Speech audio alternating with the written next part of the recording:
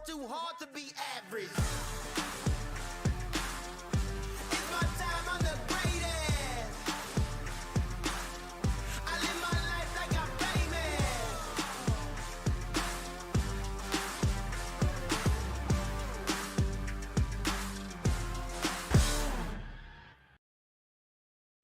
Welcome everyone from the snowy Bratislava here at the Banco Casino.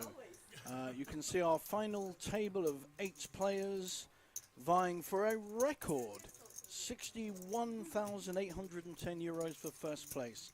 As our tournament director Sue's making sure that everyone is going to obey the rules and behave properly. And we have a fantastic mix of players. We have Danish, we have Slovakian, we have Hungarian, a lovely mix of European players, and we have 8 left. The first player going out will receive 4,965 euros. And you can see the, oh, in fact, I think you can see me. Look at that, that's not very professional. That's me in the screen. You can hear me and see me now. So,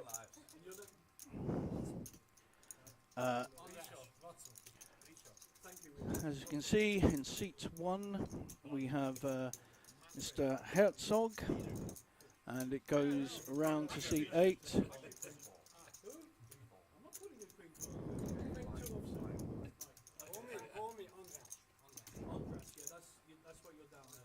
So I'm just checking how people like to be called, because some names are complicated for us simple British players.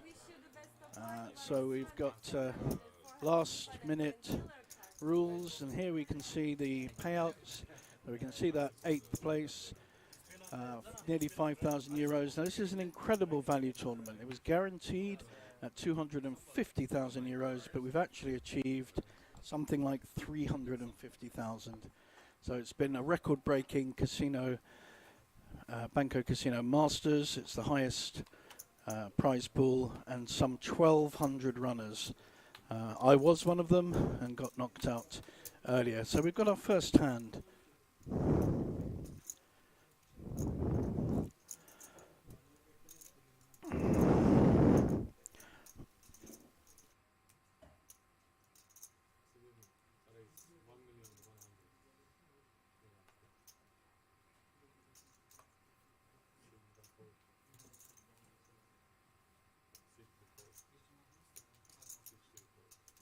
So here we have first hand in play. We have 2 good hands here. We've got a pair of 9s on seat 1 and Queen Jack suited, both very playable hands, very much flop dependent. We'll see where we go with the first hand. And we have that one over. So here we are, 1,200 runners, like I said earlier, and we're down to the final 8 runners. So we have Ditlev Herzog from Denmark in seat 1, Andras Vashko from Hungary in seat 2, Richard Kovac, a local Slovakian, in seat 3, Dalibor 4, Vladimir 5, Georg 6, Peter 7, the slightly more mature gentleman with the wonderful grey beard, is in 7, and Mike Hansen, another Dane, is in seat 8. So here we see Ace-9 suited and a raise. So blinds are 200, 400, fairly standard raise to 900. So 1.25 raise, 2.25 really. And how is Dalibor going to play the 10s? I think we see a 3-bet to 2.5 million, and even the 4s has to fold. Chances are the Ace-9 will fold against a strong 3-bet from the 10s, and it's the right way of playing 10s in this situation. At worst, you're asking a question. If you get a shove from our chip leader, then you would have to probably make a decision for your tournament life. But we know that Ditlev has ace-9 suited, and we could see that fold was going to come. So a nice strong play, good 3-bet from Dalibor. He's from Serbia. He's our only Serbian on the final table. And a nice bit of poker there. Went to form.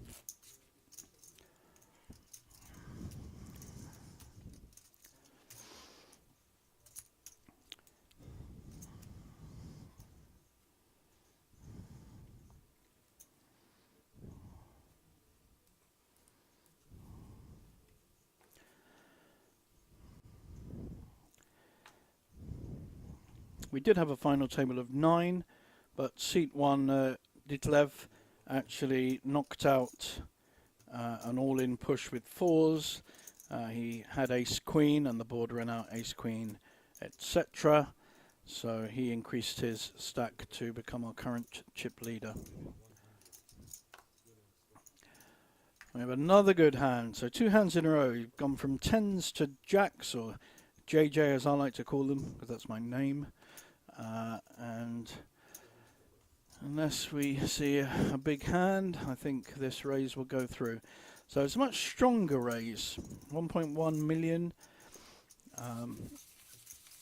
as opposed to the 900k that we saw before.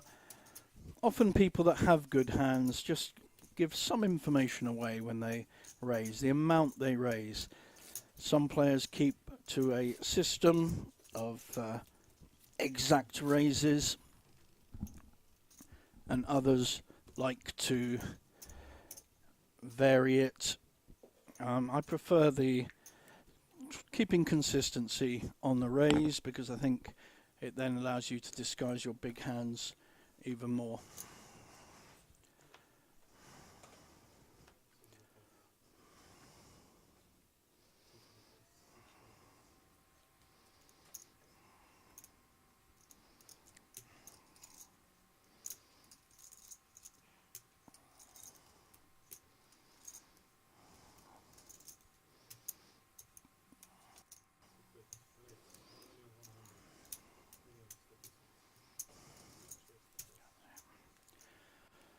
So here we have classic ace-king offsuit, one of our chip leaders. He was chip leader to start the day. Most players will be folding any hands but premium hands, although because he's in the blind, we do get a call from Johannes with a king-9 offsuit. He's extremely dominated, and I would think that Vladimir will follow through and make a c-bet despite not hitting the board, and we were pretty sure we'll see a fold from seat 1. Yep, so that went to form. Nice strong raise from a strong player, equal in chips with Johannes. Doesn't want to get too involved, the two of them. They have to respect each other's raises and calls. But nothing wrong with peeling with king-9. Unfortunately, if you are up against ace-king, you're in a fair amount of trouble, especially if you hit your king.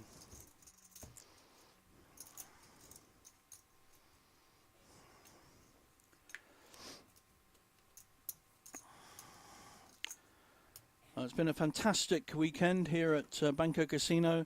We've had a mystery bounty, we've had a PLO tournament, and an awful lot of buy-ins for this main event. I know, because I had 3 myself, and my ace-king ran into queens on day 1, so I was no more.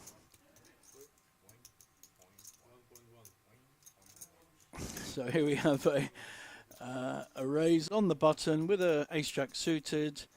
Some players don't believe people on the button. We have a pair.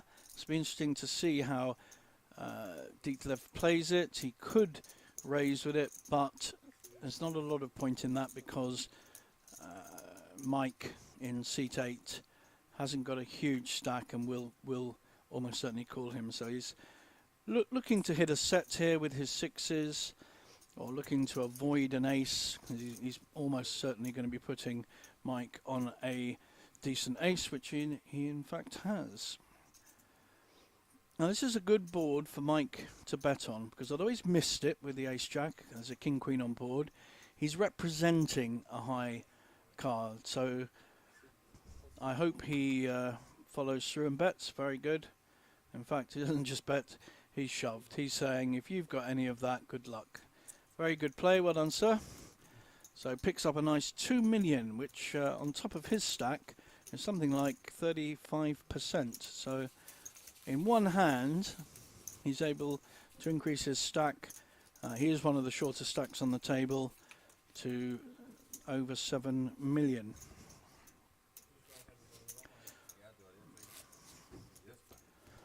When you start playing these tournaments, the blinds are 100, 200 of that kind. And now we have blinds of 200,000, 400,000. It's kind of mind-boggling. And we talk about the players' stacks in terms of millions rather than hundreds or thousands. It is a strange world sometimes.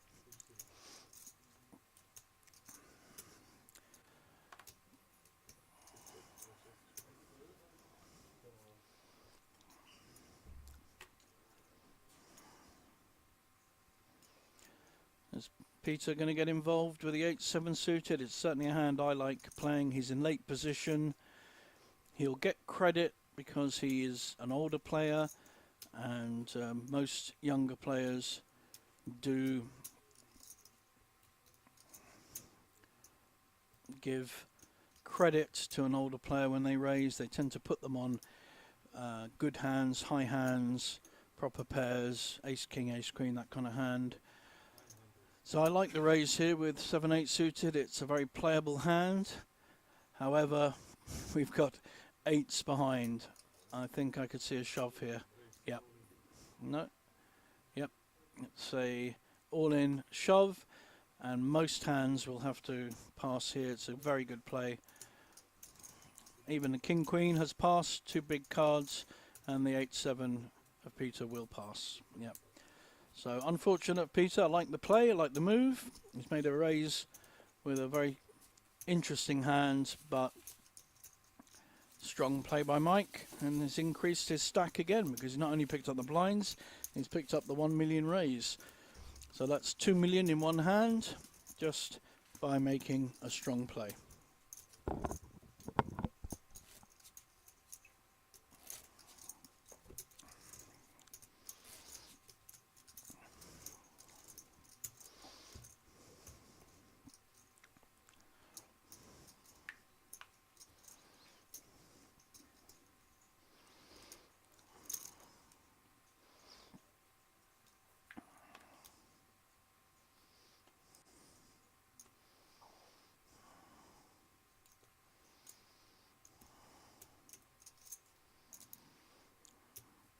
So Vladimir in mid position has a king-queen offsuit, making a fairly standard raise here, 900k.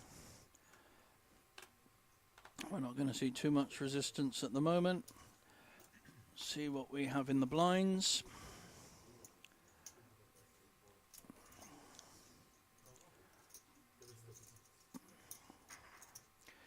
I do have a strong hand in the small blind, pair of 10s. Richard, he's made a decision not to raise with this. He's just calling. He's out of position, and now we have an ace-queen suited. I think we are going to see a raise. Very good. So by just calling there, Richard has allowed himself to fold against a stronger hand, or he could re-raise when it comes back round. I think we'll see Vladimir with 2 players, 1 call and 1 re-raise. I think we'll see him fold the king-queen. He's in a difficult position. Wow, this is surprising. Okay. It's not the best play I've seen. King Queen is a very dominated hand when you've had a raise and a re-raise. So now we have a very difficult position for Richard. He really has, I think, two moves. He's up against two players. He knows there's going to be at least two, if not three, overcards to his tens. He could shove, he could fold, or he could call and peel a flop. He does get value because we've had the King Queen call from seat 5. Very interesting hand.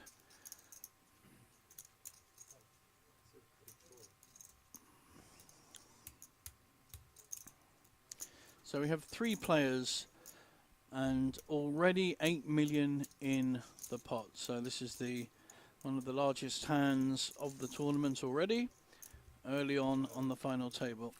Who is going to hit this flop? Wow. We're going to see a lot of problems. This is why you don't peel with King Queen, kids, because you may well be dominated.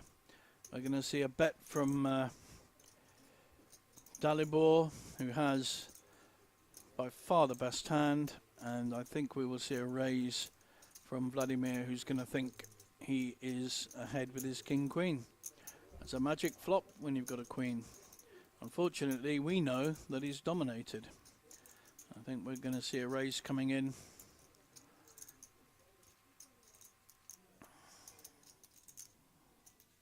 There it goes. The tens will fold. Richard,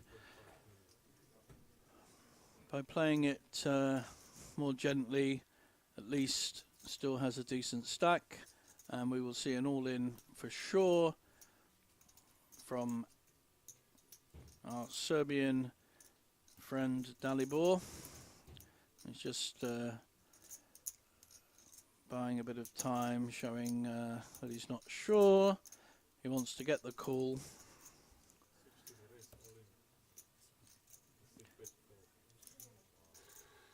And Vladimir is going to learn a big lesson in poker.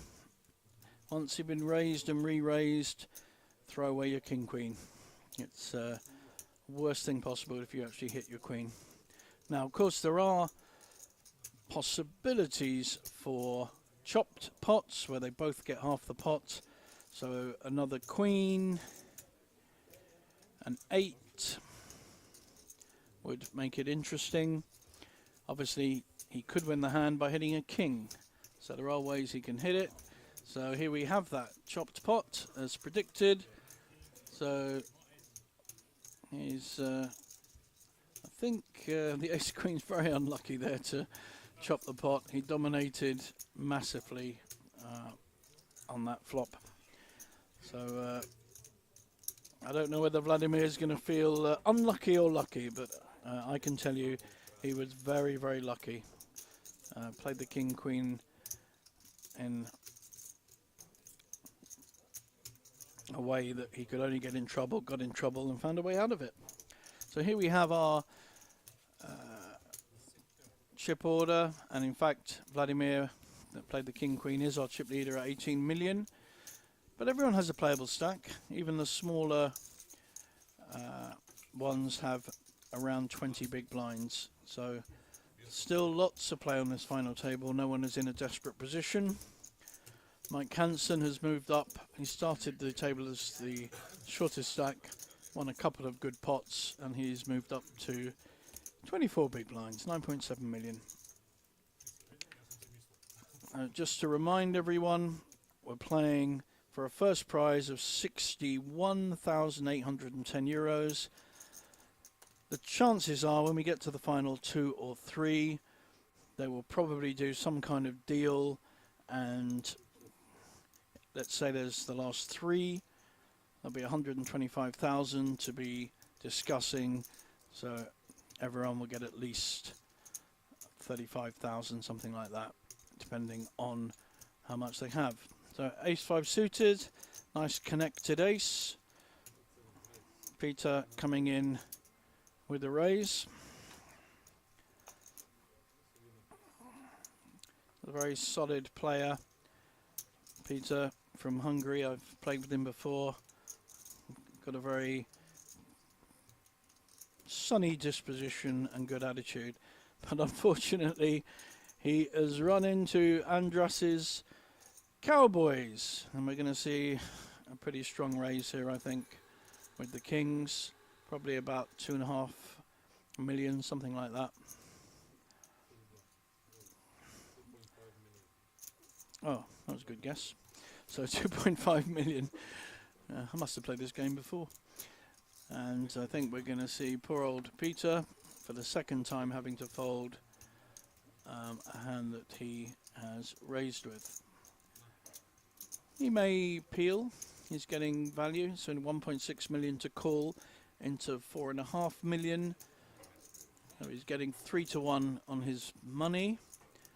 And I may feel that because they are suited and connected, even though the 5 is a small card, it still can play well. It's a lot of this is about sizing up your opposition. What kind of hand are they likely to have? I hope for his sake he doesn't get too creative and raise, because then he'd have to hit his ace. Yep, okay, interesting, but it's definitely going to get a call.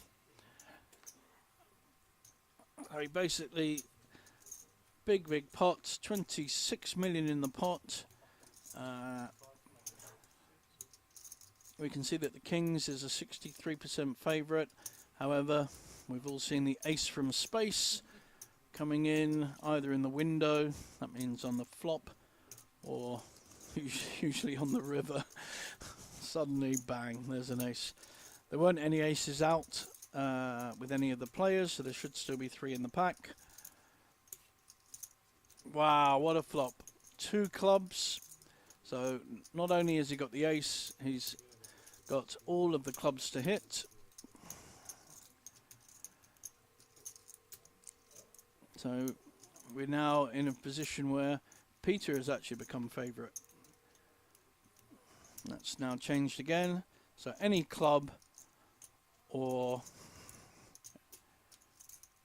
an ace to keep him alive.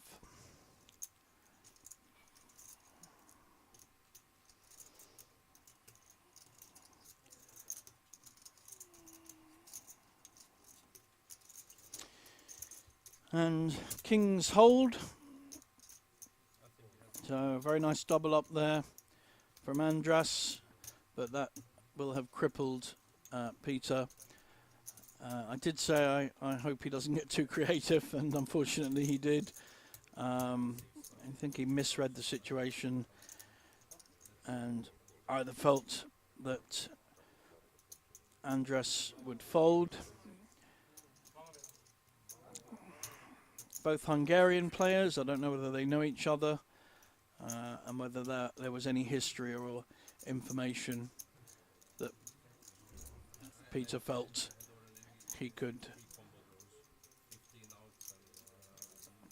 get Andras to fold. I mean, it looked a strong bet. We know he had kings. Obviously, Peter doesn't know what he's got, but it just felt like he had a very strong hand.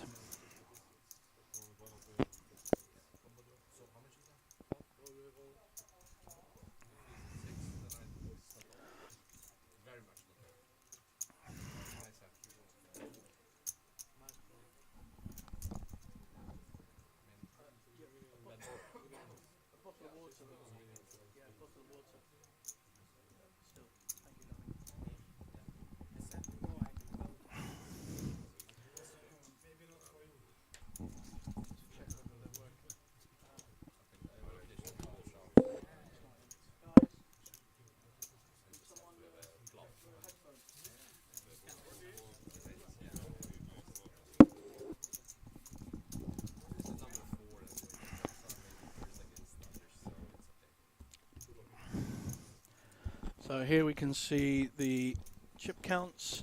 So now we have a massive chip leader after that huge pot. Andras is up to 26 million and Vladimir has moved down to 18 million.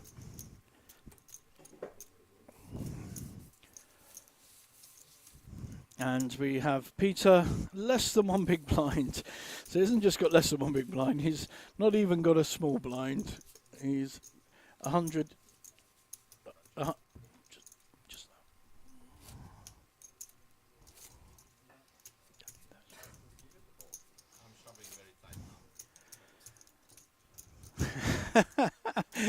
I think Peter just announced that he's playing very tight. Well, he ain't got any choice, and I think he's about to be in the blinds. So I don't. Is he?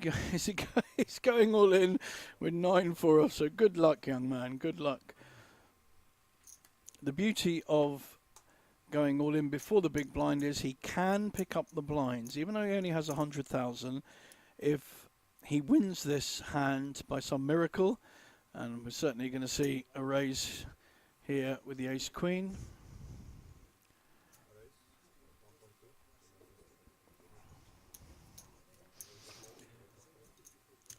So we're probably not going to get any other calls. We're going to see a 9-4 offsuit play against an ace queen. So he is live. Now, 9-4 is not a good hand in poker. However, he's what's called live. So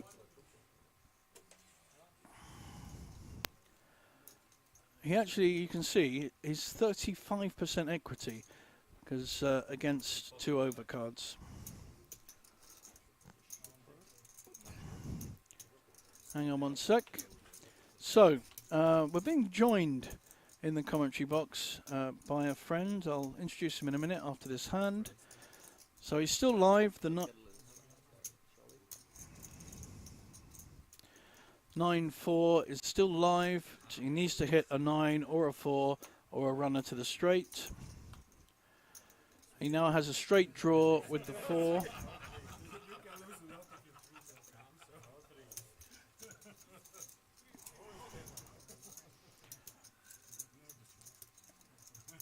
So last card to come, he needs a 9, a 4 or a 3 to stay alive, and unfortunately we lose our first final. He came in third in chips, I think, and is a very nice man, and he will pick up 5,000 euros for 8th place.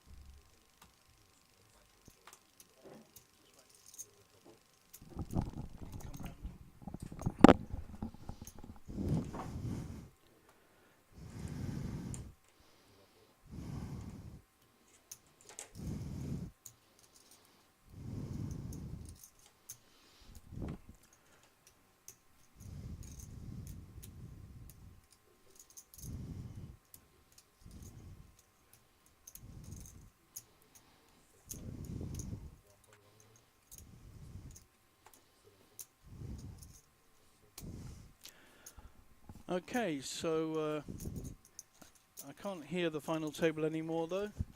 I hope you guys can hear me. So we're joined in the commentary box by Michel Molinar, who is a very good young Dutch player, and he's going to be doing some analysis with me on what we see before us. So Michel, how have you found this weekend so far? Oh, it's been a lot of fun. I've had a little bit of success in both the high roller and the main. Yeah, where did you finish in the high roller? I got a nice little 4th place. A nice little 4th place, very nice. A good few grand in that one, I would think. Yeah, almost 5. It was a good scalp. Excellent.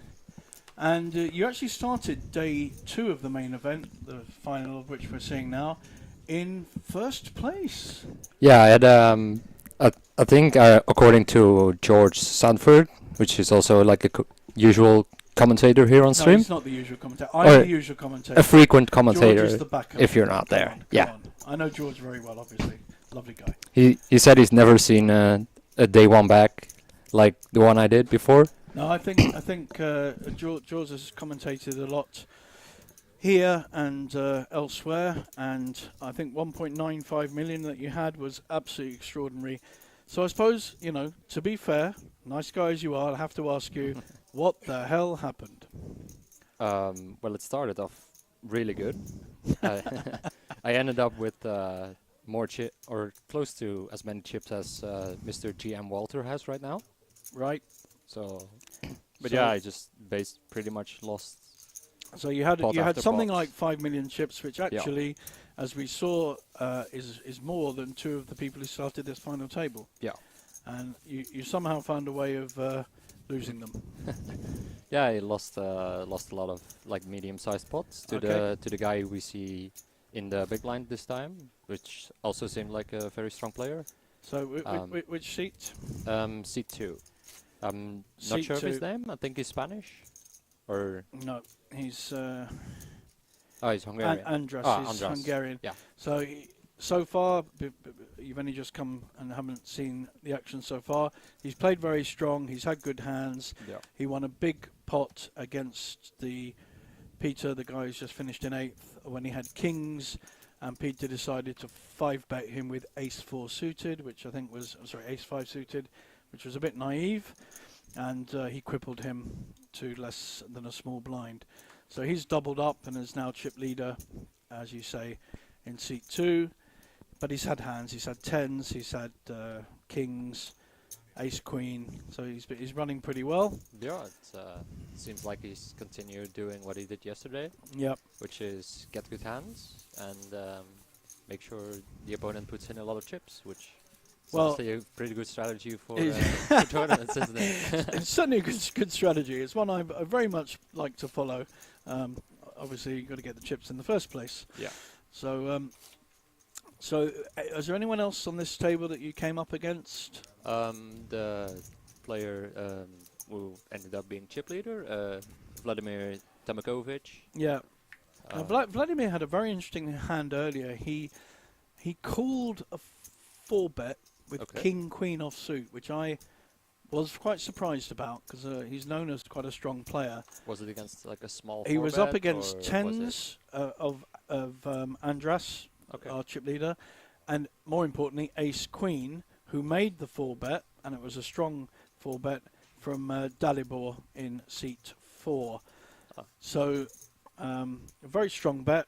The tens just flat called, but the king queen calling was very odd, and he got very, very lucky. Flop came queen queen. Wow. 8, and then as I predicted actually, an 8 hit the turn and they chopped the pot.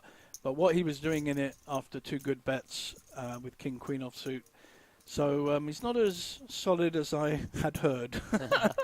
Yeah, there's definitely more of a speculative play. I think Thinking maybe the chip leader goes out of line, and yeah, that king queen's probably not a very good hand to make a stand with. it's one of the worst hands in poker actually to make a stand Yeah. with, in my humble opinion, because if you've got a 4-bet and from a strong player, and there's 2 other players in, Oh yeah. you pretty well know that your king or your queen is going to be dominated by ace queen or ace king, as it was, and the other player is more likely to have a big pair like tens or jacks, which the other player had. So he got himself in a lot of trouble and was very, very lucky to get out of it. Yeah. You see the payouts here. It's like 8k locked. It's a pretty Yeah. nice payday for a 170 buy-in. Yeah. Yes, so So- we've actually broken a record here at the Banco Masters.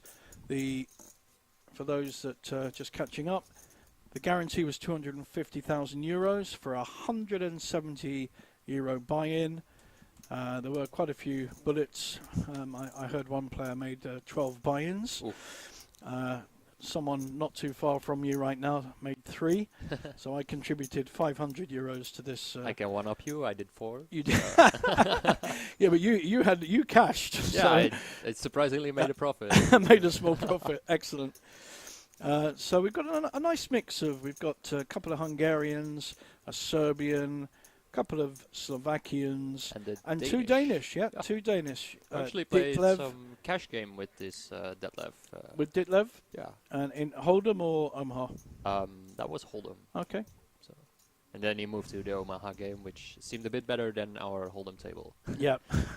So he knows how to seek out the value in the fields. So here we've got King 9 offsuit. He's got some money in. He's got 200,000 small blind in. He's made the right call so far in every hand he's played. He didn't even re-raise when he had tens, and in hindsight that was probably a good decision. He might have got it through, but I think the ace-queen who was sitting on his left may well have come in. Yeah, and I like the folds. Yeah, It's King very Nine- badly playable. Like in chip, if it was just for chips, you can easily make a flat call or even decide to 3-bet. But yeah, just And you're also, a bit in a bit of a cage now. also seat 1, Ditlev has not got out of order. He's raised strong hands. He's folded well. So he's going to get more respect than the Queen 10 offsuit he had. And of course, that's good play because you need to play your image. Definitely. How important do you think image is at this kind of final table? Ooh, that's an interesting one. Yeah, I think especially like harping back on Detlef's position now and seemingly being tighter than usual. Like he has the chip leader on his direct left as well, so he can't really go out of line and opt to get more active. So But what you're I think on these final tables, it can be very beneficial to have like a counter image basically of counter the strategy of what you're doing. So here he's in an interesting position. He's in late position Yeah. with a suited ace, and he's going to make the 1.1 raise, I think. So we've mainly seen 900k to 1.1, fairly standard kind of raise amounts. He's getting respect from the table, and so although some people may criticise raising with an ace-7, it is suited, and someone else has to have a good hand to come back. Now here we see Vladimir. He's just calling. Could have gone for a jam here, probably not with this one. Could take more of the worst offsuits, like ace-5 off, ace-4 off, all those hands. Yep. Really like a jam.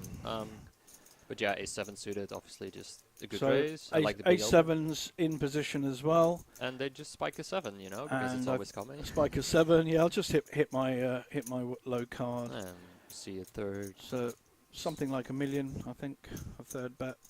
Yeah, just $1 million. Bit on the bigger side. Now, ace-10's not going anywhere. I don't criticised Vladimir for playing his king-queen off suit earlier.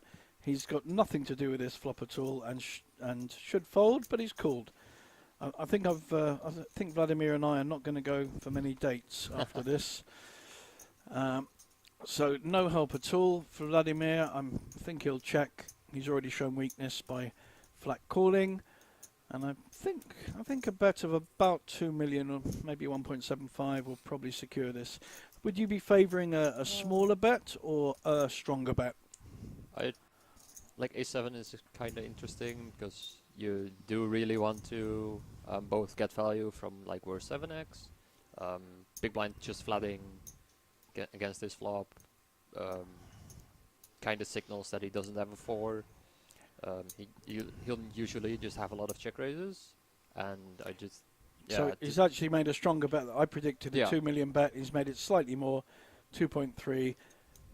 and we see And another call. Vladimir I mean, is a very, very stubborn player by the look of it. Yeah. Well, I don't know what he's hoping to hit, or is he planning some kind of move? I think this just goes check check. I and think it'll be go happy check with check as win. well. So very significant pot.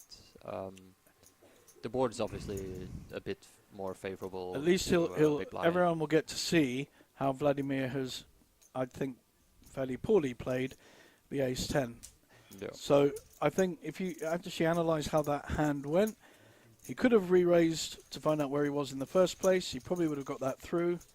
I think the ace-7 would have folded. He then check-called with no real hand and no equity. I mean, you have to float ace highs though.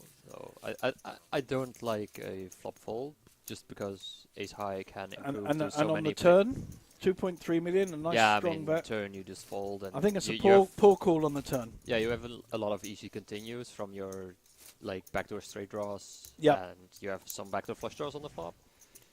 Obviously some sevens, which you didn't decide to play check raise flop with, or very easy continues. And you've got some have 6x. chopped pots Yeah. possibilities if the board pairs and you think your ace may Yeah, play. exactly. But I like a turn fold, and he didn't. But yeah, just rightfully cost him another 8 big blinds, which at this stage of the tournament really adds up. I wouldn't be surprised if he opens this, but kind of looks like it. Yeah, I was gonna say he already had this card midway through, like pretty Yeah. much in the air. So here we have Detlef, Oh, this is Detlef, yeah. yeah, and nice pair of eights. We saw Mike in seat 8 made a nice re-raise with eights. You see a call from small So blind that was by the king Dalibor. 10 suited. He's getting very busy with Especially hands. against the big size, I would actually prefer shoving. Well, I over agree. flatting. Yeah. Yeah, if you're going to play King 10 suited, which is a very playable hand, Yeah. it's a nice hand, you, in my view, you either back yourself or fold. I don't like the call with it. And I'd like, yeah, exactly this. And now, Some very good are we play. going to see any more? Yep, he is a good player. He's shown strength on this final table. I've not seen him before. And I really like the size actually, because yeah, small blind could have 6s, 5s, 4s, but then again, it's way too little combos, and small blind just has a lot of these hands which have 6 outs against yours. Yep, he's much So you more just need to likely to have the protect. kind of holding of 2 high cards. Yeah, and, exactly. and Maybe now, an ace now I high. must admit, if I call a raise like that, I wouldn't call with the King Jack King 10, but I definitely would call with a 4-5 suited or a 5-6 suited, and I'd be all over that board. I'd be wringing my hands, going, please have an over pair. So, but that was nice strong play by Dalibor in seat 4. So he has increased. He started this on around 9 million, and he has increased his stack. I think he's won every hand he's played. Now here we got a lovely hand. What do you think of the old 9-7 suited? Yeah, What? Oh, yeah, I just fold 3. no, I can't fold that. At least I think about it. I mean, I treat myself to a lot of opens, but it gets a bit tricky on final tables when Yeah, a and 9-7 just is... Also early position, very Yeah. important I would element take there. the ace deuce over 9-7 in his spot just because of the blocker. Just very important. So to Vladimir raising on the button. We don't know his hand Oh. yet. Now see, Mike has shoved every hand he's played. So we don't know what Vladimir's holding is, but He's Mike had the three-bet this eights and got 8-7 suited to fold. He shoved with ace jack suited earlier. It's a much more interesting raise here with king 2 suited, but like the king 10 we saw before with Vladimir, he's made a stand and Yeah. he's pushing in and he's putting maximum pressure. I actually like this selection of hand to pick Yep, for I a agree. 3-bet, because obviously when you get 4-bet jammed on, you don't hate folding. You can obviously see a flop with this, like suited king, plays very easily post flop. But yeah, playing against what is probably a very wide button opening range, you just get so many folds. And the other And you also just show so much strength, so when you actually have it, you haven't been just calling, and only when you have aces kings Yeah. decided to bet. No, You I sometimes I need to agree have with these you. hands. And the other dynamic we have here is not just the technical side of holdings, etc.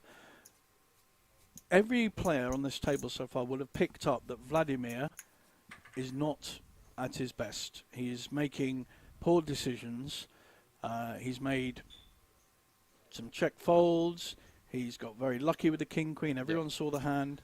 He was totally dominated by ace queen and tens and got very, very lucky on the flop. Here we've got a nice Nice ace feeling. king. I think we're going to see a 1.1 here. Yeah, it would be weird if he opened to a different size. That's definitely something to pick up on if it Yeah, happens. absolutely. And we see the 1.2 here, 1.2. So which is a bit different than It is. than the 1.1. So if you were the opposition here, would you be thinking, he may well have a stronger hand? It's just a slightly different bet. Yeah, it's. Do you look at that? It's definitely something to take into account. Live, it needs to be a lot more obvious, but I think these are some very subtle things that you can pick up on. Yeah. Yeah. Also, when you play online, where there's a bit more limited info on these types of exploitative things. I can't really say that I'm a fan of changing up on the open sizes. Now But you know, we have 2 players to this pot. We know that Dalibor has the ace king, and he's hit his top of the range there. Hit his king. the backdoor but- flush shot to back up. There's does have backdoor flush draw, but although we can't see Vladimir's hand, I think we're about to learn what he's got.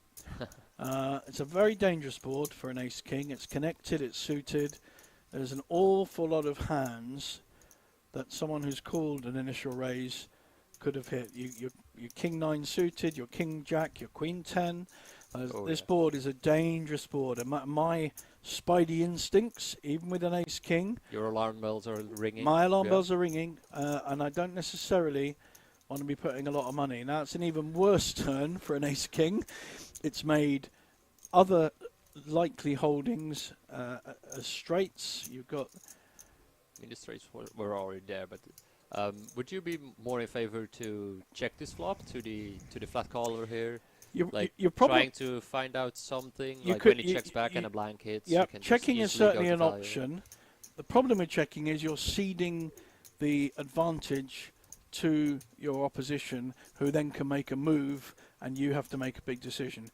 So I think I prefer the smaller bet, which we've kind of got. We've got a 30% bet, 2.2 million into 6.6.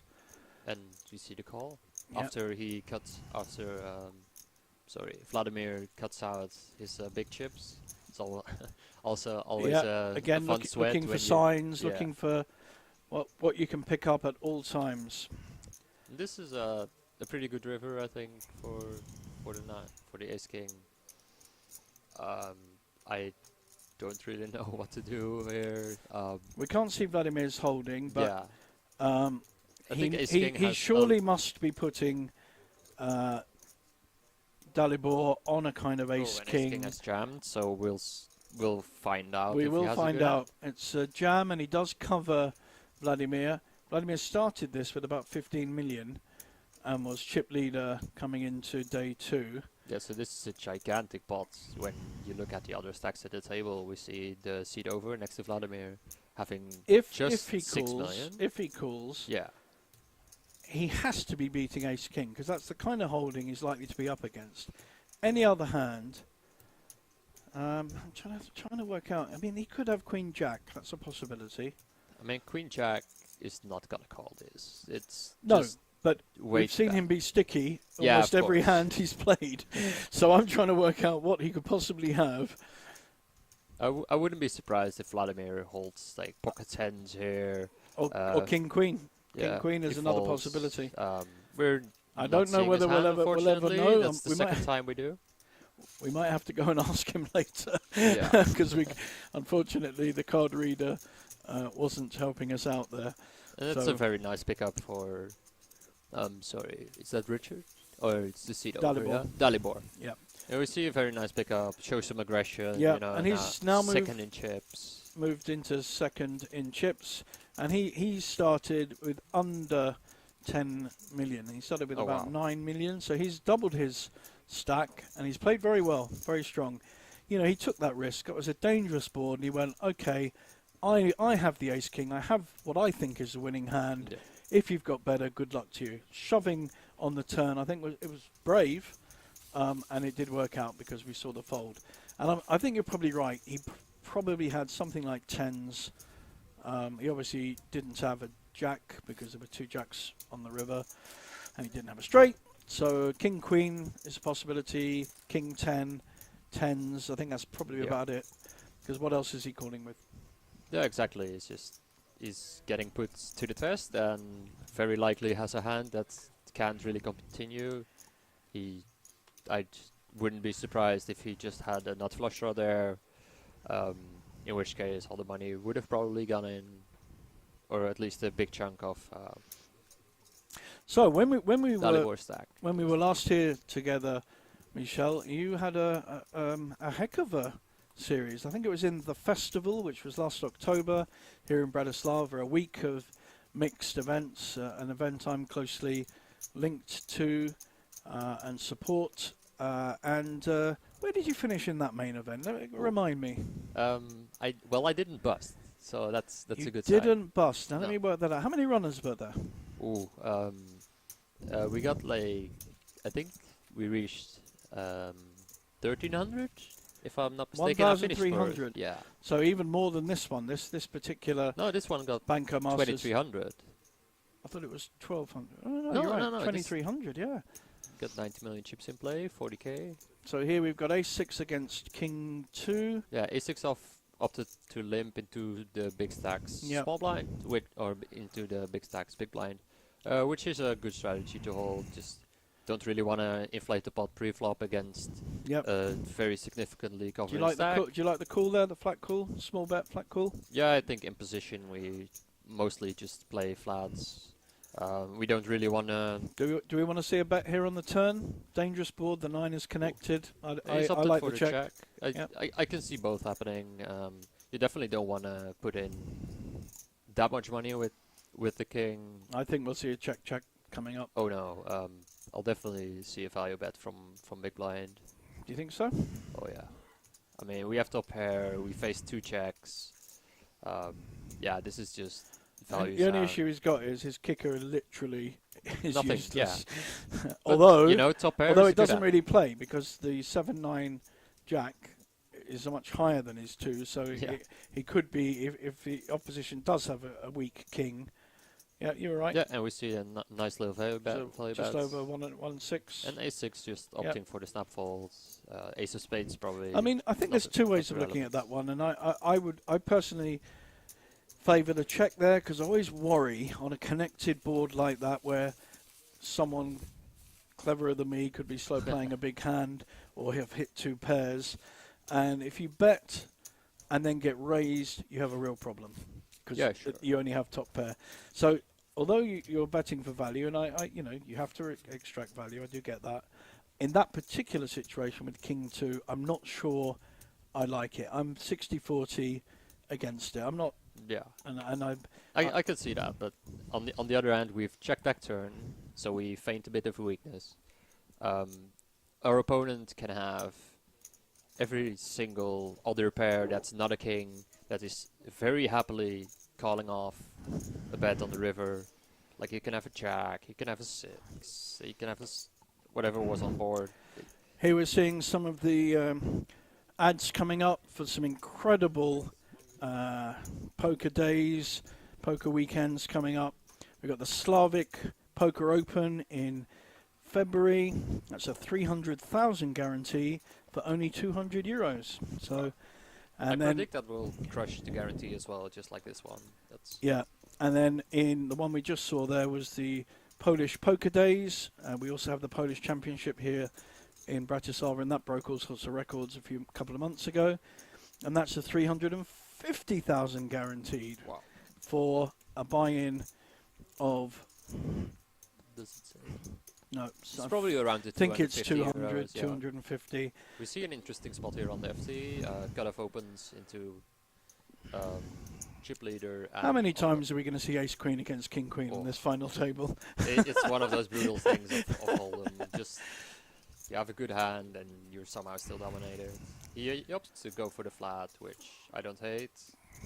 And then yeah, just completely whiffs the board where his range should be like very strongly interacting with the 7 and the 5. Like he should have a lot of pairs, so Ace Queen is not loving life. That said, Ace Queen's Check, check. loving life now. turns the ace and just Yeah, never loses this ball ever. I think we'll see something like 1.5 million. I Oh, we he's see another checked. check It's back. interesting. Very tricky. Is he looking? Yeah, is he looking to get value on the end? Is he going to turn a bet into a bluff? I've played a lot with seat 6. Very interesting Ah. player. Georg. And we see a bet of only 1 million, which isn't very usual. I mean, it can induce a lot of weird stuff from big blind, of course, which I think he wants exactly that because yeah, he pretty much has Which the is why he checked the turn. So he's trying to be, like you said, tricky. He Yeah, doesn't making get a paid, windfall but with he king thought queen. he saw that as the best way of getting paid. I think. Yes. Yeah. So it was a nice play from our Danish friend Mike, who was the short stack at the beginning of this and has increased his stack very, very nicely.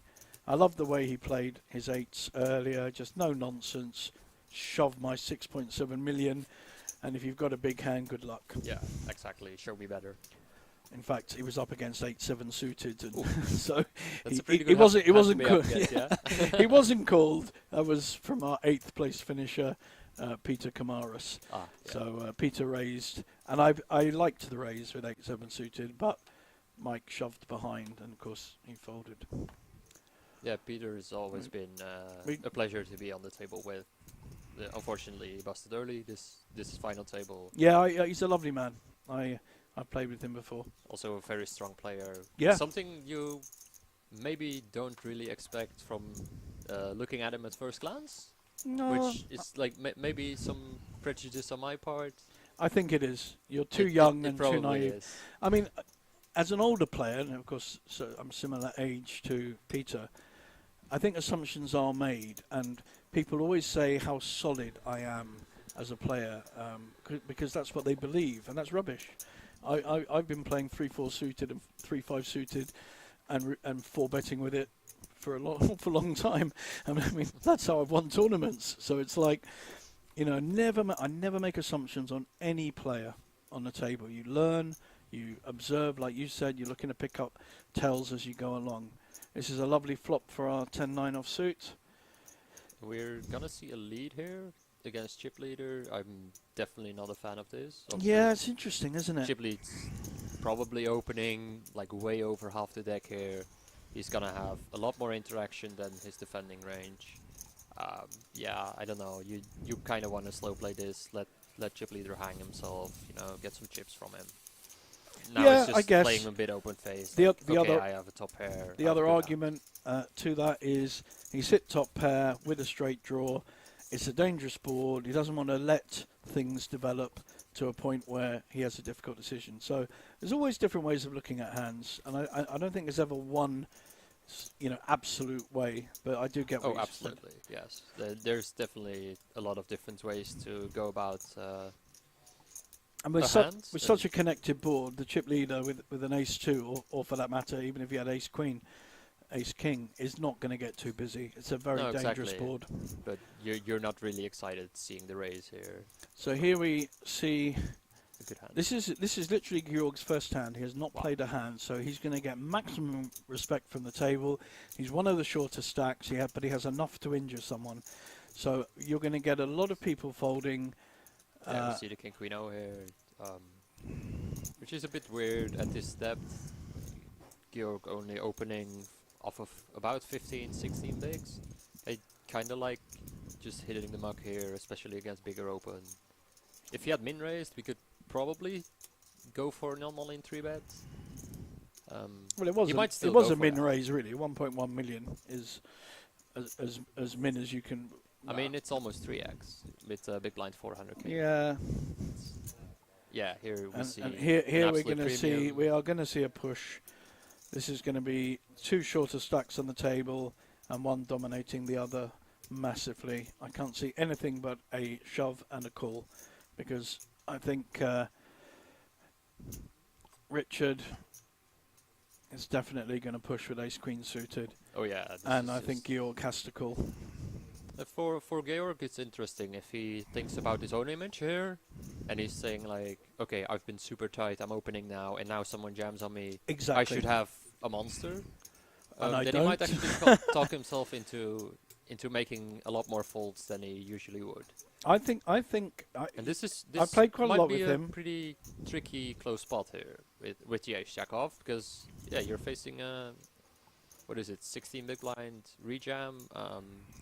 he is yeah, I co- wouldn't he's really covered. He love also, life. importantly, in terms Exactly. of Yes. laddering up, And we see the raise fold. Yeah, that's the right fold and the right play.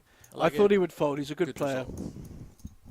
I mean, not a good result in that way, but good to see him lay down the worst hand and not call off just because he's only just played a hand and wants to commit to that one hand.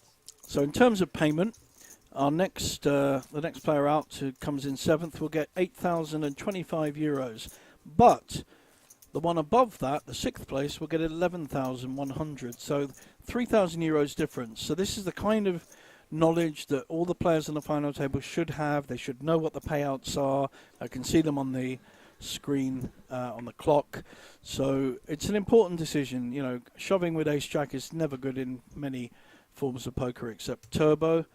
So here we have an ace 3 offsuit, but Mike has got a look. He's getting in there. Just It's just one using the blocker. Yeah, 1.1 million. So I think the table's following similar raises, and he's just hoping to get this one through, I think. Oh yeah, you definitely. And he picks up a million. It's another million for his stack if it goes through. Oh, and As we see. Georg, oh, I think we're going to see this time. Yeah, Georg is going. I'm all in, and I think Mike will fold. Put into the cookie jar, only 4 million more, and you see a snap fold where you might want to, even if you know you're gonna fold, like take maybe a bit of time. I agree. Yeah, feign that you're not just opening light here under the gun into all the players. Well, that's exactly the information that Mike has now given the rest of the table. Yeah, so they're now going to, if the better, more observant players, and they'll be going, they're going to reconsider how they see Mike and his raises.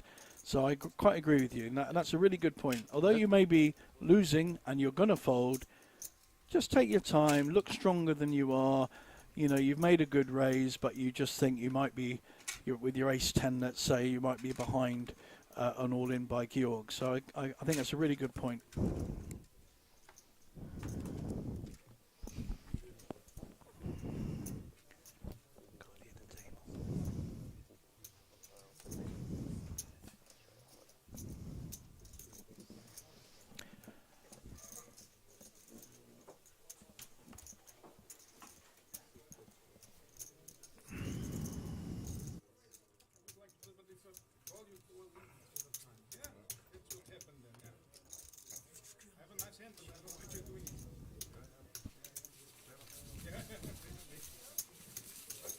Can't hit the table.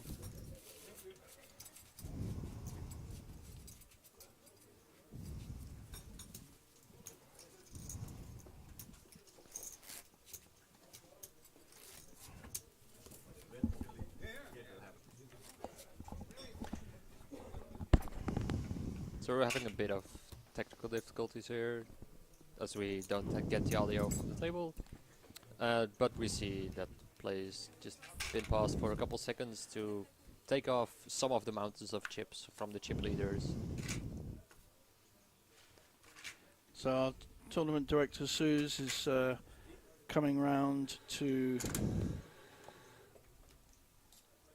just do that, help with the people's chips. You can see them being stacked up. Those are the 100,000 chips.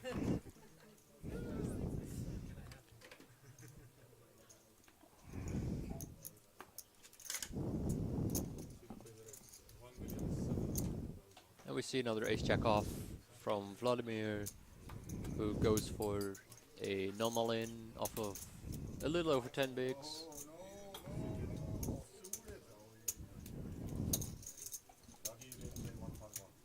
And it just got through, of course.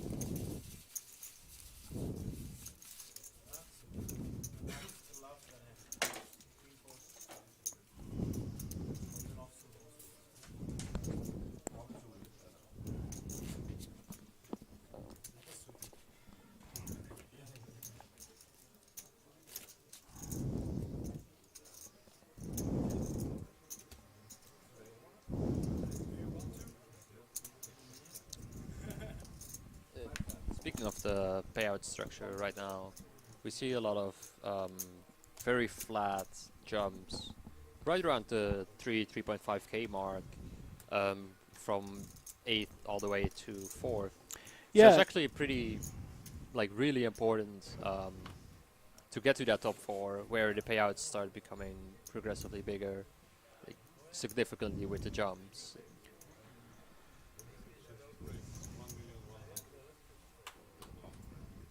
So that's definitely a thing to keep your eye on when you're playing or deciding Yeah. to play hands, especially for the mid stacks, as we saw Mike being right in the middle of the pack with just over 20 bigs. He's not gonna be able to get out of line too much, No. having the big stacks after him.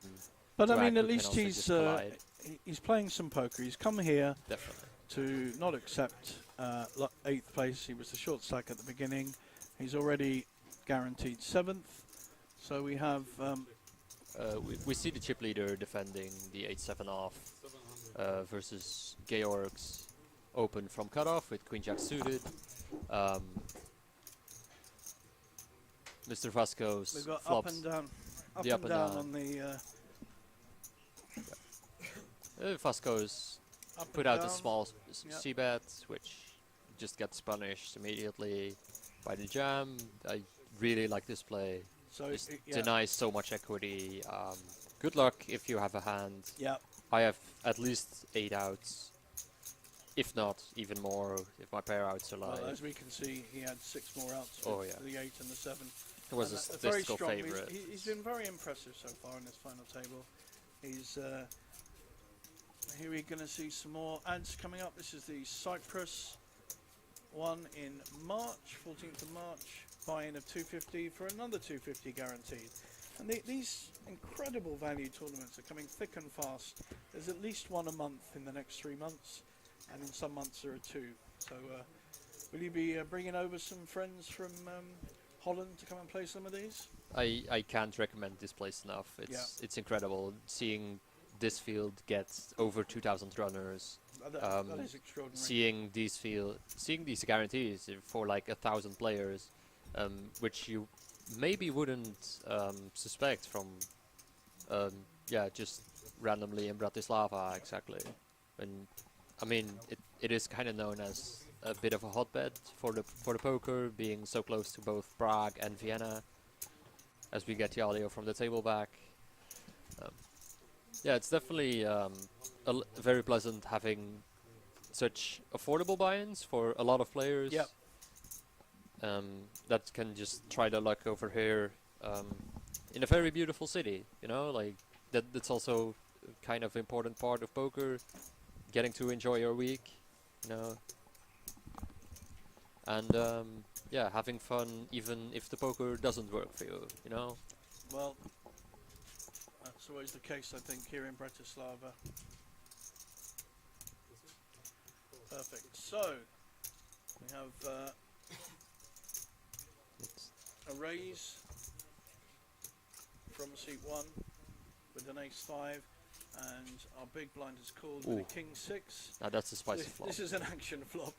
The 5 is hit. Oh wow, and King and 6 just immediately jams flop, which is... Yeah, we see the exact reaction you would expect from button. Just like... He's got to be suspicious of this jam. He's got top pair, top kicker, Oh yeah, backdoor spades, straight draw himself, although he doesn't know that the 2 would give Richard the pot. But yeah, I think this is just a case of... difficult decision though. 7 million. Oh snap, this out is of 3x pot. 16. Yeah, this is 7.4 million into 2.6. Yeah, obviously we just flopped top pair as a... You know, we opened the button Yep, and he's made exactly... the call. You really do hate to see such a good hand as King 6. So Richard is now looking for a 6, a 2, or a 7. Yep. The king is also good. We see 2 kings Yes, have been that's true. folded, Yeah, yeah. and So he certainly had enough equity to be Oh, yeah. making a play there. And if seat 1 happened to have an ace-jack or an ace-queen, it's a much more difficult call with this kind of... oh yeah, I think connected board. both of those hands just immediately hit the mark. In many ways, Richard was unlucky that he was up against ace-5. Yeah, exactly. Even if he wins the pot. But he's got to draw A card from space to stay in this tournament, otherwise we will see our 7th place finisher.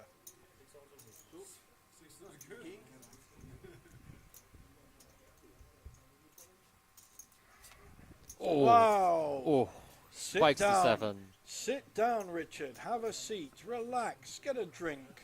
Because you've just doubled up, my friend. And the 7 always came. Now, Came as always. this is an interesting question for you, Michel. Interesting question. Now, I have a firm belief, and it's completely illogical. There is no logic in this whatsoever. I love this already. But my belief is, if you've got that kind of hand, the up and down draw and you're short stacked and you're the first to make a play, if you get your chips in, somehow, somewhere, you get an extra 5-10%. It just, whereas if you call with this hand, you often lose. And I don't know what it is. There's something in the poker gods that tells me that I'm right. What do you think? I like the theory. You said the word theory with a lot Yeah. of skepticism. There's something there's something to add Okay. all of this together. Definitely when he bet it out himself like he has, getting his chips in, you know. A lot of the time he's just gonna face a fold, you know, and he wins a lot of chips. If he gets called, yes, as you say, 40%. He did stand up very early. Now that's an extra 5%. We all know that. Of course. If you that's- stand up before the last card, it's coming in. We Yeah. all know that. That is just happens in all forms of poker. And especially when you have that amount of outs, you know, it's not like he had a flush draw to go with it. Okay, let's come back to the action. Ooh. So Mike now has a pair of 7s as opposed to 8s he had earlier. He's Goes to the making 1.3. yeah, but the blinds have gone up to 200, Oh, yeah. 500, so it's still an equivalent size raise. In fact, slightly smaller than before. And we're going to see some We're pair gonna on pair see action. A call. So yeah, we got pair on pair action. And there's a lot of interesting flops here. Yeah, we don't want to see too many 5-6s, do we? And we don't, unfortunately. This is going to be interesting how It's- how Mike plays it. He Well, goes for Mike the very was, Mike quick was check the back. aggressor. Mike was the aggressor. Neither of them have got spades. This could just check out. Or Mike want to make. Oh, Well, okay, well, it's not going to I check mean, out it's a now. 4 flush, so they might see. And that, the problem is, it absolutely he can't make a move, but he's still going to win a pot. I would have liked to see maybe the force bluff here. I would have liked to have seen a bet on the turn with the 7s to find out where you are personally, because he doesn't know he's up against an underpair, Could be as well. or even the 4s. Yeah, and you could just get value from Yep. the 4 exactly, or the underpair that were on the board. So Richard was 1 card away from being our 7th place finisher. He would have taken €8,000 for a €170 buy-in. That would have been a pretty good That's a weekend's good day in work. the office. Yeah. But in fact, he's doubled up and he's in the hunt for our €61,810 first prize. Now, like I said earlier, if you look at the top 3 prizes, you've got about €125,000 in total.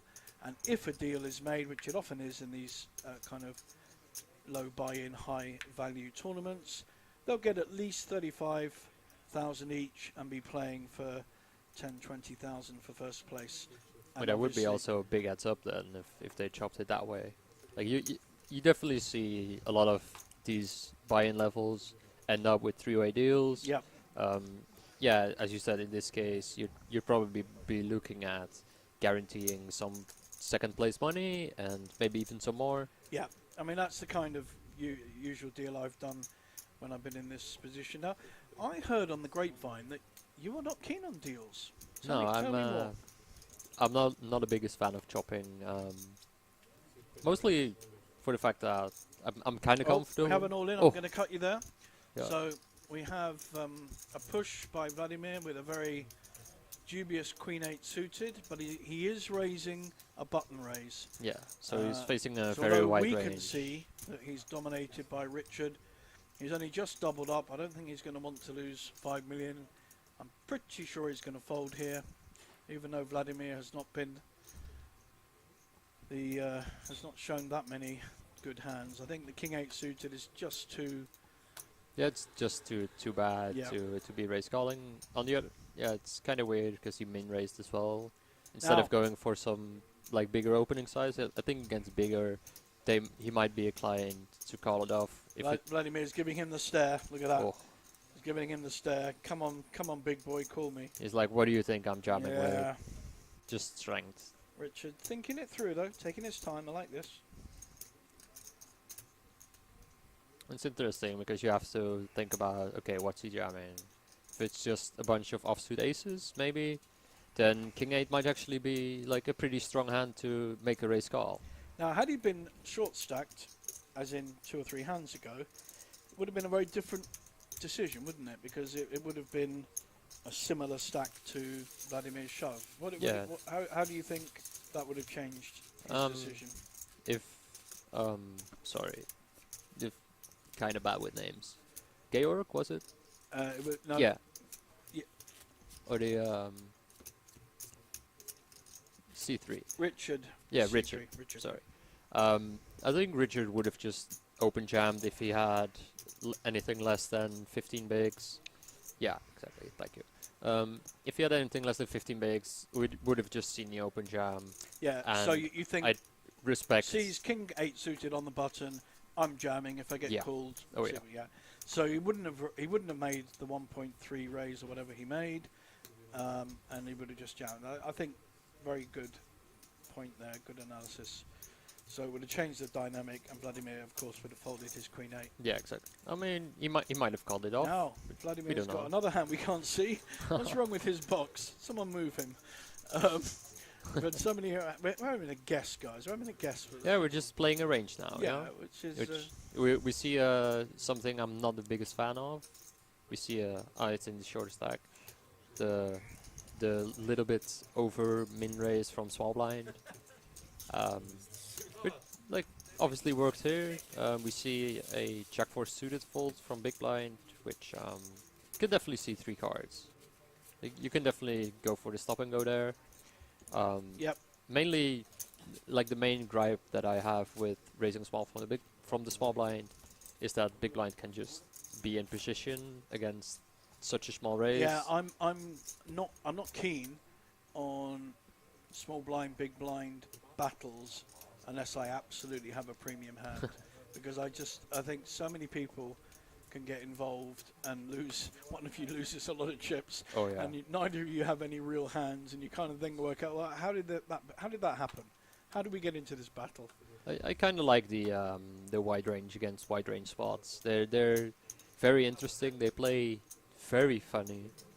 You know, you can see some like really insane stuff where you have to call twice with a king or queen high, you know, and have to basically disrespect your opponent enough. So As we see the walk here, Georg is down to 3.2 million now with the blinds at 200, 500 now, yeah, 200, 500.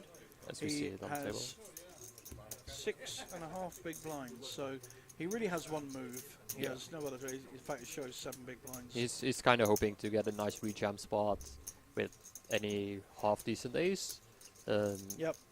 And as we see here, the cumulative winnings on this table, we see Vasco, the chip leader.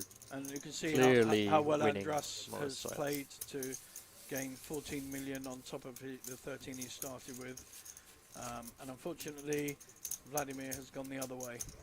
Yeah, And in fact, Seat 1, who started off playing this final table very strongly, has got fairly unlucky actually. He had a couple of hands that got outdrawn on. the ace 5 against king 6 hand that was the very big vital there. loss, yeah. Would have had a pay jump and all that. yeah, pay jump, and it was a strong call. I mean, he sussed out that he was probably ahead and made a good call. He just got unlucky when the 7 popped in on the river. Yeah. I'm kind of surprised. I'm obviously seeing a bunch of really bad hands for C2 for Andras. I would have expected, as if I were on the table, to see a lot more raises from him, as we see a Queen 9-0 button fold from our short stack, which could have made it in there. You know, you only have 2 players to go through.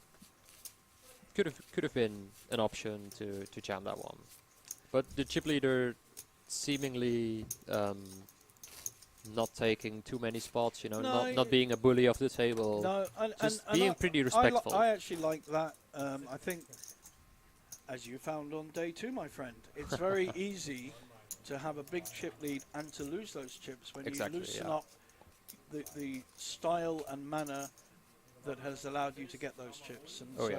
he's in a very strong position. There are people with 10, 12, 7 big blinds. He can just wait, take his time. He has the chips already. Nice, relax, see what's going on, and then play his big hands accordingly.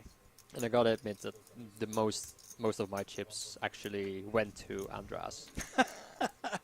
There you go.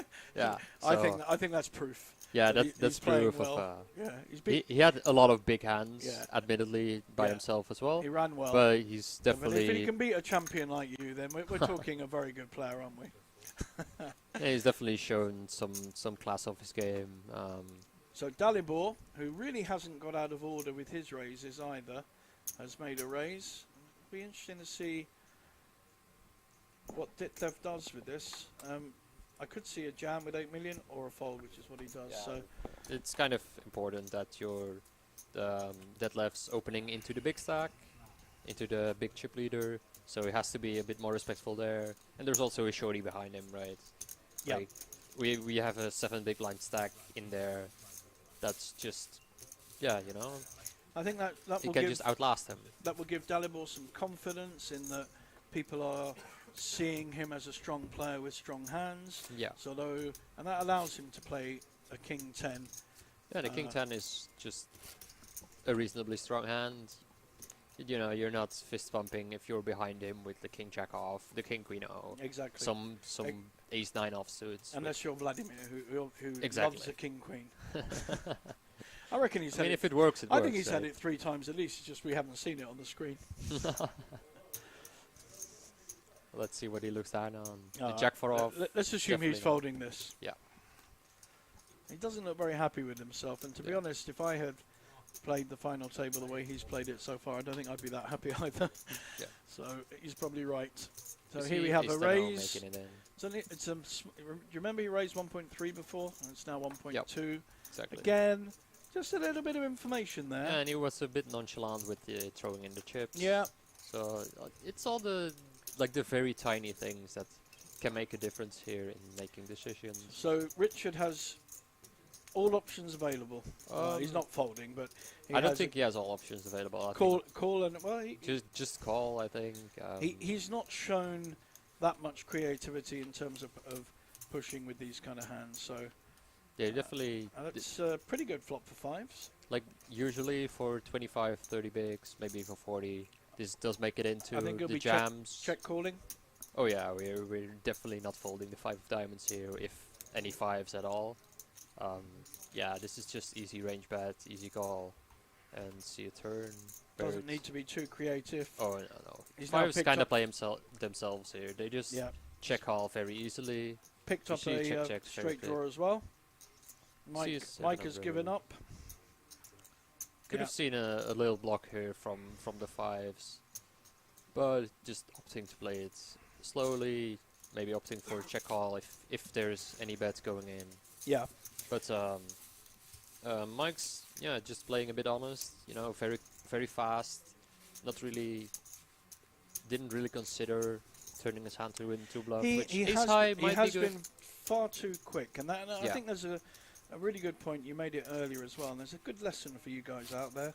Take your time, and I know sometimes I make very quick decisions in my head, but it doesn't mean you then have to, in your body language and your timing of your play, follow through quickly. You can just take that bit of time, and also the more you think about any hand, hopefully the better decision you will make. Yeah, exactly. And there was an opportunity for him to bet at some point, possibly the turn, although we know he would have been called. Yeah. But he didn't even think that was a possibility. And I think, like you say, he's a bit quick, isn't he? Yeah, even if you know the spot and know what you're gonna do and know this, it's very important that it doesn't happen where you give the timing tells. So here we have Vladimir raising 1.2 million with a Queen 9 suited, and I think he's going to come up against some opposition. I could see Dalibor putting him under pressure, but I think he's just flat called. Just like all, play it safe. Vladimir is supposed to be kind of tighter here from this short stack. Be a bit honest. He checks back this flop of a6-4, I believe, yeah, which gets me some alarm bells. You know, like Well, you're it's supposed to allowed, just bet everything here, and and then it's allowed Dalibor to make a play. oh yeah, with the best Vladimir has hand, yeah. shown weakness and has folded. Yeah, he looked kind of done with hand after he got called and saw the ace of the flop. And also Which gave had the turn gave a flush draw to Dalibor as well. Yeah, so exactly. even if he's never he leaving. finds resistance, he's got the king flush draw to come. So nice play by him. He hasn't put a foot wrong. Yeah, no, he's definitely been sharp, and it pays in the amount of chips that he has. Started with 9 million.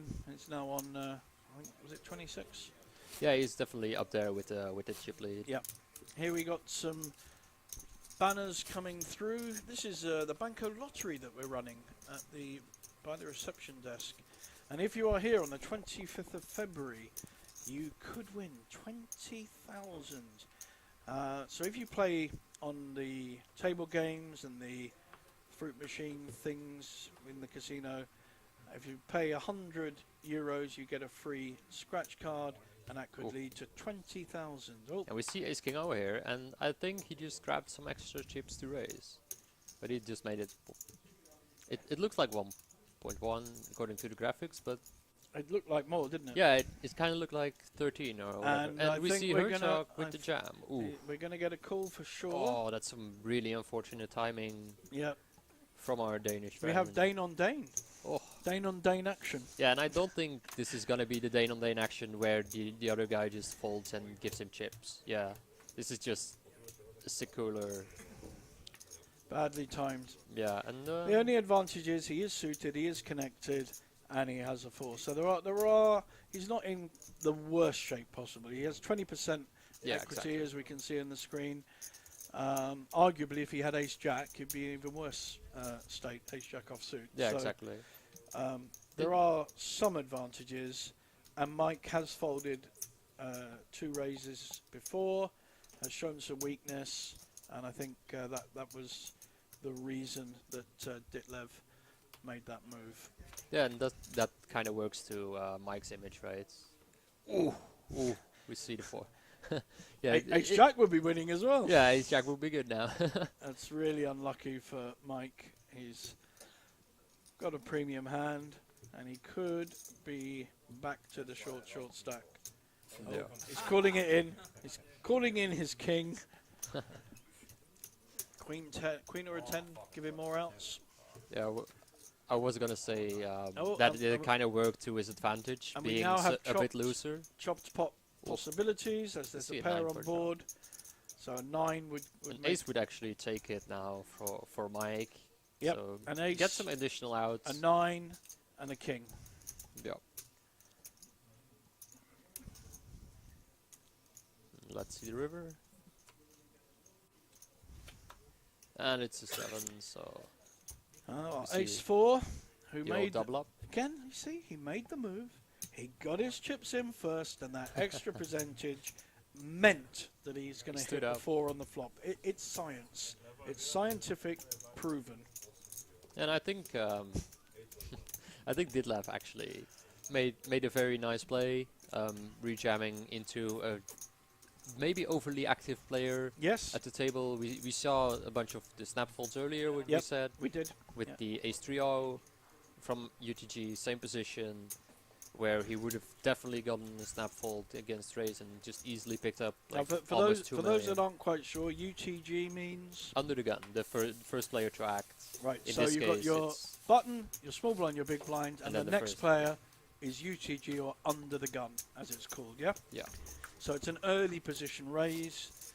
Mostly the advice is to have a strong hand if you're going to yes, exactly. make an early position raise, because if you get re-raised further around the table, you've got 6 or 7 players behind you, then you can stand up with your ace king. Unfortunately, Mike had the right hand in the right position, but just got unlucky. And now we see a very interesting dynamic where there's This a will couple be, shorties. this will be a shove for yeah, sure. yeah, exactly. Jack 10 suited, very playable hand. May get looked up by a kind of mid-ace, but I don't think 10-7 is going to get interested. Oh no. Let's see our chip leader, or chip leaders. I think Yeah, this is a kind of interesting dynamic as well. When you're somewhat close in chips, even Vladimir's not going to play 7-2.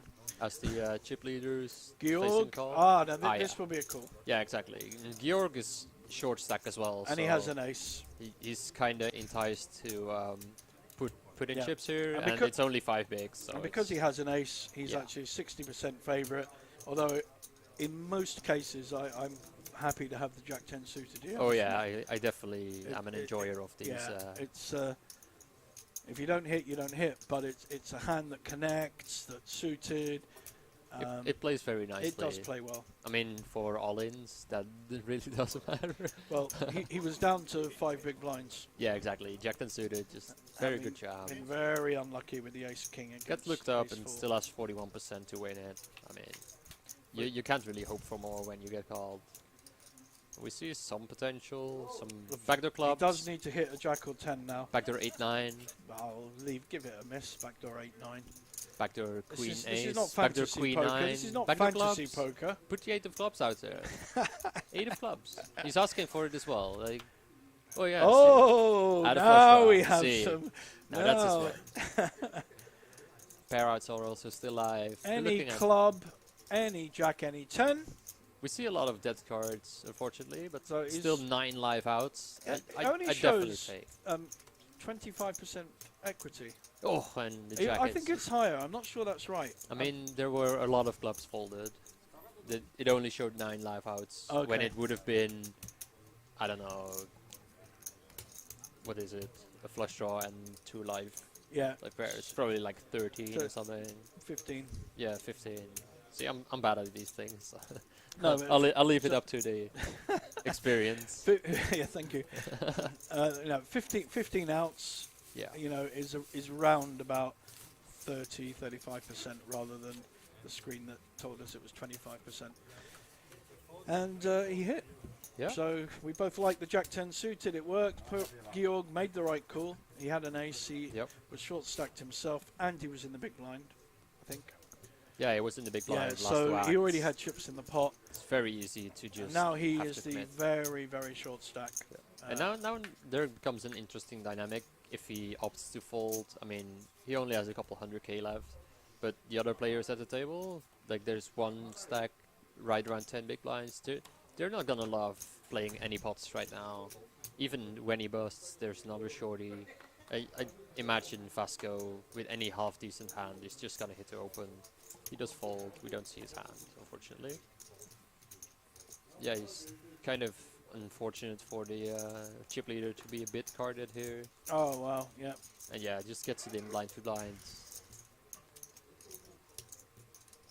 He's already in. He gets some Yeah. change. The big blind even gets changed. So the back, most, yeah. because he's in the blind, the most he can win is how much he has. He also can win the ante, of course. Yeah, he can win the ante, so it is a So full it's triple it up, would be even a full, more. a full triple up. Yeah, the ante is 500,000, but he only has 300. And he can actually get up to 1.3 million Sorry, here. 400. If he wins this, he's back in with a bit over 2 big blinds. And he's on the button in that hand. So And he's up against. He is going to win unless another 8 or 3 pops in. Oh, he's hit the top pair. He's up against 8-3. He's also hit the flop. Mike is hoping for an 8 or a 3, and so the rest of the table. Oh, there it Hello. goes. So now, poor old Georg. yeah, and Mike crucially says that he's not dead yet. That's always important Any to know. queen, any 8, Any any nine? 9. No, not the 8 would make a boat for Mike, so that wouldn't Oh, be enough. sorry, you're right. But yeah, The 7 is not a 7 good is card. not one of the outs. So we see an elimination, unfortunately, from Georg. Got unlucky losing the ace 4 against Jack 10. Georg is an Austrian player, comes here a lot. I've played with him in Banco Casino and in the other casino in Bratislava that I cannot mention their name. He plays up there as well. He's actually a good Omaha player. He enjoys the Omaha. So we lose Georg, and he has gone out in 7th place. There we see it, 8,025. Still a very good return for 3 days' work. Yeah, exactly. It's I think obviously a result you would sign off on any day of the week. all our nurses and ambulance drivers on strike in England would be very happy to receive Oh, yeah, 8,000 for a weekend's work.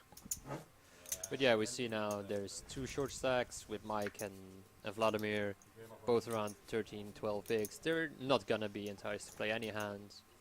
And then it's kind of a dance between all the mid stacks, right around 40 bigs. Like, do you want to play a pot against chip leader? No. I mean, do you want to have to raise fold a couple times to a 3-bet or a rejam? Also not really. So it's I think we see Andras gonna kick into gear now and put on some pressure. Well, he is, because he's making a raise. It's a very small raise, 1.1, so it's just over. That's about a 1.25 raise. But he's going to get a lot of respect. He's hardly played a hand, so he's able to make a move with an ace-8, which is not a recommended hand to be raising with. But because he's got such good table presence and has the chip stack, he'll be able to get that kind of move through. Yeah. I mean, especially in this situation, we're now 6-handed, so under the gun is actually low jack, which is it's always a bit of an issue. Calling it still under the gun when we're shorter handed. I think chip leader is gonna have to open up a lot here, especially when there's a bunch of similar stacks that are significantly shorter than yourself. So what's the consideration? We started this final table with 8 players. We're now down to 6. Yeah. So how should you be thinking in terms of your range, the kind of starting hands or calling hands? Do you think you need to adjust? Well, you definitely need to adjust to what the table's like. You know, where are the big stacks? Where are the shorties? You can't really raise that if you're a mid stack. Like, But here's a good example. You got ace 10. yeah, we just see the limb because you don't want to blow the pot against chip lead, right? We see 7s from chip leader. I'd actually expect some kind of raise here. I think Diklev, you know, the information people have on him is he actually has made quite loose raises and calls. So we've seen an ace 5 from him. Yeah. We've seen, I think we saw an ace queen earlier, but The we ace did 4 see. suited against the ace king. Yep. So notably. and using his image as a very strong image on the table, I favour a raise here. Yeah. I We don't. could even see the all-in here coming through. Not sure if I like it with this kind of I don't all-in. like an all-in, because if he's up against a premium hand, which we know he isn't, but if he is, he literally is throwing 3/4 of his stack Yeah, away. we see He doesn't need to. We see the 1.8, slightly over 3x. I like it. We see the call where ace 10 could make it into a limp jam, but limp calling obviously like perfectly fine. See a flop, you know, against a very aggressive polar like ISOing range. Like big blind's supposed to, you know, throw in some raises with the 7 I thought he was getting his big chips ready to shove. The way you put them on top. Just good luck if you hit. I think we're going to see a bet. Oh yeah. Very small bet. Very small bet. Oh yeah, and this is just very 1.2 easy. Oh yeah. into. He's inviting the call. And I mean, 7s here obviously have a very easy time getting Yeah, value. but it's such a being in small bet. position. You're going to get called, and Yeah, you're okay, but it's fine, right? You kind of want to. You want anything that connects the villain to, like, someone call. It's kind of hard to have a king. might be worried about ace 4 again. Yeah, I think he might put ace 4 into the that would have jammed pre-ranges. But Yeah. definitely a hand like 6-4 suited would have called flop. Yeah, I love 6 5-4, suited. 5-6 backdoor flush draw. Probably has to float once and now hit a pair. So that's gonna call again. I You mean, know? 3x are gonna call. It's What- not like what and we Andras- can also just check back. You know. What Andras is demonstrating, though, is very good pot control. And what we mean by pot control is the amount of chips he's putting in relation to what's already in is a smaller amount than he could do. And that means he's not committing a large amount of his stack. Yeah. And we see ace 10 double float here. I like it. You know, we still have the gut shot, the 4, and 2 overs to the 5. So, or the 7s, yeah. And we see a 6 on the river. This will likely just go check check. I don't think Andras is going to need to bet. He has. Oh yeah, no. He has a value. And he just 7. checks back and wins. You Yeah. know, scoop a nice little 12 million pot. Yeah, I think they both played that perfectly well. Actually, I mean, Yeah. no one got out of order. Andras demonstrated some good pot control. And you see him like The only shrug a thing- bit, like The only thing I might have wanted to see was Ditlev play in a more creative way because of the amount, the bet sizing that Andras was showing. And so either on the flop, possibly the turn, making a raise. It's a risk. It's a risk play, but it's a way of winning, picking up a pot that you're unlikely to win in any other way. And that I know he had 2 overcards. yeah, I can see that as being an option. And that's much more to do with what type of player you are. What Yeah. is that in your personality? I know it's in mine. yeah, I don't know if it's in yours, but and it doesn't mean he should do it. I'm just saying that was an option that a more aggressive player might have taken. yeah. I think I actually pulled one turn raise off against Vladimir in the day 2 that didn't go too well for me. Oh, here we have an all-in. And it's kind of the same spot where 13 bigs, Let's I see think this on Mike has. yeah, it looked like right on 13. Oh, wow. And let's see, Andras- big blind just has the absolute nothing burger, so just gets this through, picks you up see a that? nice 1.2 million. Andras folded Queen 9 suited, which is a pretty strong holding against a short stack push, but he would have been totally dominated. Yeah, I mean, Mike's jamming 13 bigs. You really don't want to. You don't need to, do you? Dust You don't off need to stacks. get Yeah, involved. no, I think that's the more important thing. Is Yeah. it's not a want to. You literally don't need to. Yeah. There You're is also no in small blind, value. right? There's still a big blind behind you. Yeah. If he was big blind, he might have thought about it. You know, like, Mike could be a bit more aggressive. He's a bit on the wider side. And also, if you had a short stack, if you had a similar amount to Mike, it's a great opportunity to double up type hand.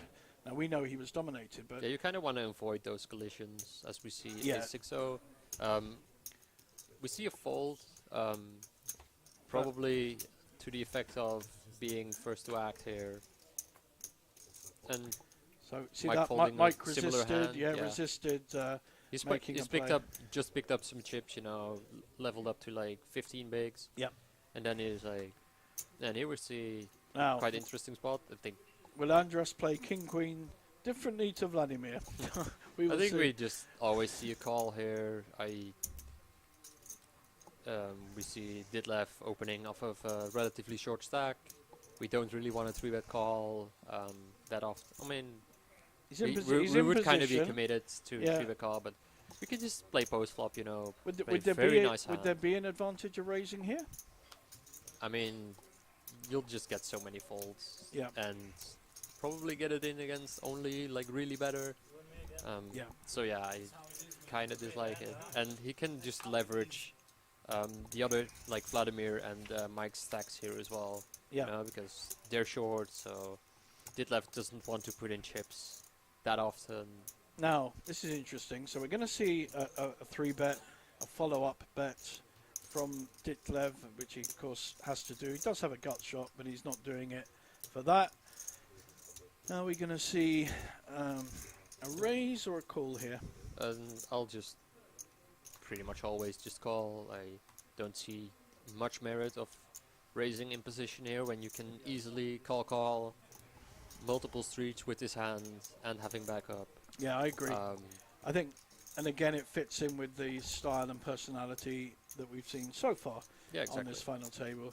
And if Andras had, say, pocket 9s or pocket 5s, like a really strong netted hand, he also wouldn't raise. Yeah. Just let it let our villain just put in chips with a Yep. lesser hand, Yeah. and we always have the option to bet. Like if there's some deuce on the turn and he checks, we can always opt to bet. Now we know, because we can see the cards, that he's Yeah. decided to call a long time ago.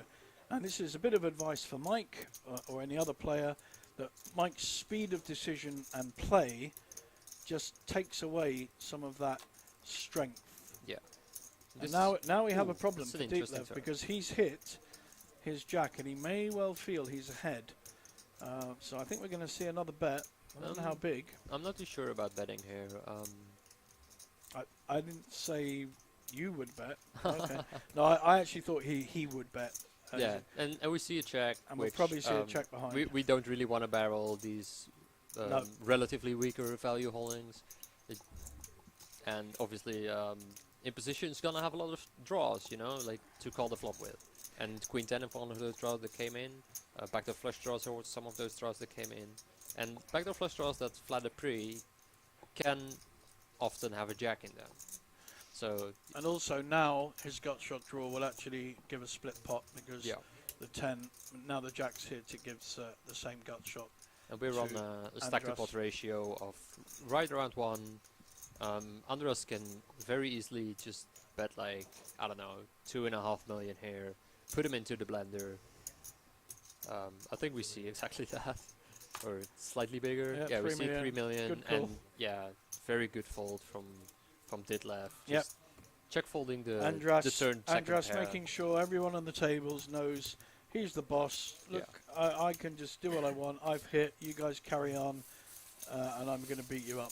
Yeah. So I like that. Show strength. Yeah, just also showed the King Queen there, which I might not be a fan of, but that's to each their own.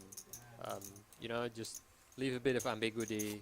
I might have been bluffing. You know, like you could have just had some kind of crummy float that now all of a sudden has to bluff. You know, play the player. You've got or play the options there. You situation, could just you show the king.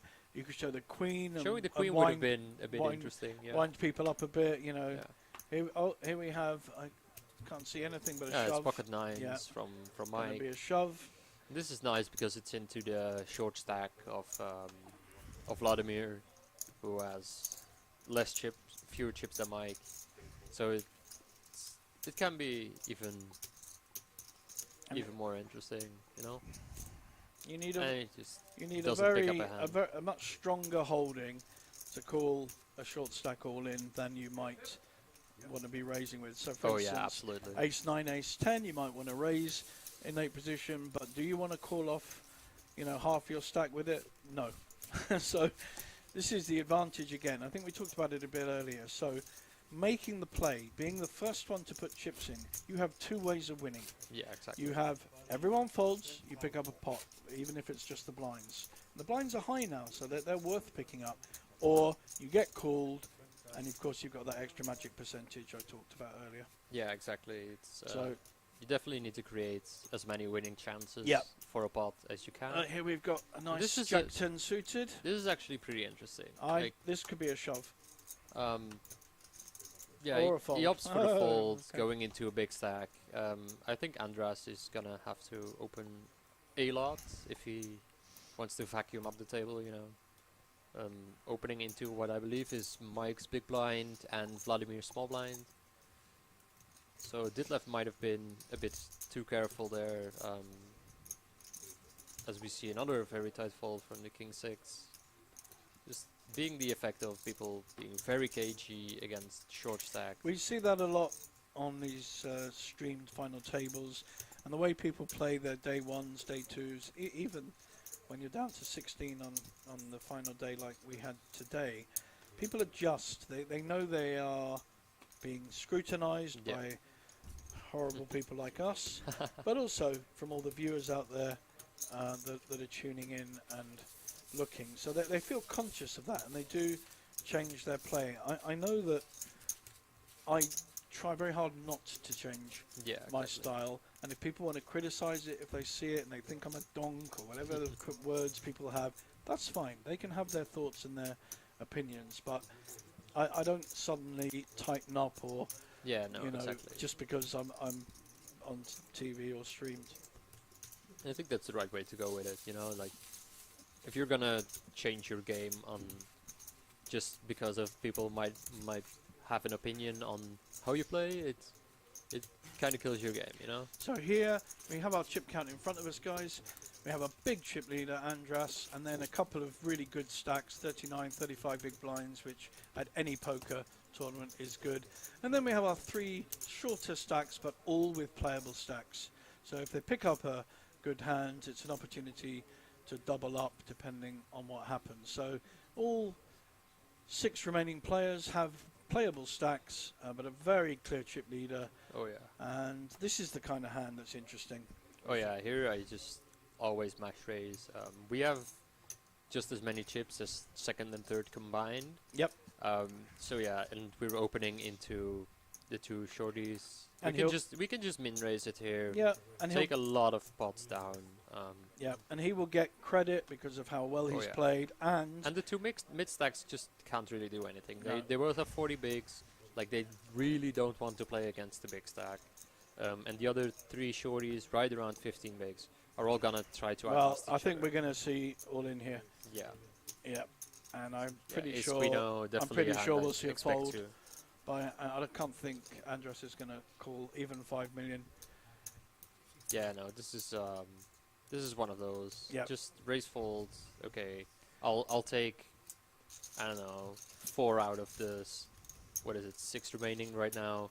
I'll take 4 out of the 6 spots anyways, out of every orbit.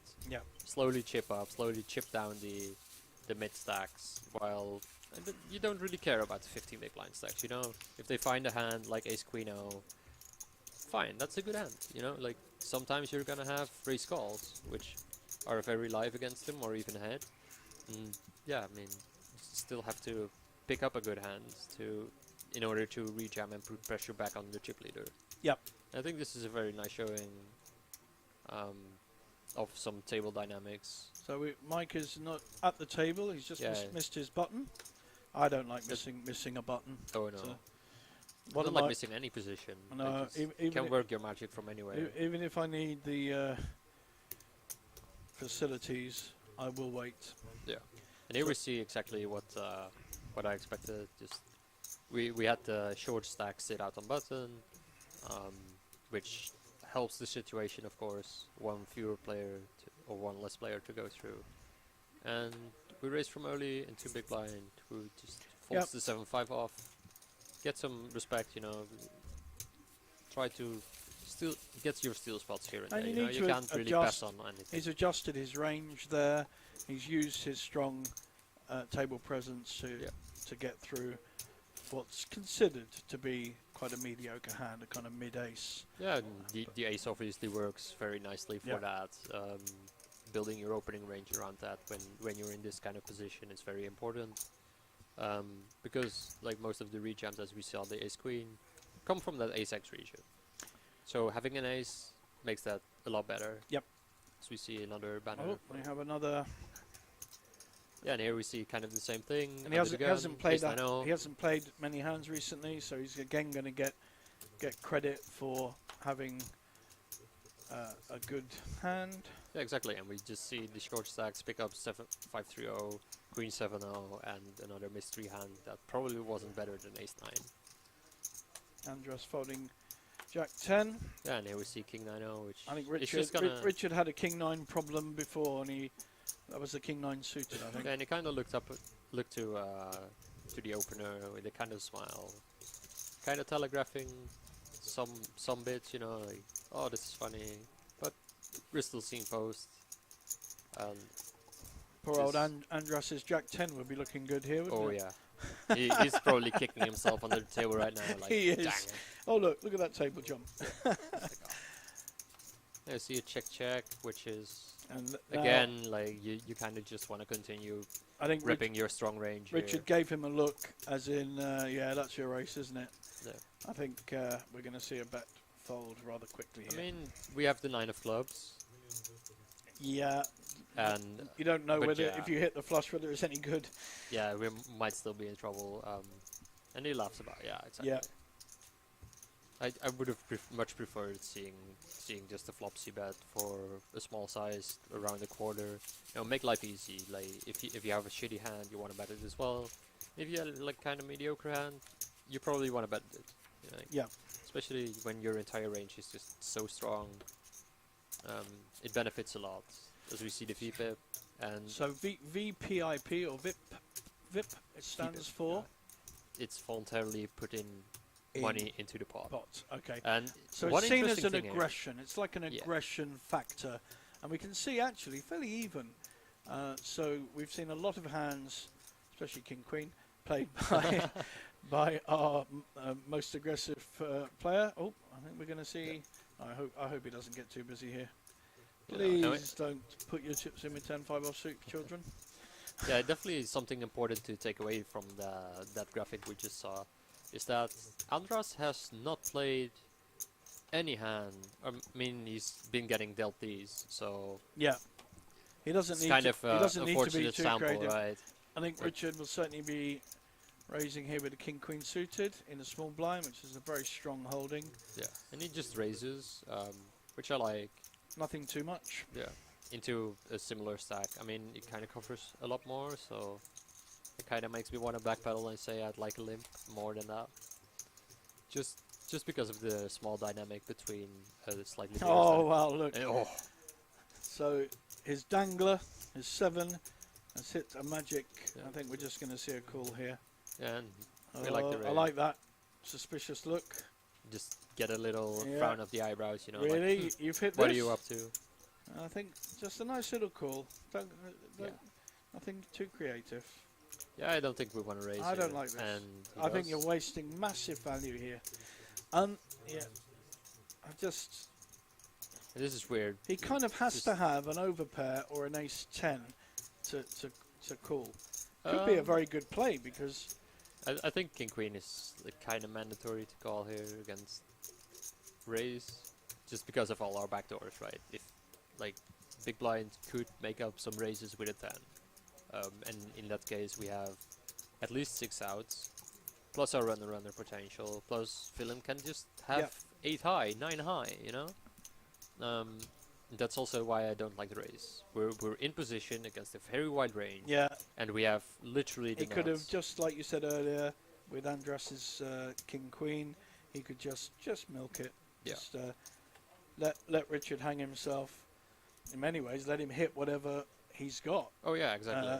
And we're seeing, wow, are we seeing? and this might be the tricky part of this, when Richard didn't expect or see a raise here, No, and now might read it as this guy's putting in as a play. a lot more chips Yeah. and maybe not having a good hand, you know.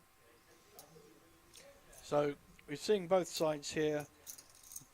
He could just milk with the magic flop he's hit, or by raising, he actually could induce a shove, But which we he see it hasn't default. done.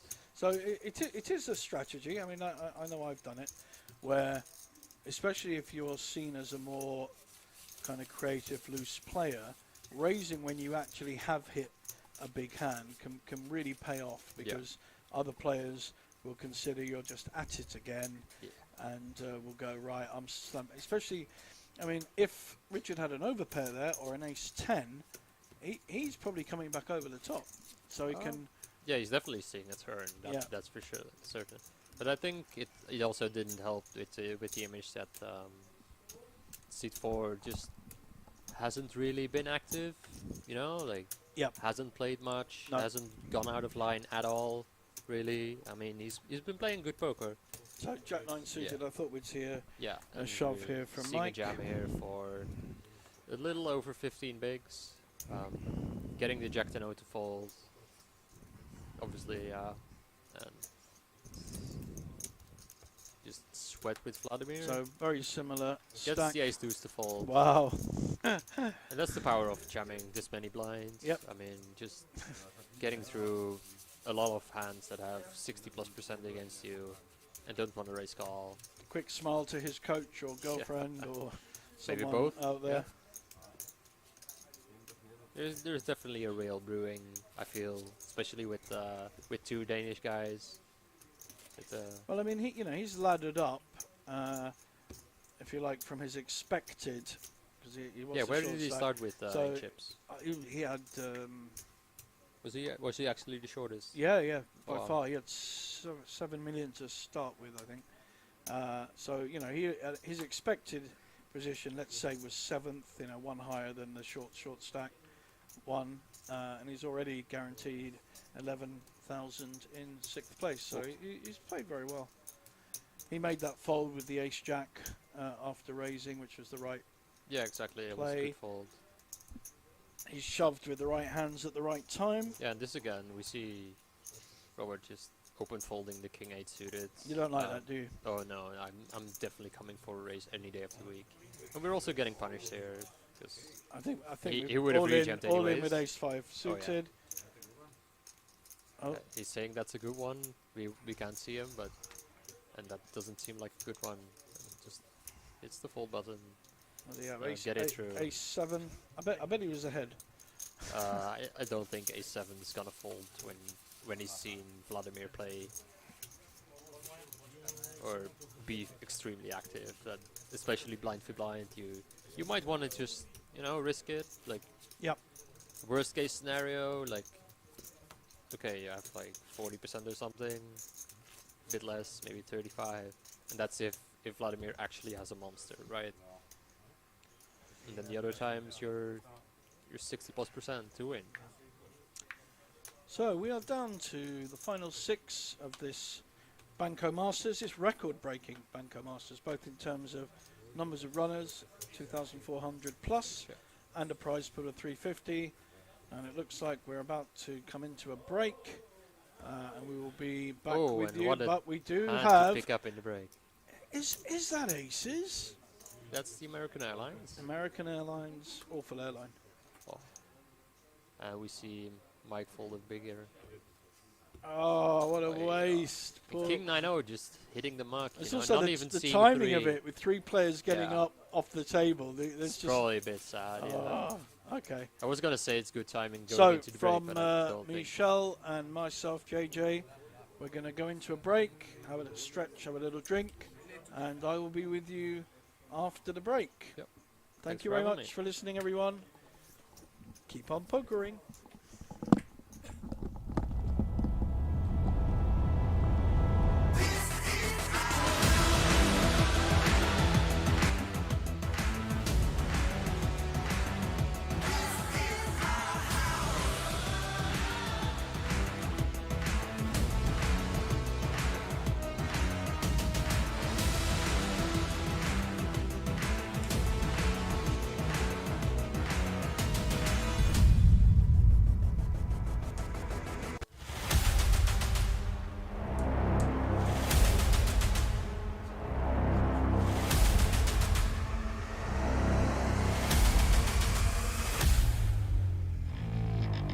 Look, in due time, just one try to get it right. Bright lights hit your eyes, it's showtime. Let's go, make sure they know who you is when you walking through the door. Train to go, all you know, that's for sure. Ay, ay, ay. Say it's just a game, but we don't play. Super serious. Had to shake the room, now they delirious. Next one's up is us, that's the answer if you curious. Know that we here for.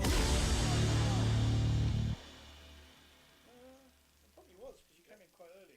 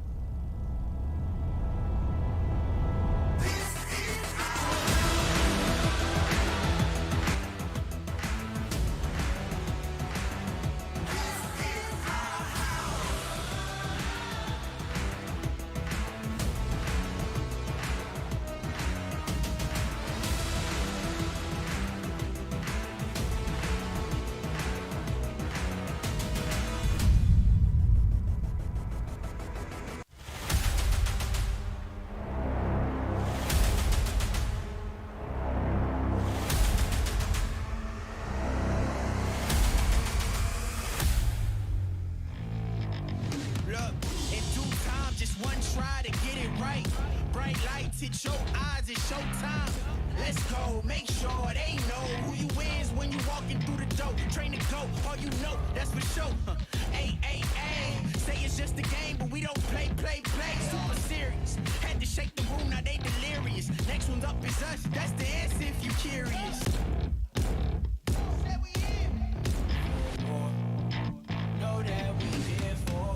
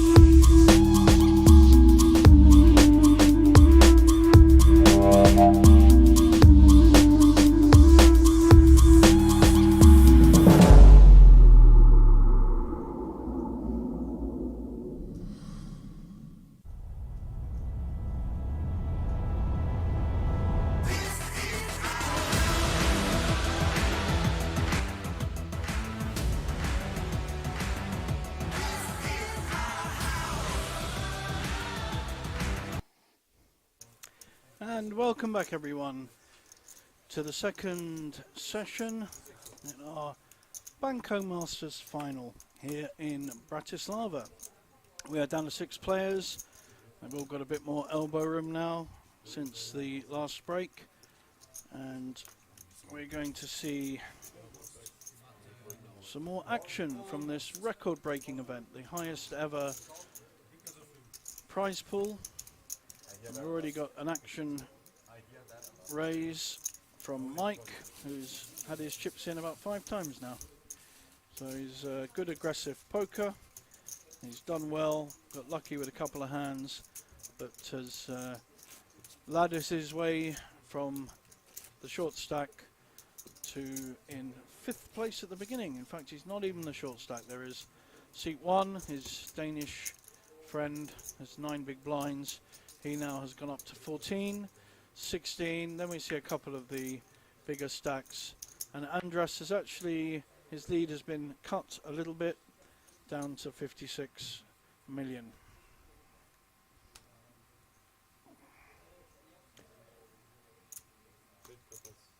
So our next player out, 6th player, will receive just over 11,000 euros. And first prize is a fantastic 61,810 euros. So this is the kind of hand that Michel was talking about earlier, that the chip leader should be making some moves with. He's in the small blind with a king 3. I think he's certainly going to call, which he has. The blinds have now gone up to 300, 600. And Richard is going to just check his 10-4. This pot likely to go to whoever hits. 3 hearts. So although Richard has a flush draw, he doesn't really, not going to feel that confident. It's the second lowest flush. But Andras has not hit either. He has now. We're going to see a little bet. 1 million, that's half the pot. And I don't think Richard is going to fancy his flush draw very much. But we shall see. No. So he had an opportunity to bet the flop, but decided against it.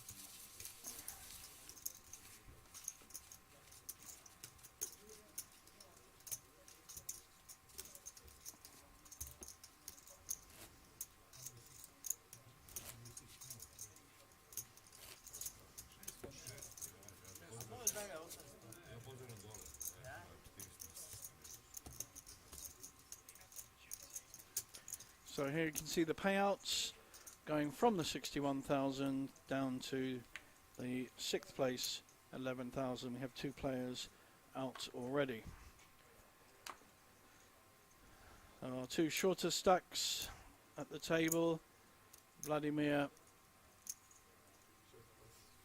fold his 10-8. Mike will follow suit, and this is our shortest stack on the table.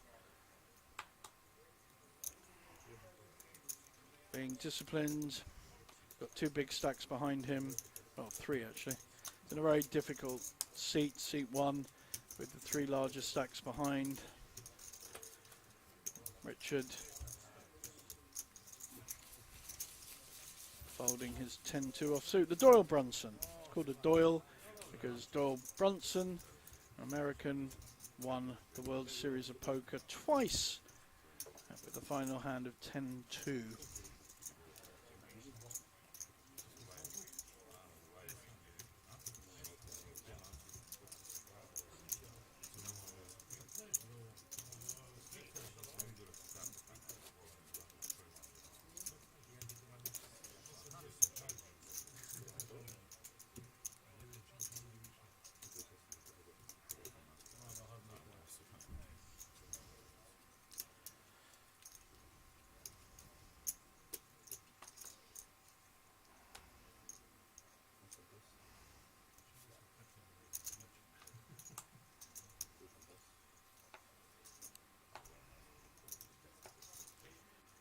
We're going to see Andras make a play here using his table presence with Queen 10. perfectly reasonable raising hand. He's in late position. He will be given more credit for his hands than his actual hand, and unless anyone has a better holding, they're going to be folding. So good use of your chip lead and position there, sir. Well played.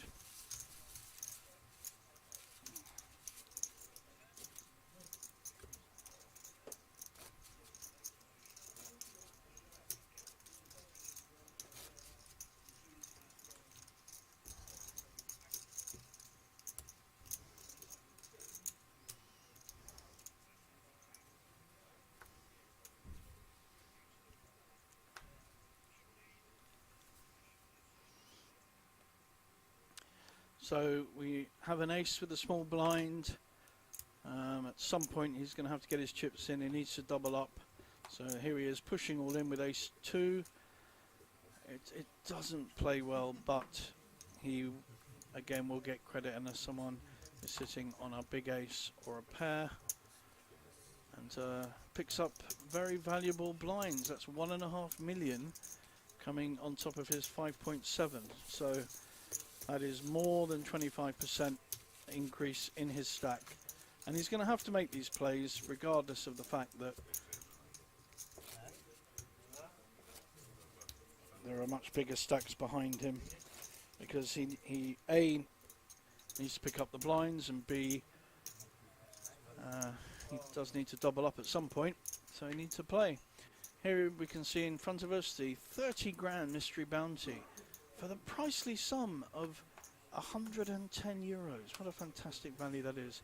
Casino Banco is leading Europe, I think, in terms of value and record breaking numbers.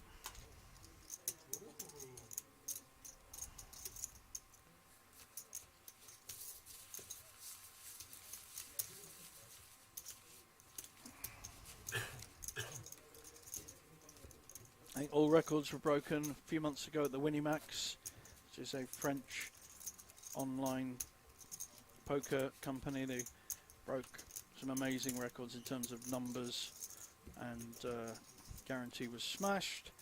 It was also the festival, which I was here for all week last October, was also smashed, and here we are in another record breaking tournament.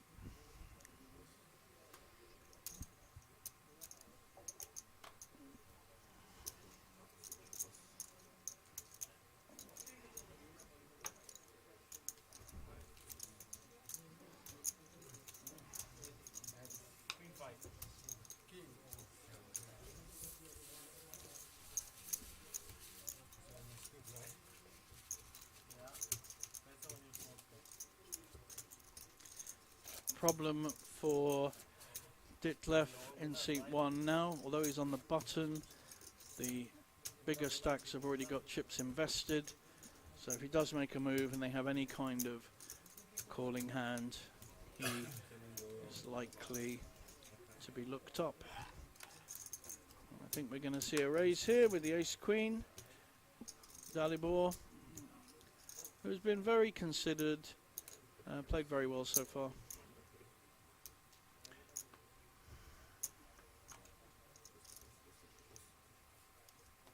Only shown good hands, really, when he has been asked to.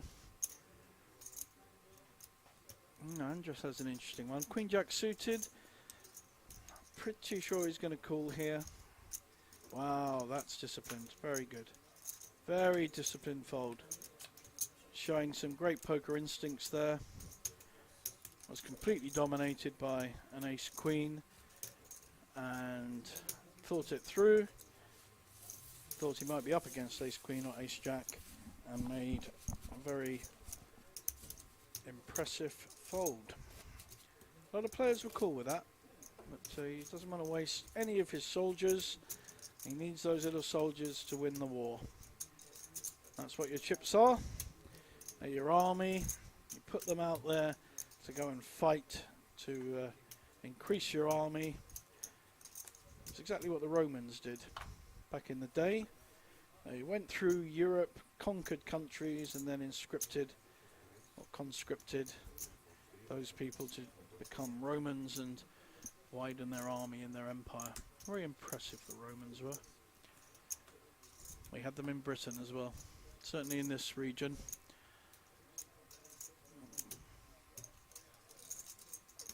So Vladimir has made a raise to 1.4 million with his ace 10.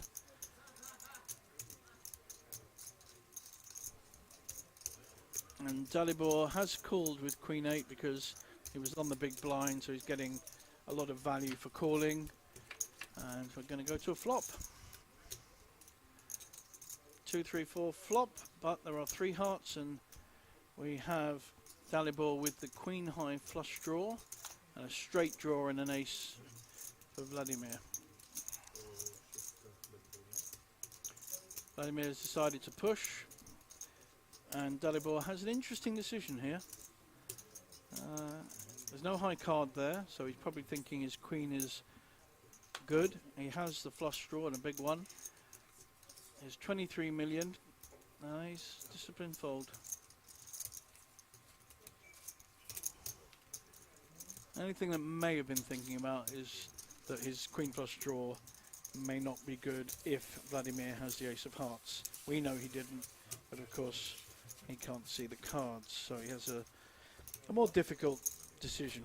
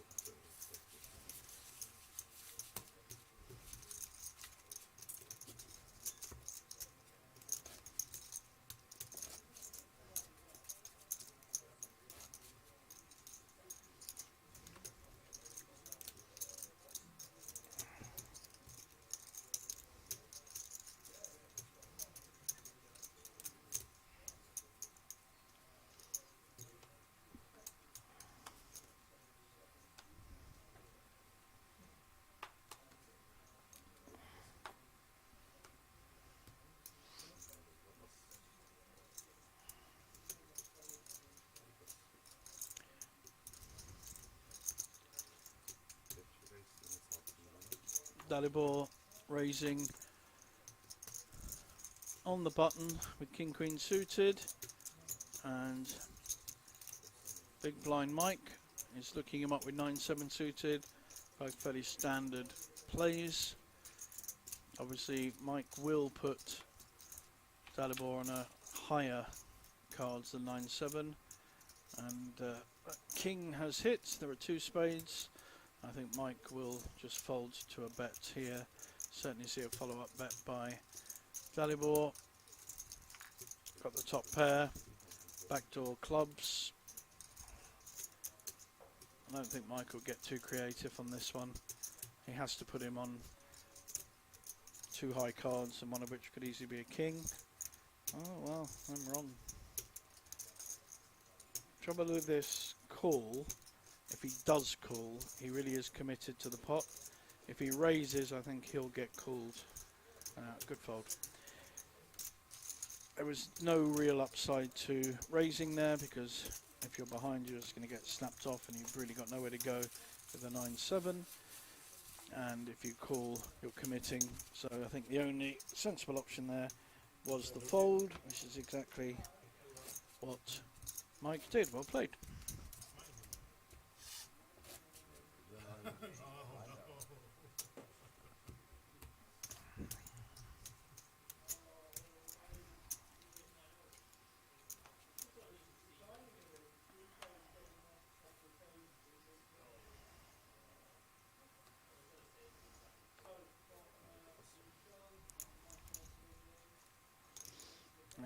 to see a raise in early position with the suited ace. Ace 7 by Richard.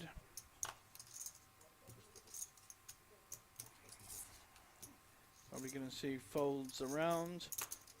And poor old Ditlev is just not getting cards to be able to get his stack in. Raised earlier with the ace 2 and got that through. But is being whittled away, because not only do you have to put a big blind in, you also have to put an ante in on the big blind. That's the latest craze. I think nearly all tournaments I play around Europe have the same system now. So instead of each player putting an ante in, which is what we did in the old days, the big blind puts the ante in for everyone, and it's the same amount as the big blind. So here we've got a raise by Richard with King Queen. I think we're going to see a shove here with the 7s, make flat call. But I think we'll see, wow, okay. Same kind of thing, we're seeing a shove with a pair with the 3s, 5.5 million.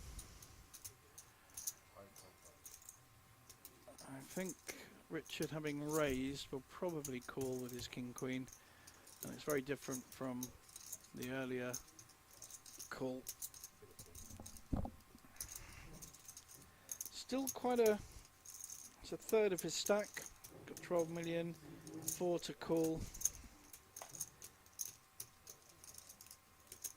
He probably knows it's a flip between a pair and 2 high cards, but he also could be behind ace queen or ace king.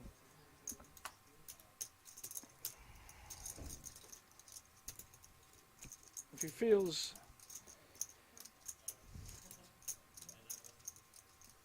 that his chips will be better used in another spot, he'll fold, and if not, he will call. Just looks like he's going to call on his body language, but he's quite difficult to read.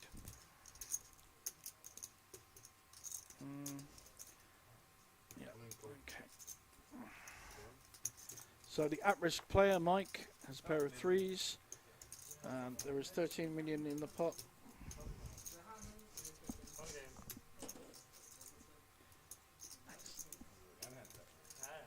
So we have, you can see on the screen, 58%, pair of 3s, and King Queen 42%. The 3s are now increase because the flopper's are already out. He's hoping to hold. Mike deserves some luck. He's played pretty well, coming from the short stack. Richard looking to knock him out with a king or a queen. Still the same position. You can see his equity's down to 11%. Has 6 cards to hit basically.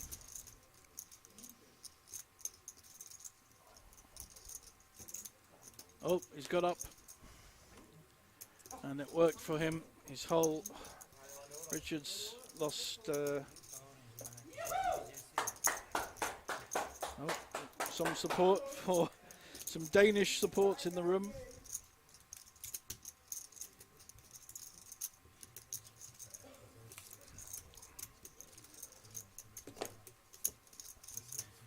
So Richard deserves this, Mike deserves this double up. He's been the most active player on the table.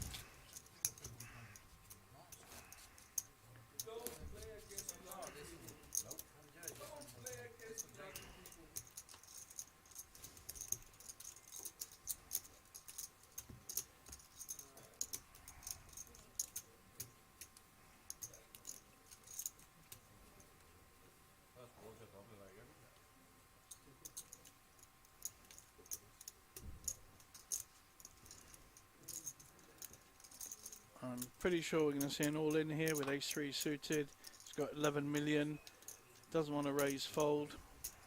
Oh, in fact he folded. It's quite interesting that. Again, when you're on the shorter stack, you do need to be making moves. In fact, he would have come up against Andras's ace-king, so a very good decision. he says, having criticised it.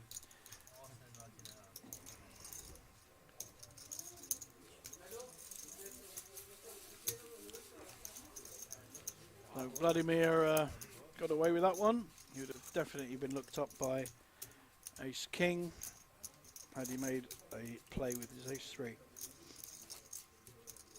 Good disciplined stuff.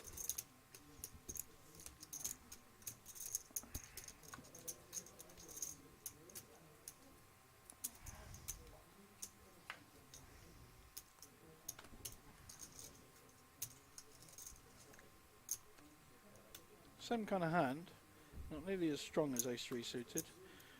Ace 2 does not play well in general. Now Mike, who has only really had shoving options in the past, now has the ability to raise from his 13 million stack. So I think we see 1.8.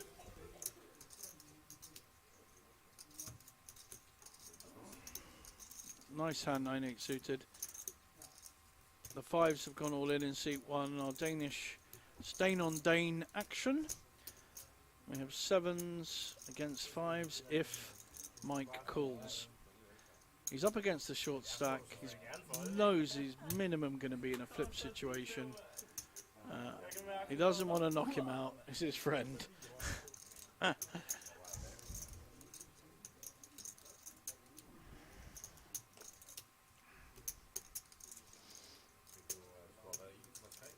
Something like 80-20 in Mike's favour if he does call, but he doesn't know that Ditlev has an underpair. He's trying to work out whether it's worth a flip. He's probably putting him on 2 high cards, Ace 10, Ace Jack, something like that.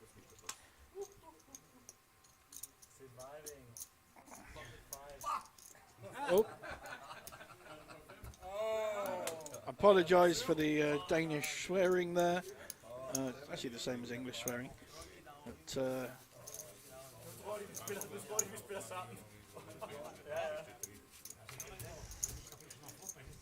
I think Ditlev got away with that one. He was under the cosh had Mike called. So that's going to weigh on his mind a bit that he's made a wrong decision. Wasn't costing him much to call either. I think once you've raised there with a pair and the short stack has come over the top, the worst case scenario is you're up against 2 overcards. And I wonder if Mike's going to let that fester a bit and worry a bit. And here we have Ace 6 suited. This time he doesn't need to raise because he has increased his stack. Whereas our chip leader can get away with raising with a wide range of hands. King 4 suited.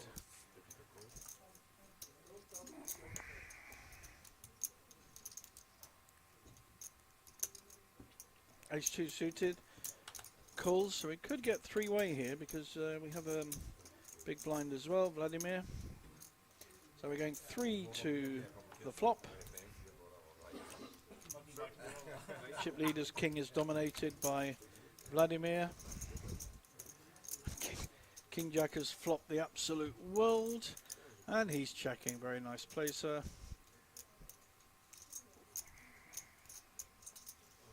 Andrus not being pulled in at the moment. I think we'll see a bet by Vladimir now because he needs to protect his straight. But Andrus has hit his king, may well be calling. Very good. Disciplined fold.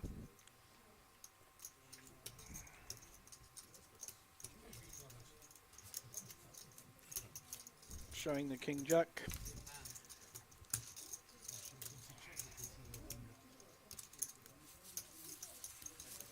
Everyone played that hand pretty well, really.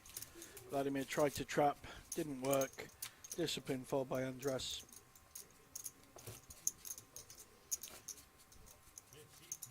And Ditlev just very calm.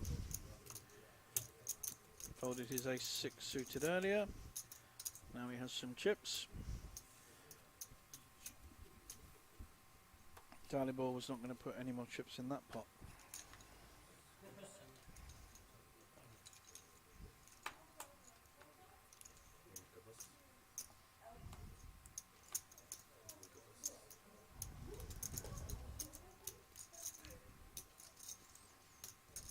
So Richard's now one of the shorter stacks, having had a good stack most of the way through.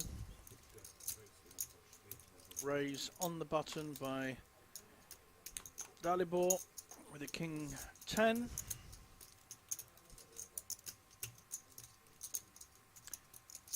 Scandi call, 5-4 suited, love it. We call it a Scandi call because Swedes and Norwegians, and I guess Danish, although I don't know many Danish players, love these suited low connectors. So it's a good flop really.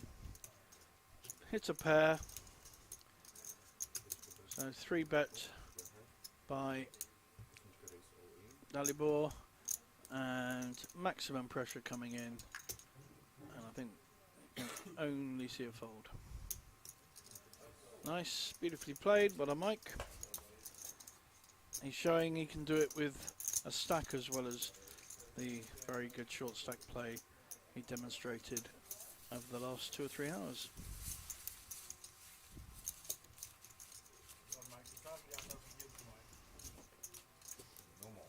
He hasn't let those sevens against his fellow Dane fives get to him.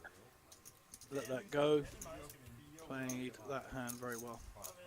Here we're seeing a Polish poker weekend. 50,000 guaranteed for 130 coming up in February.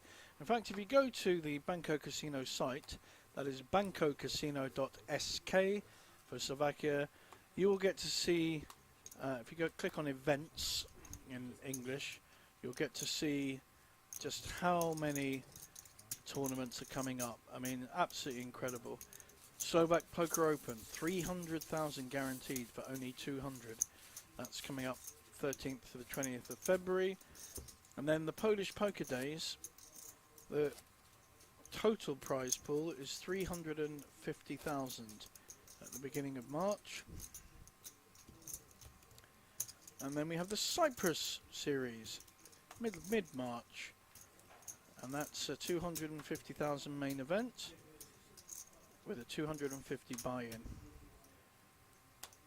And there's even one in the diary for May, another 200,000 guaranteed. Incredible value. Here we have Richard with Ace Jack as pushed with his shorter stack. Only way of playing this hand really. And we go around to the blinds.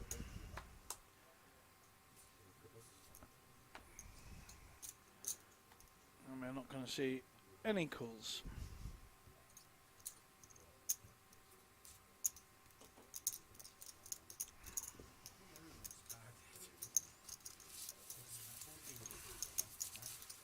The blinds are 300, 600.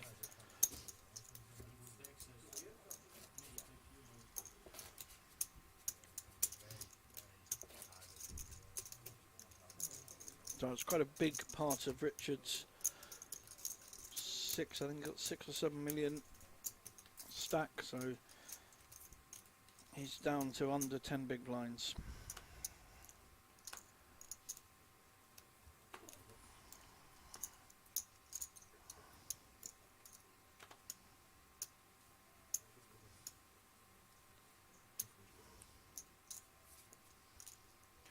King 9 suited on the button. Sorry, King Queen on the button. I think he's all in, yep. He's not going to get called by either the blinds, who were totally dominated there. Both had queens. Don't play well against King Queen. Nice play from Ditlev. Got away with it with his fives when he pushed all in against Mike's raise with sevens, and Mike decided not to call.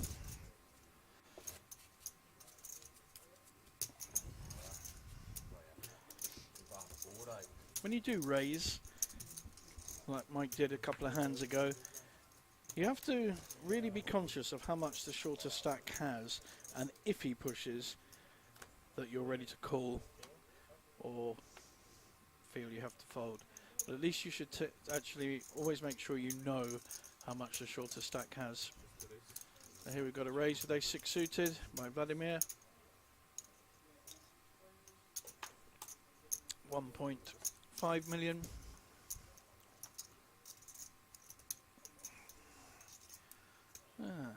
Andres doesn't like the ducks. Pair of twos. Richards faces in his hands a fair bit at the moment. He doesn't look like he's loving life, having lost that flip with the king queen against Mike's threes.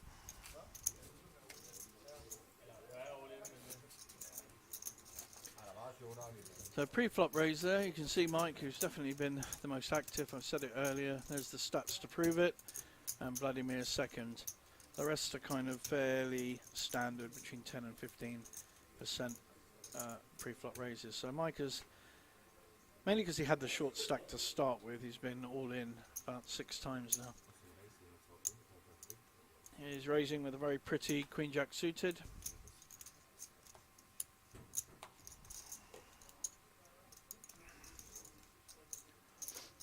Andras looks interested.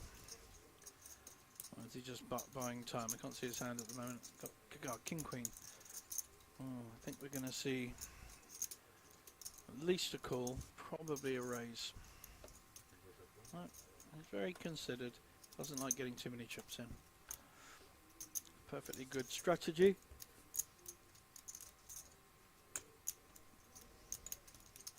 Dalibor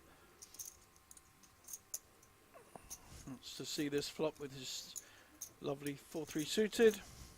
Great thing about 2 small connected cards is you either hit or you don't. You're mainly going to put your opposition on higher cards, so you kind of tend to know where you are. Vladimir's on the big blind and he's making up 4 to the flop with a king-2 suited, so the 4-3 suited is the same clubs. In fact, some very interesting hands out there.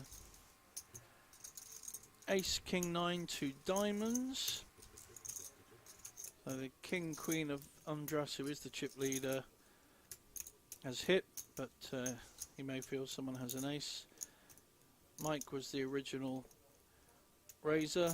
Very strong bet. He's representing the ace, and I think that bet is going to get through. I think everyone will fold. Very strong bet. Well played. Good player. Unless Vladimir gets sticky with his king. Nope. Excellent play. He's smiling because he knows that in half an hour's time, we're of course half an hour delay behind the live poker that's happening some 10 meters away from me, although I can't see it, it's all covered up, and his friends will get to see that move. Very nice play.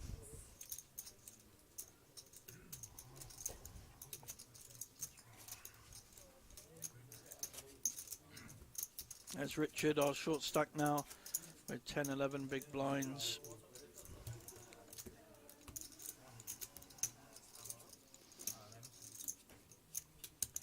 You can see that our most active player, Mike, has actually gained 11 million chips from his short stack start. So he's the one making the most moves on the table, and they're paying off.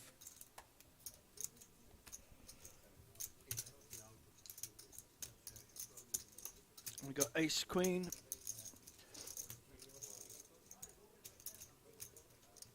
Dalibor. Oh, we're getting sticky with the king queen again.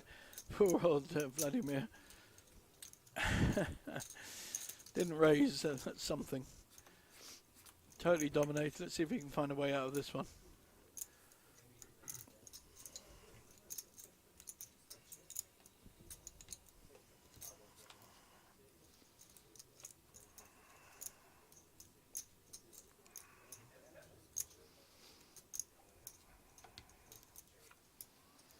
Both checking. A lot of discipline. We're not going to see a check now. He's hit his ace. And we're going to see a fold. He feels he's unlucky, but had he hit his queen, he'd have been really unlucky, because he'd have been out.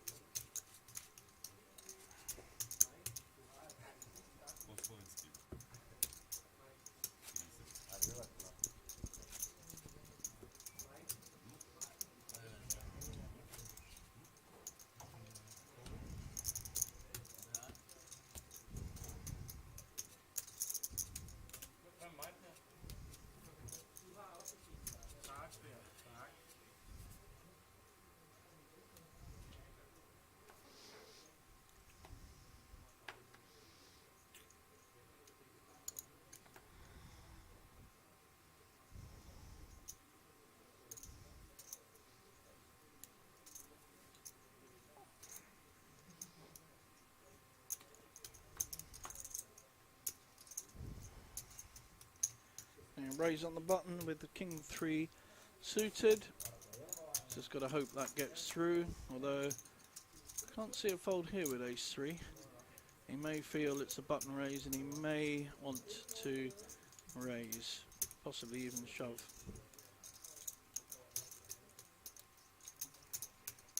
May feel Vladimir is just making a button raise, but no, folds, okay.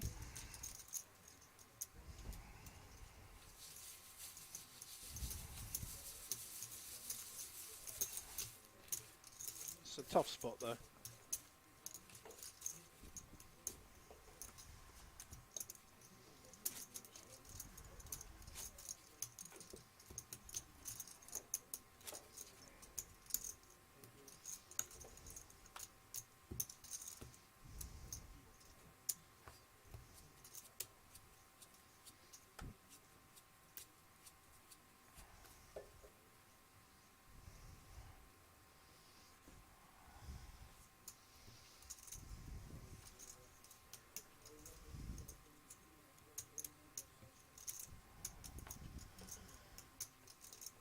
Big hand here for Vladimir, raising 1.5 with the queens. Oh, definitely we're gonna see an all-in. I'm 100% certain we're seeing a call. We've got ace 9 suited against the queens. Seat 1 is at risk.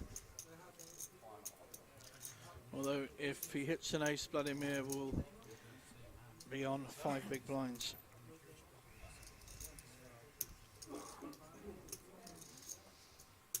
Vladimir's up, hoping his queens hold.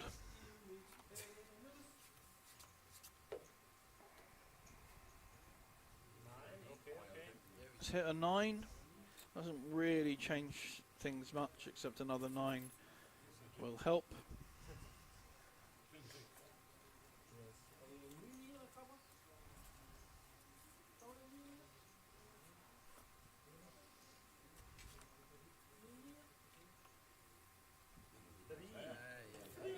Now down to 14% equity, 3 aces, 2 nines. 5 cards to hit. Very good. Oh, and a 3. Oh, it's got more. 8 cards. I don't think the queen's going to help. So we lose our 6th place finisher. Ditlev, who really didn't have a lot running for him, was in the worst position on the table with 3 big stacks behind him. But he picks up a very useful 11,105 euros. Well played, sir. We have 5 players left at the record-breaking Banco Masters here in Bratislava. It's been snowing over the last few days, although it has cleared up. Been very cold, very cold. Lots of people have gone to the Bahamas to play the $25,000 PCSC, And it's 24, 25 degrees out there, and they're sending me pictures of the sun and the beach and all the rest of it, whilst we are working hard here in frozen conditions. Well, not inside, but outside.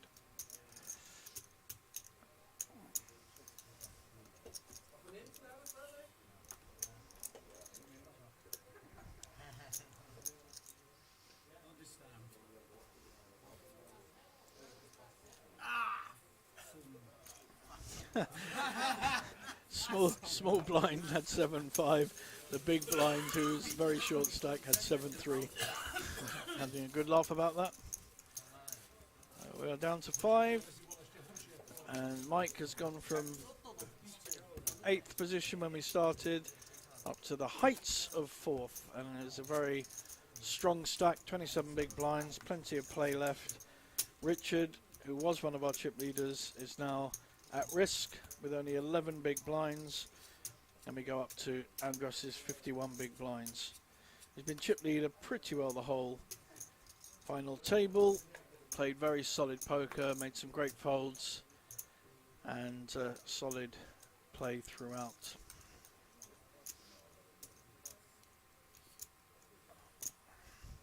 Probably make a move with 5-3 suited now and make me look very silly, which is not hard. Ace on the button, it's going to be raising.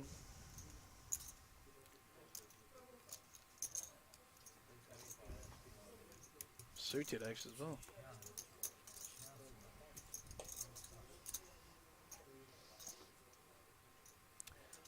I expect we'll get a call from ace-3 suited. Both got decent stacks.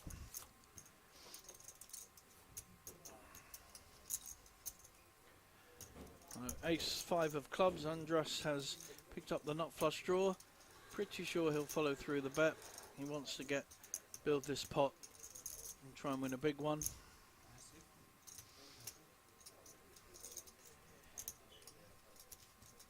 He's got roughly double the stack.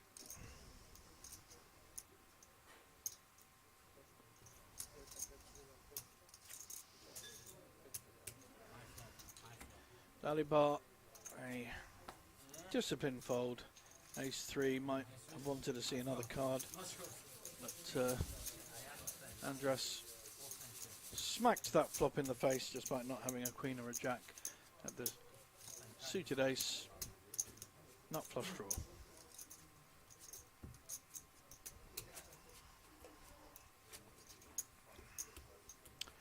So there we're seeing some stats of Andras. A lowish VPIP and pre-flop raise, so he has not been that active and has gone to showdown 1 in 4 hands. A very solid, considered player.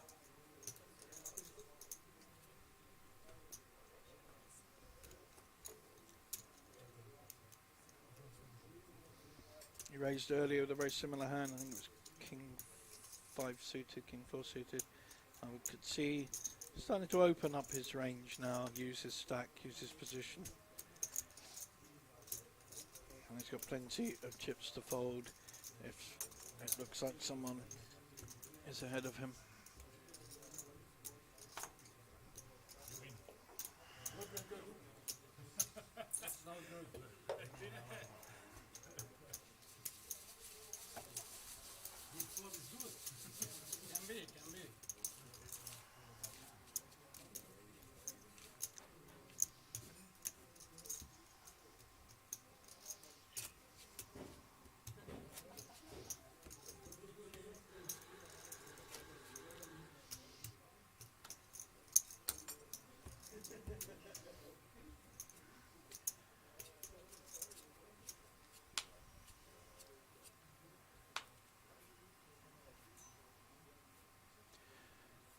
Now Andras, having raised with a couple of wide-ranging hands, now has a premium hand, ace-queen.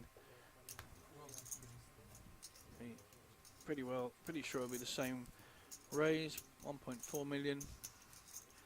Ow, and Ditlev has ace-king. I think we will see A 3-bet here, and this could get very busy.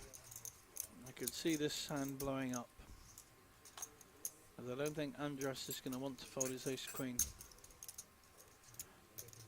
Is Mike going to get involved with his king-queen? No, he is not. Good man. But good instincts.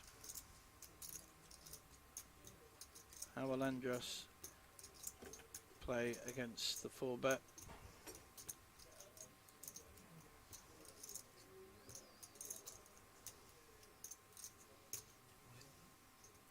He's pushed all in.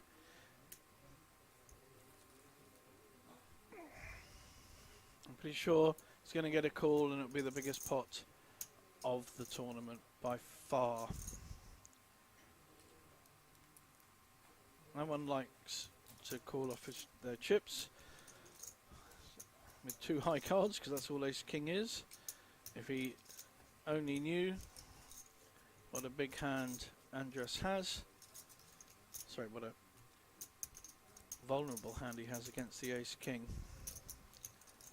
He's 75% favourite with the ace king, but he doesn't know it. He's going to assume, I think he's up against queens, jacks maybe.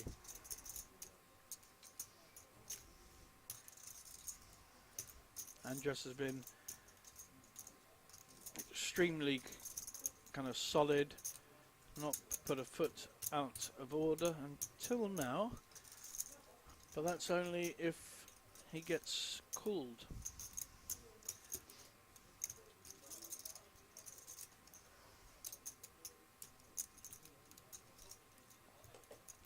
This is a tough spot, it's not an automatic anything.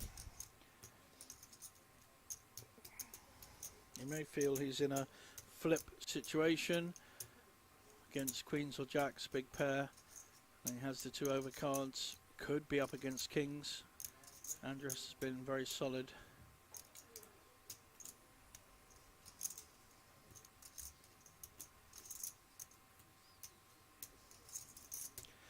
Yep, folds the ace king.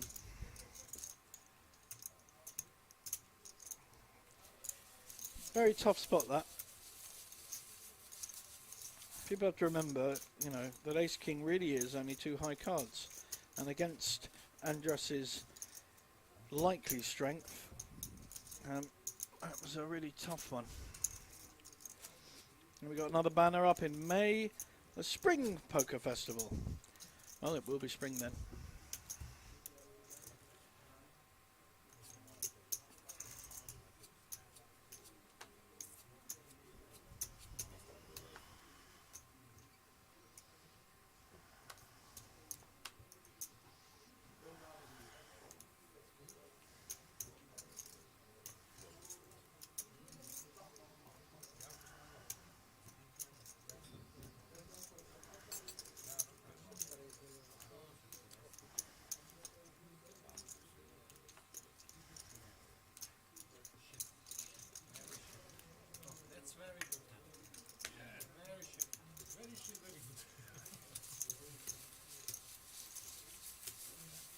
Second time aces, 1 queen, hands. But tournament, no.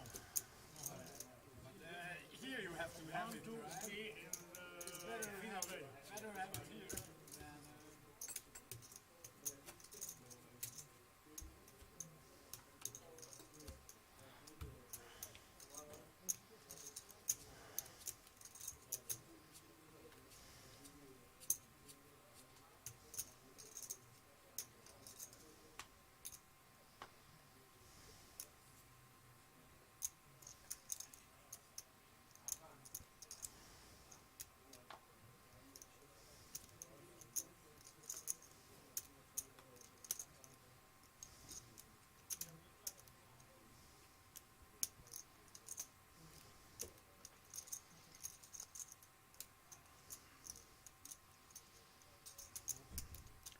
5-4 on the small blind, but against the short stack, who did have an ace, so he would have. No. He raised.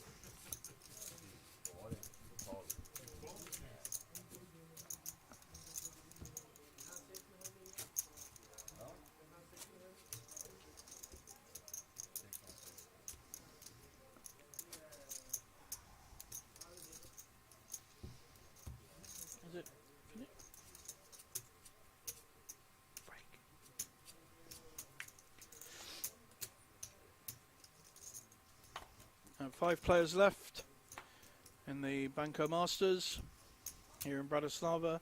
My name is JJ Hazan. I contributed 500 euros to the eventual winner of this, just so you know. 3 bullets, well worth it. The value is incredible. Here we have Andras with a pair of 5s on the button. Certainly going to see a raise. He's decided to push. And now Richard's in a world of pain. He has an ace, but it's very, very hard to call here. If he had raised, he would have either been re-raised or...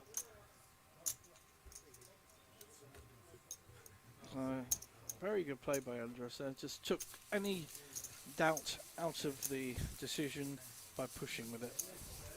Someone's got a big hand, they'll call. If not, they're all folding. And that's exactly what happened with the ace-7 with the short stack. Next place out, 5th, will get over 15,000 euros.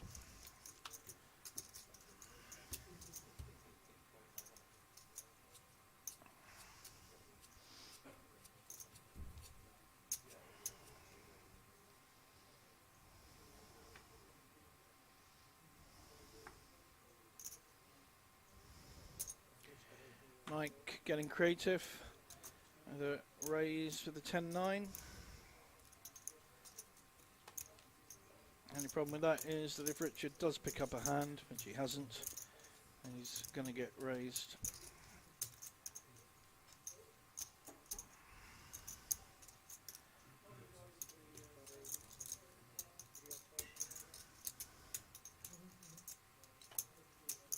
Pair of 9s has re-raised to 3.5 million, and Mike's going to have to fold, I think, his 10-9. He's so dominated by 9s. So at least he's trying, at least he's looking to create action, which I love. But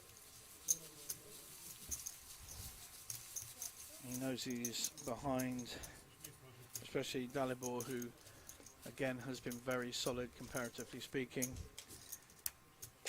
So I think he knows that he has to fold a wide range there. And that's the problem with being too active. He raised in early position, he's still got 4 players behind him to act.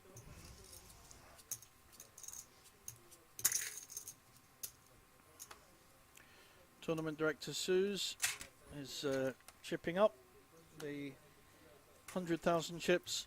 The red ones are 500,000.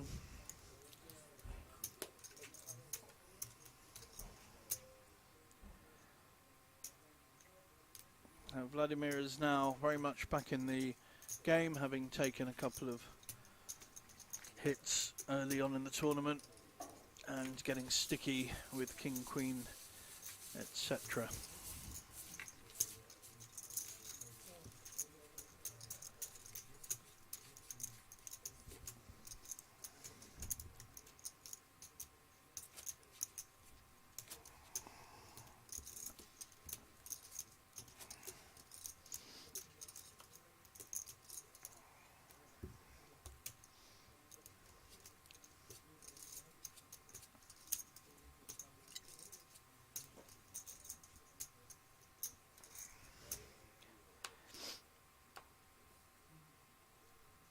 So Richard has 6.6 million, that's exactly 11 big blinds. It's a nice hand to raise with, Queen 10 suited on the button. Now he has a stack as well.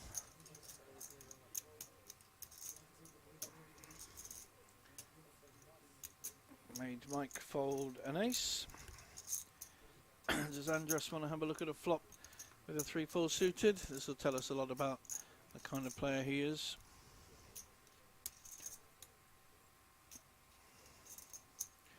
Good man. I like the call. And you can see, although he's dominated by 2 high cards, he still has 40% equity. Wow, this is a flop. 2 hearts for the flush draw and a straight draw with a pair. gut shot draw with a pair. I don't think we're going to see Andres going anywhere.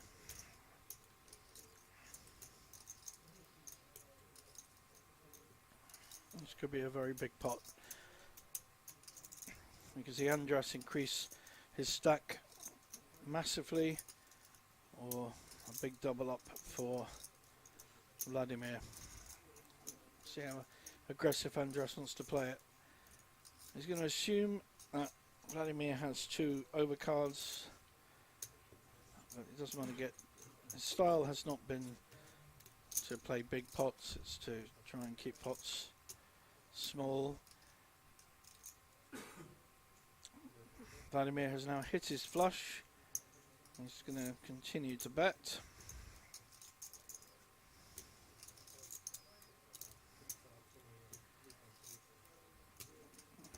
Will Andres be aware? Well, he'll obviously be aware of the flush on the board, but will he put him on a flush? Or will he feel his 3 is still winning? Good fold. Gave Vladimir a lot of respect. It was a strong bet. It was a very strong turn bet.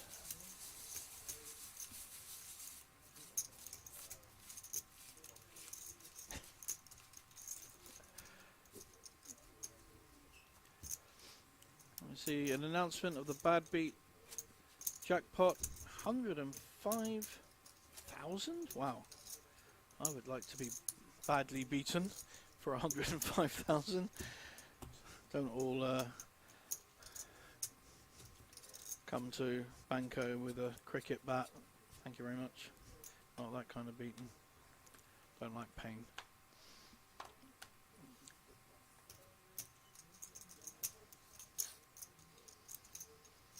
Yeah, Vladimir not going to be too creative. Oh, I like this. Mike raising on the button with the 5-4 suited. Andres just snap folds Queen 9. And we're going to see an all-in here for sure by Richard. And I think Mike will then fold his 5-4.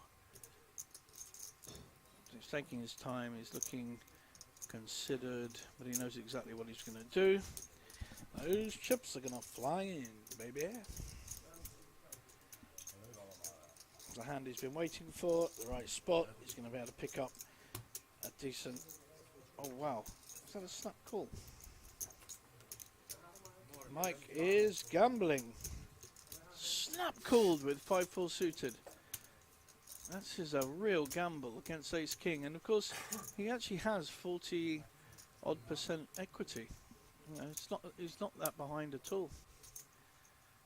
Tournament Director Suze is looking on, making sure that everything is done right. It's an important stage. The next player out will be 5th for 15,000, but of course they both want to go for goal. Wow, something for everyone. The ace has hit, but so is the 4, and there's a straight draw. So Mike has snapped with his 5-4 suited. Didn't even think about it. Mind you, there was only 11 big blinds and he'd already raised, so I think he had to call really. So Mike is now still behind, looking to hit a 4, 5 or a 3.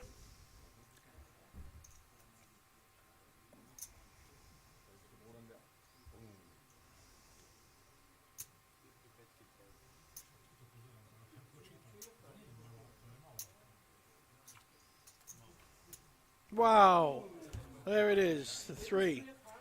He's hit a straight to the 5. Poor old Richard waited for a big hand, Ace King, but I think Mike has really played some very good poker on this final table. He's taken risks, he's made moves with the short stack, he's been very brave in how he's played, and I think that call, that snap call with 5-4 suited, I really like. It's a risk, but it's a considered risk. He's come here to try and win the tournament, not to ladder up to 4th or 5th. And if you look there, you'll see his VPIP is high, 25%, it's the highest of the lot, and his pre-flop raise is higher than everyone else. So, you know, he's playing the most poker of the lot of them. And we're now 4 left. We're going to be getting close to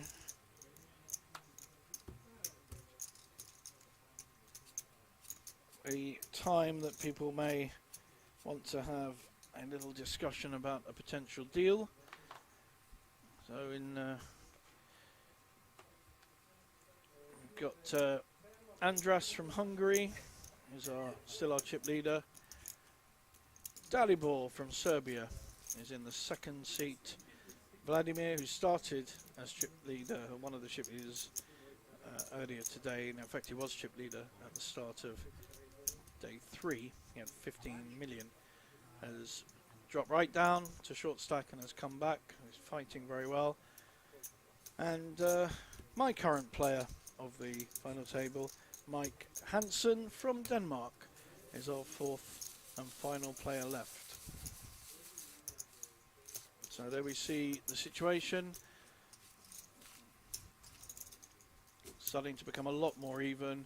We're now between 40 and 20 big blinds, so there's not a huge amount of variance, whereas we had Andras at about 70 big blinds at one point, down to 7 big blinds of Mike Hansen. So really good play, good laddering, used his short stack effectively.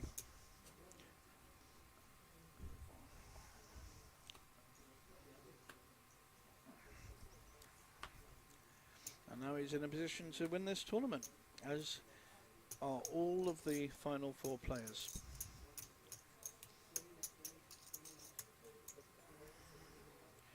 So just a call in the small blind with Queen 4.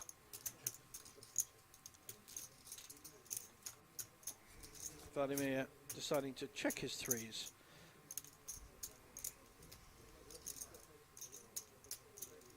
He's going to bet this. There's a pair on board that makes his pair stronger. And he'll find out whether there's any resistance, which there is, because there are 2 clubs on board. He's got a flush draw, and that's allowed the check. Probably both check this down, and the 3s will take it.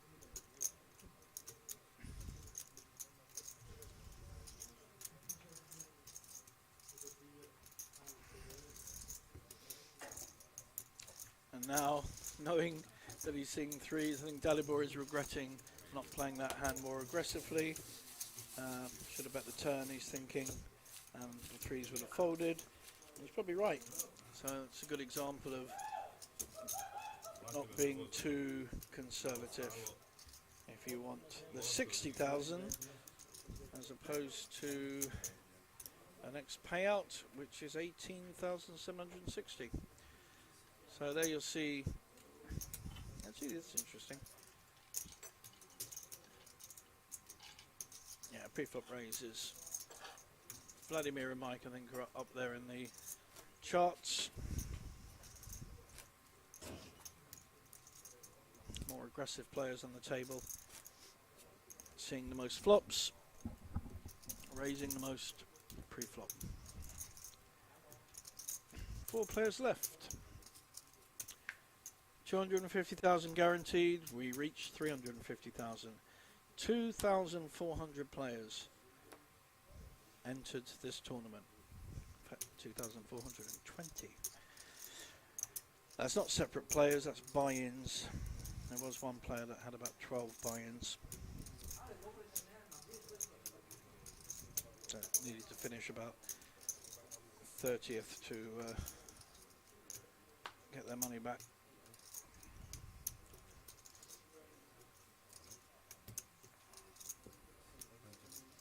So we've got a raise with the 8-9 offsuit.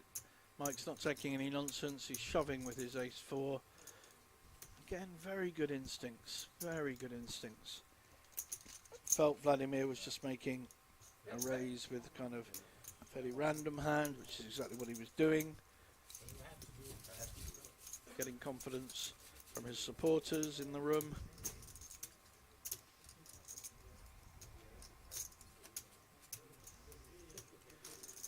I'll be feeling pretty good about the way he's playing this final table. I certainly would be, and he's gained great confidence as well as a good stack.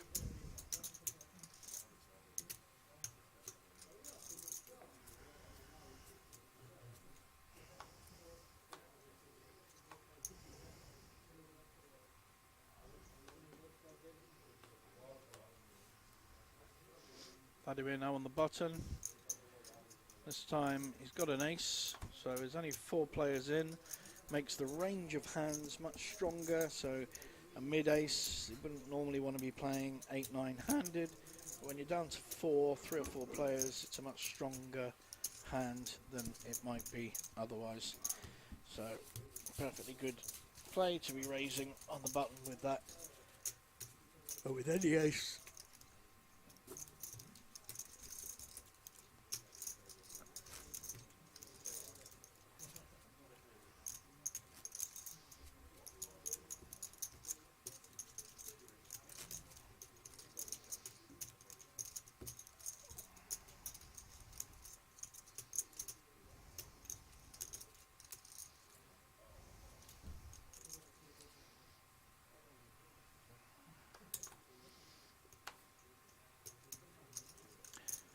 another ace for Vladimir, this time a better one, a suited ace-8.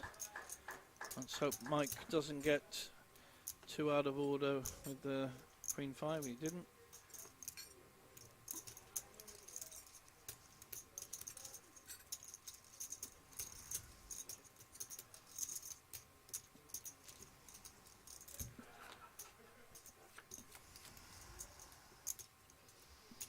Big blind called with a 10-3 suited. He has hit his flush draw. Decided to check it though. Getting very trappy.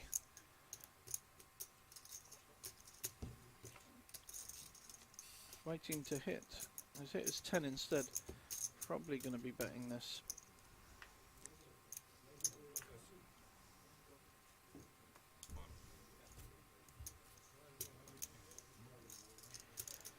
Gets called by Vladimir, who thought his ace might be good. Also gets to see his hand.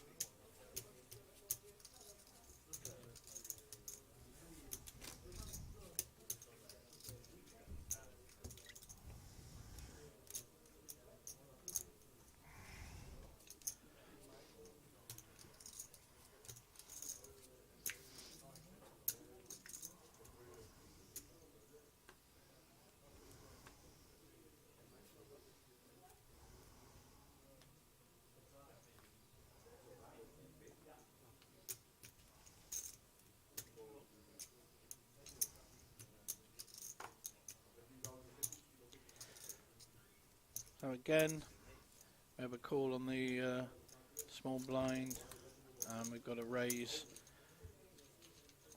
with the a7, takes it down. Of course, the blinds come around very quickly when there's only 4 players. Every 4 hands, you're in a big blind again.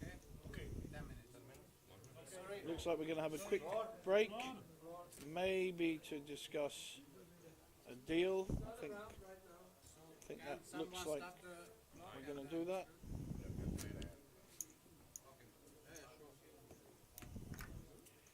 We are on a break to discuss a deal that I mentioned right up the front. When we're down to 3-4, chances are there will be a deal discussion.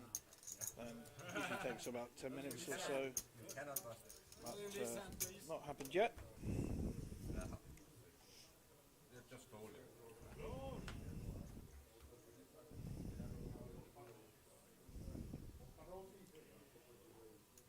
We're going to see a raise from Andras, who's not been busy, so we'll get respect for his raise. King 9, good playable hand.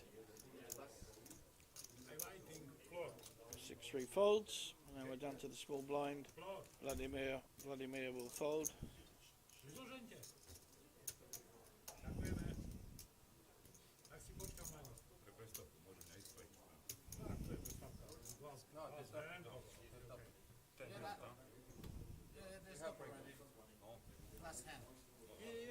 Ready, floor. But they stop. Time stop. Only the last hand. This is the last hand. Okay, time stop. Bit of a misunderstanding there.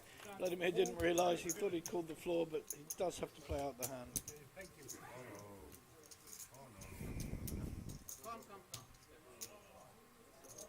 King 8 is calling, but it's King 8 suited, so there's not a lot in this.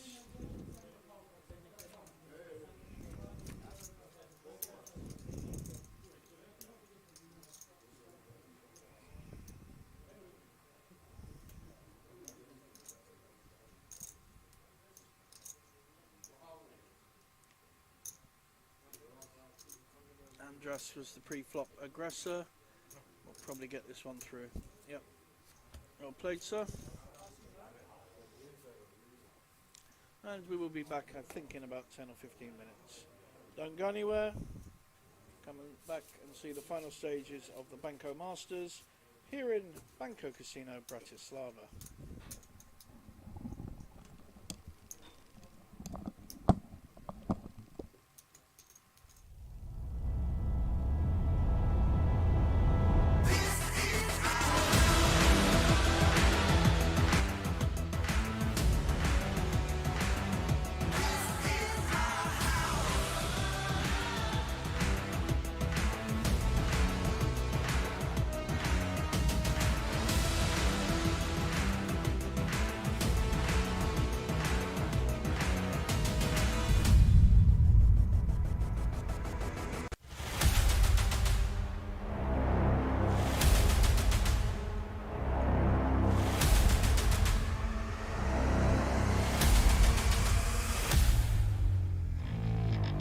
Look, in due time, just one try to get it right.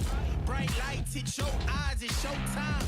Let's go, make sure they know who you is when you walking through the door. Train to go, all you know, that's for sure. Ay, ay, ay, say it's just a game, but we don't play. Super serious, had to shake the room, now they delirious. Next one's up is us, that's the answer if you curious. Know that we here for.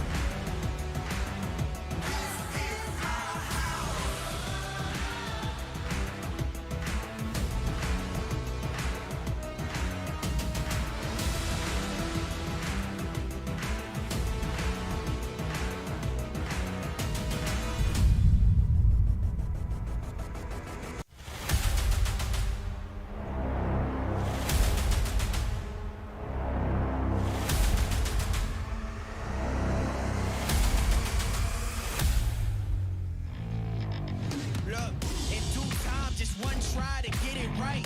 Bright lights hit your eyes, it's showtime. Let's go, make sure they know who you is when you walking through the door. Train to go, all you know, that's for sure. Ay, ay, ay, say it's just a game, but we don't play. Super serious, had to shake the room, now they delirious. Next one's up is us, that's the answer if you curious. Know that we here for.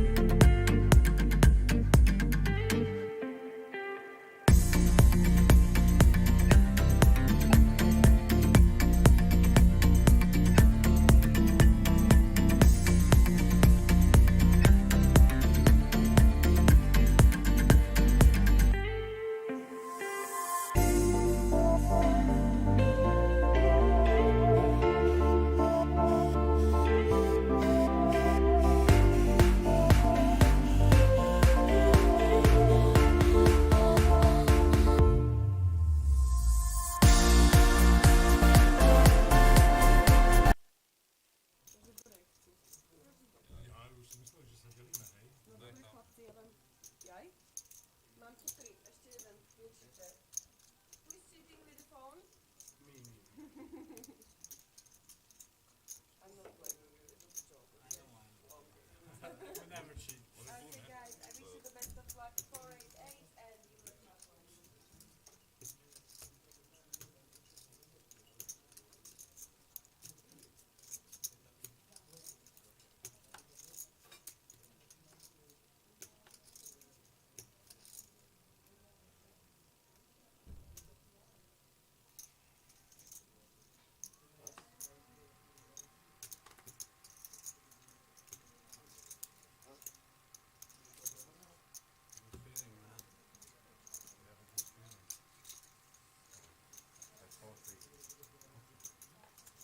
Not suited.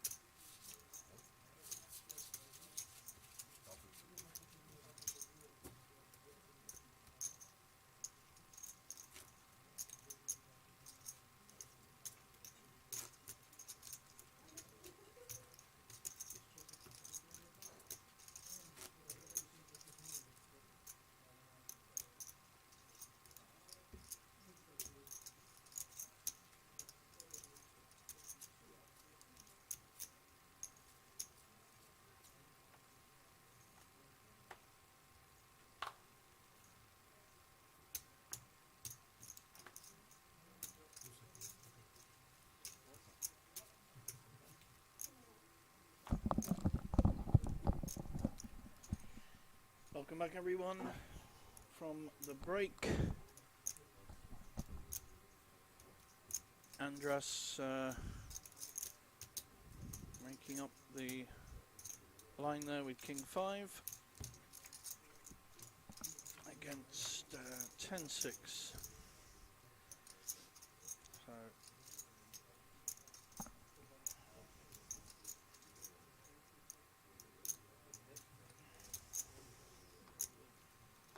see if he can extract some value out of hitting the flop. Yeah, nice bet there, takes it down.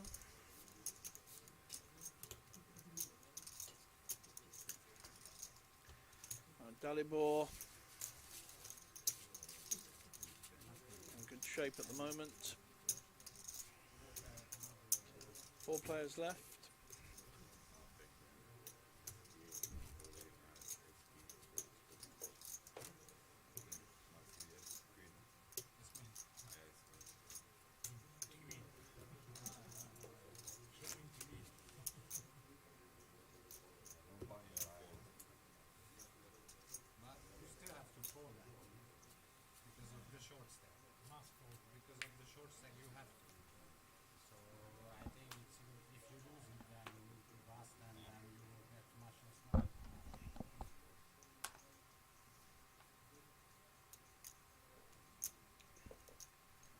Andres will definitely be raising here on the button with ace 3.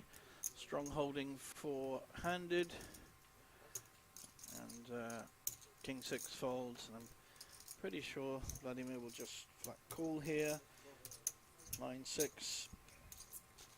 He's going to feel both his cards alive.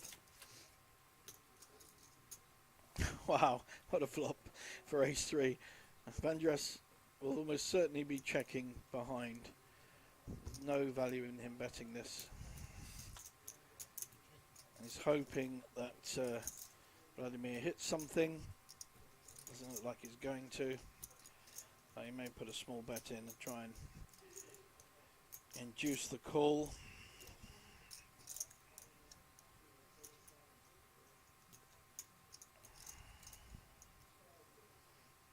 Small 1 million-ish bet. An immediate fold. Unlucky. That's such a good flop. And he's sized to himself because that was a kind of hand that if Vladimir had got an ace or a pair, he could have knocked him out quite easily with that hand. He underrepresented on the flop. And he's ruining his luck. You can see what's going on in the brain there.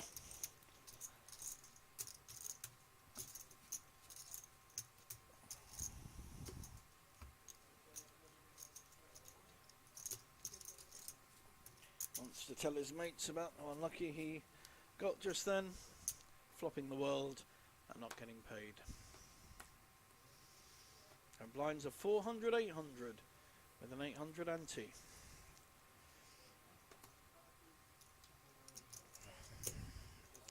Vladimir just gives up, and Mike actually had a playable 10-9 hand.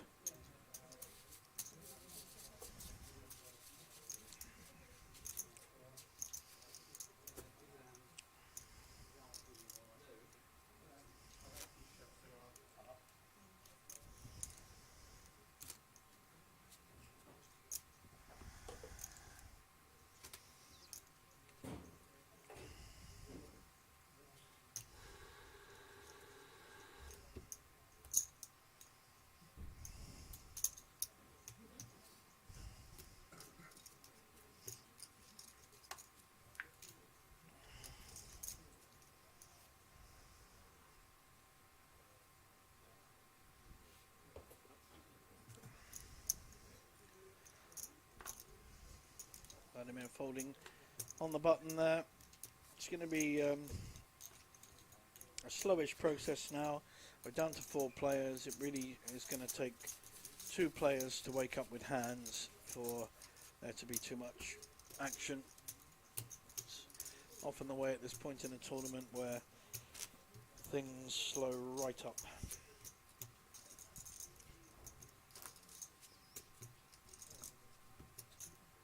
More often than not, there'll be a raise and not even a call. Maybe the big blinds will take a look, and then if they don't hit, they'll fold on their flop.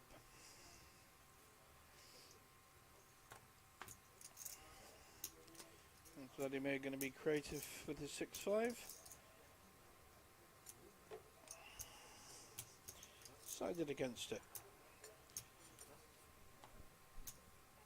Mike not raising with 10-7 there. May have missed an opportunity. I think he'd have got it through. If you see the hands. Again, the range should be expanded. You should be looking at raising with your 10-9s, 10-8s, 10-7s, Jack-8s, sometimes not even suited as the range widens. So here, the Slovak Poker Open coming up in February. The warm-up, just the warm-up, 50k guaranteed with a €100 buy-in. Unbelievable. So that's, wow, 500 entries, 500 entries. That's a lot of people to play a warm-up tournament. It looks like a very exciting event coming up in February. Let me look at my diary.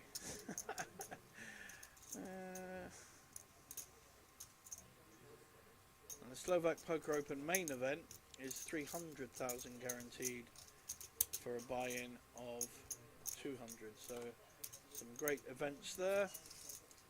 And there's even a little €50 warm-up on the 10th of February with 15,000 guaranteed. So they're expecting a lot of players from around Slovakia and neighbouring countries like Hungary, Austria, Czech Republic. So it looks like it's going to be a very good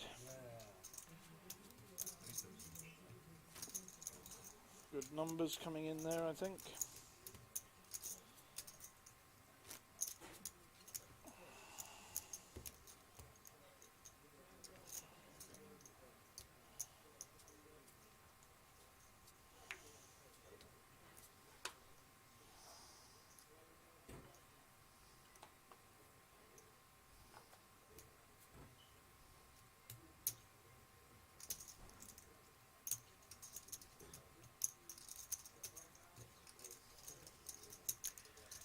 Here, this looks like this is brewing to be a big pot. So we've got a raise with the 9s, and unfortunately we're going to see a re-raise with jacks. So Mike has woken up with a big hand, and I've got a feeling that he's not going to be able to get away from this hand with the 9s.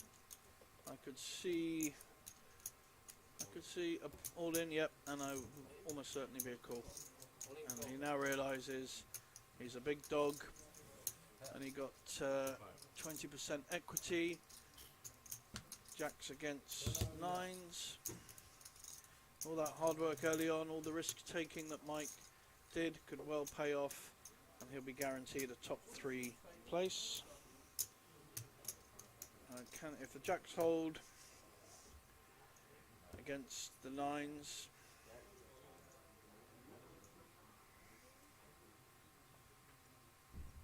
so Dalibor at risk with 9s.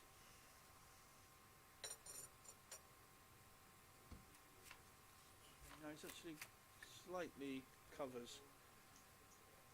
Wow, what a flop. Flush draw and overpair for Mike, and up and a gut shot draw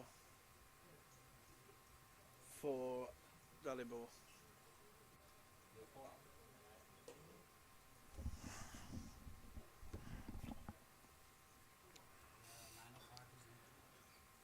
Unfortunately,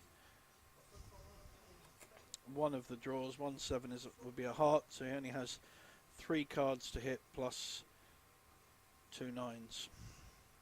5 cards to hit, you can see up there, 3 7s and a 9. The wrong 9 hit, so he hit his set, but that gave the flush to Mike. Wow. Well, his supporters very happy about that. And he now really is in a great position to win this tournament from being the short stack at the table. It just shows you. I've seen it happen quite a few times. A friend of mine, James Aikenhead, who actually lives in Prague in the Czech Republic, is an English poker player, did the same a couple of years ago in London. Was the absolute short stack at the table and went through to win it. And I wonder if the same will happen to our Dane, remaining Dane in the table. We started with 2. Mike Hansen. Well, the chips are being counted, but I think Dalibor, despite hitting his 9, like I said, it's the wrong 9, is going to be left with very few chips. And we will pretty soon be down to 3. Andres has gone for a wander.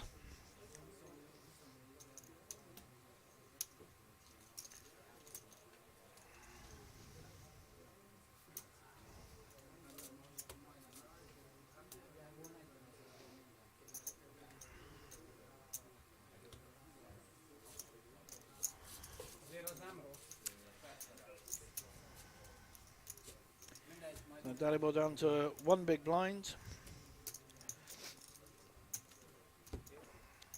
And then come around pretty quickly with only 4 players. And now Mike, for the first time in the tournament, is our chip leader from 0 to hero. in a few short hours. Just shows you. Poker can be an amazing journey sometimes. Of course, you can go the other way. You can be chip leader and go to 0. That would be hero to 0. But Mike is on the upward trajectory, except for folding the 7s against 5s. And there may have been a factor that Ditlev is a good friend of his, fellow Danish player, they know each other well. So that may well have been a factor as to why he didn't call. He didn't want to knock out his friend, who would have been at risk. I don't know, I haven't asked, but that is, I will ask him later, but that's a possibility. But from a poker point of view, it was probably the only bad decision he's made all final table. So Vladimir now, this is the kind of hand on the button, Queen 8, that you want to either be calling or raising. Ace King suited, yeah, just about raised with that. Pretty sure that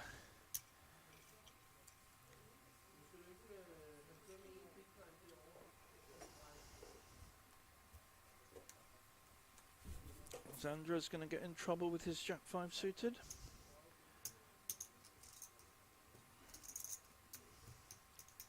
He knows that Mike's been very active. Yeah, that's the right fold. Just doesn't matter. Let it go. Yeah, I was considering, but I said no. You take part. Because I know you are crazy. That's why. That's why I didn't push. Yeah? I know you have to fold everything exactly. Even aces you have to. Don't play against lucky people. Cannot do that again. I know him already. But he's lucky. They're talking about his folding the 7s earlier.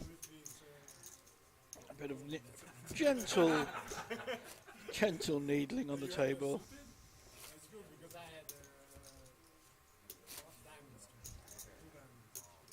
But I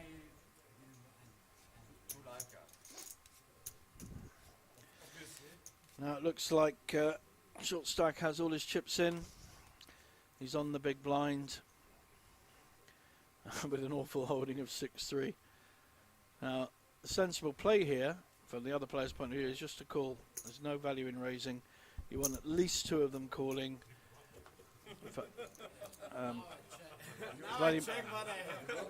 Vladimir should have called as well. They shouldn't even be looking at their hands, because it's in the interests of all 3 of them to knock out a player. This is a situation Vladimir may not have faced too much, but should have called. No need to bet. Just let it run through. At the moment, the 10 is actually winning, but he also has a flush draw. So the 6 of hearts and 3 of hearts are no good to our Short Stack.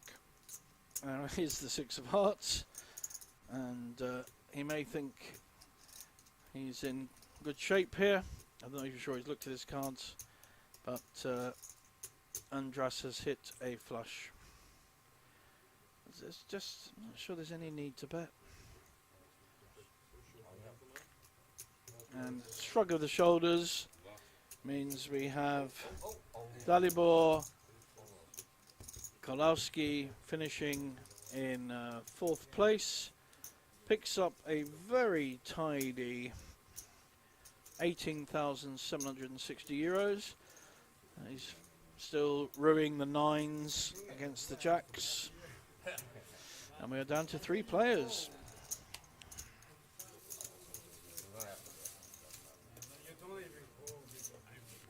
Very close at the top, and Vladimir has been on the comeback trail from a poor start, really. First 2 hours didn't play very well. Got very sticky with hands like King Queen. Didn't run that well either, and then he's built back. Very good return. He was our quite big chip leader. He had about 15 million when we started day 3 with 16 players. He was the chip leader. 15 million, as you can see, would be quite playable at the current point. A nice hand from Mike, 8-9 suited with 3 players. Definitely be raising that up.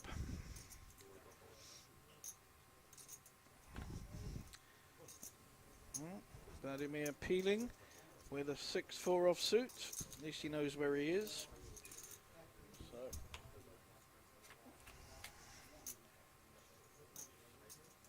he's hit a 4, but Mike has actually hit a 9. Vladimir does not like folding.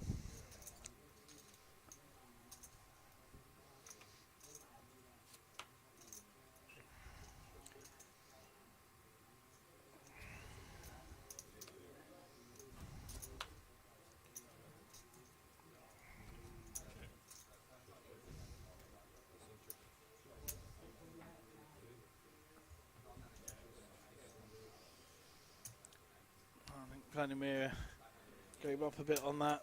Thought his pair might be good. Didn't want to put any more chips in. And our new chip leader is even more of a chip leader.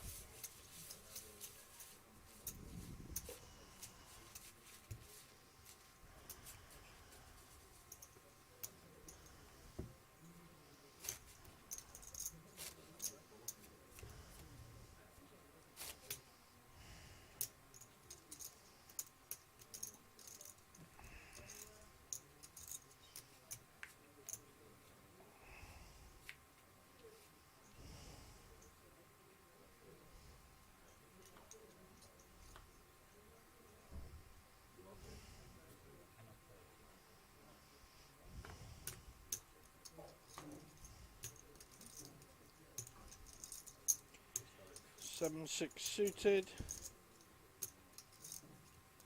Very pretty hand is raising Vladimir. I like playing these kind of hands, three-handed. It can play very well. He's actually hitting up and down. 4, 5, 6, 7. It's a very good flop for 4, 5, 6, 7. He will follow through. Good, strong poker. And we'll see whether Mike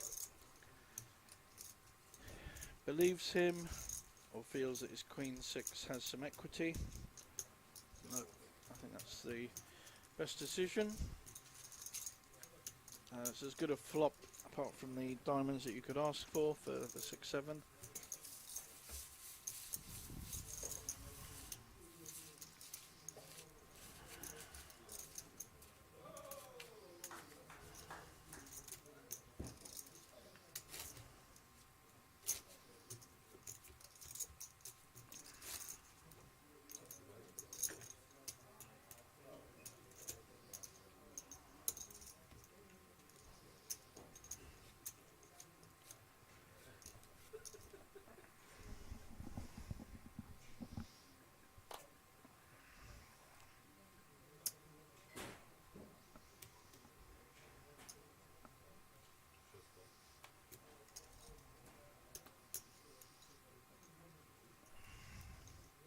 We've got a pair of 5s.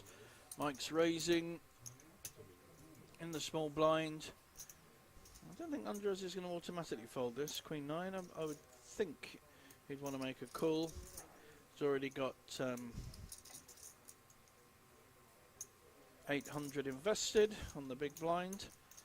He's going to peel and see what kind of flop he gets. Queen 9 offsuit against 5s.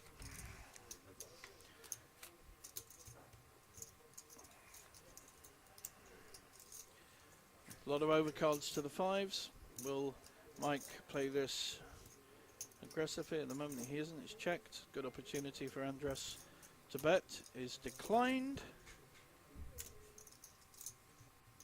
That creates a lot of counterfeit opportunities. The 5s could well be counterfeited by an ace, an 8.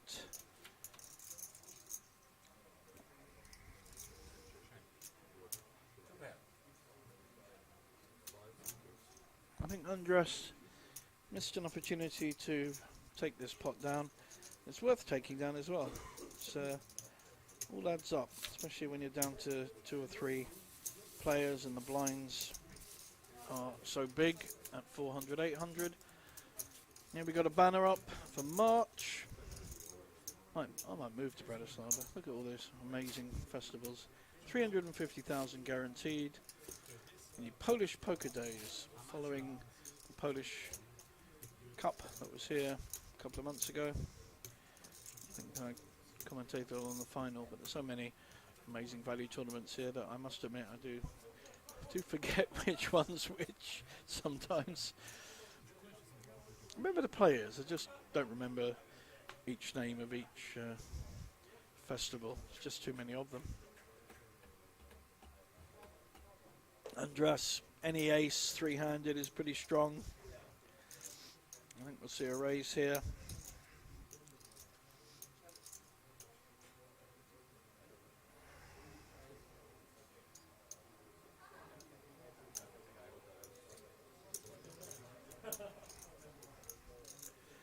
$2.1 million. Now Vladimir's also got an ace, dominated by the ace-8. Not a lot in it. This may well be more how the hands are going to play. So, cool.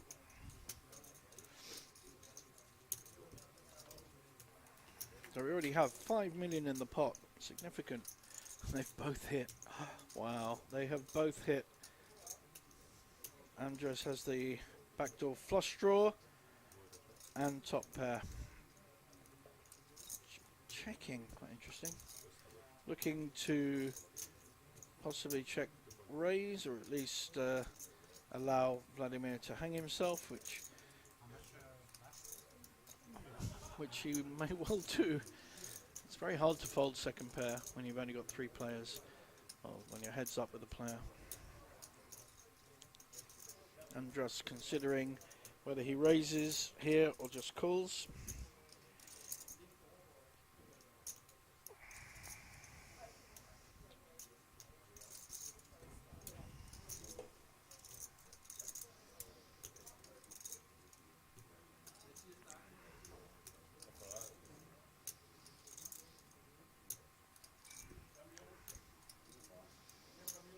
Vladimir is going to feel pretty confident that his ace-7 is ahead. What does Andras do?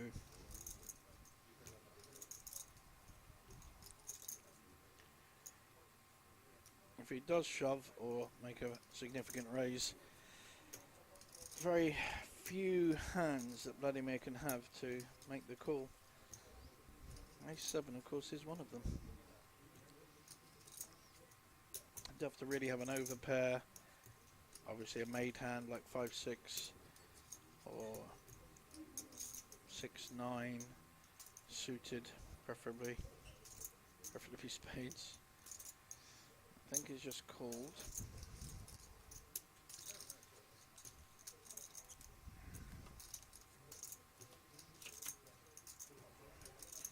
Queen hasn't affected anything. It'll be possibly a check call. There might be a check behind actually. Vladimir may slow down. And he has. And again, I think we'll see 2 checks. And Andres will take a good size 9.6 million pot.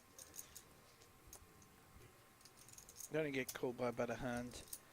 5 makes a straight. 9-10 makes a straight. Could have spiked a queen. Might see a value bet though. Andres might feel confident here.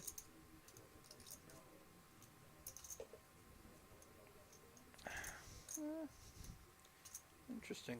Might well get called here. Looks a bit bluffy. Yeah. I think, called by Vladimir, so he's now lost a 14 million pot. It's unfortunate, really. I don't think anyone did anything wrong, particularly in that hand, Andras. A lot of pot control, didn't go mad. Nice value bet on the end when he felt secure. And like I said earlier, Vladimir would have felt that his ace-7 is ahead of most ranges. So just got a little bit unlucky, but it means he's very much in third place. The 2 chip leaders, 42 million each, over 50 big blinds, and Vladimir down to 13 million, 16 big blinds. So at the moment they haven't been talking about any kind of deal, but we've got 25,000 for third, 37,000 for second, and 62,000 rounding up to in first place. So we have about 122,000 in total left in the prize pool. That's a lot of money. I know I'd be looking at talking about a deal right now. Let's see what they do. Vladimir making moves now. He feels he has to. With Queen 3. Mike getting sticky with a 7-6. Like it.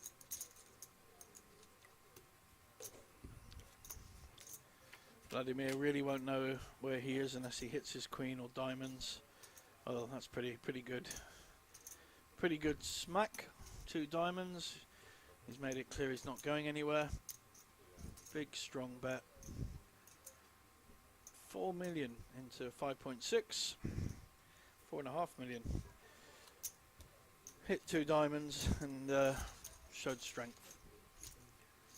Well played.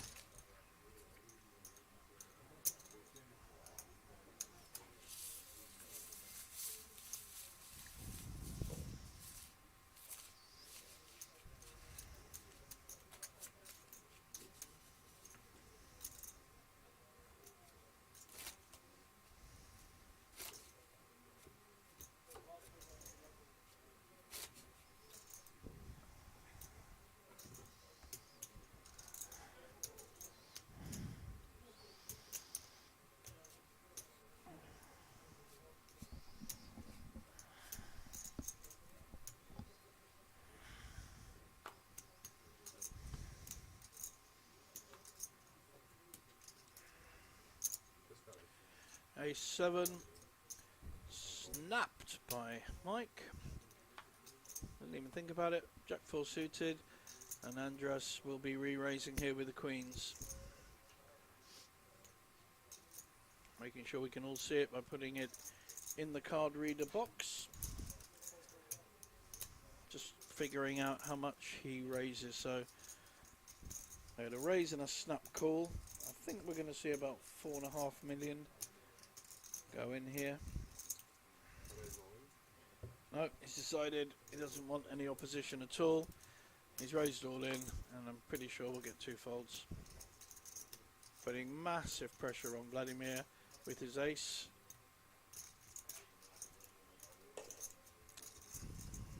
Is he considering calling with a7? I know he's shortish, but he's still got a playable stack. I would not want to be getting it in with a7 against a player as strong as Andras. He's not made any kind of real mistakes or moves. Yep, good fold, good fold. Right, easy. Easy money, mate. Easy money. Does help if you've got queens though. I like that play because it's, you know, if you just raise there, the a7 may call, spike an ace and your queens are useless. This way, he just takes down 5 million pot at no risk.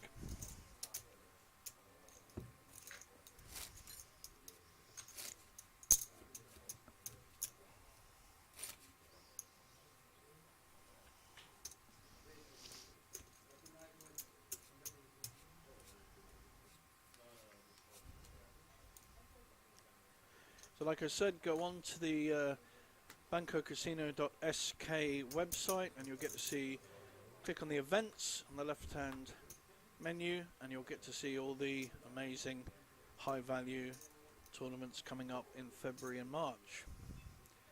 And we've got a raise with the King 10 by Mike. That raise made ace 4 fold, but Vladimir does not like folding. So Jack 2 suited is called on the big blind. King 10 has smacked this with 2 pairs, and Vladimir is up and down, but decides that the risk is not worth taking.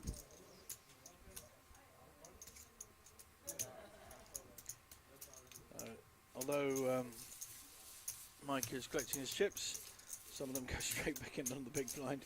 Only got 3 players, so literally everyone is involved every hand. One is small blind, one is big blind, the other is the button, so there's no time to think or breathe. Here comes some of the banners for these incredible tournaments coming up. This is the Cyprus one in March. €250 buy-in, 250,000 euros guaranteed. Guarantees coming thick and fast here at Casino Banco, or the Banco Casino in Bratislava. Andre will be raising here with a suited ace on the button. I don't think you'll need to go all in at this point. He just has no information about the players behind, so I think a fairly normal raise, something like 2 point, no, just a bit less, 1.8 looks like. Yep. The blinds have nothing and just fold.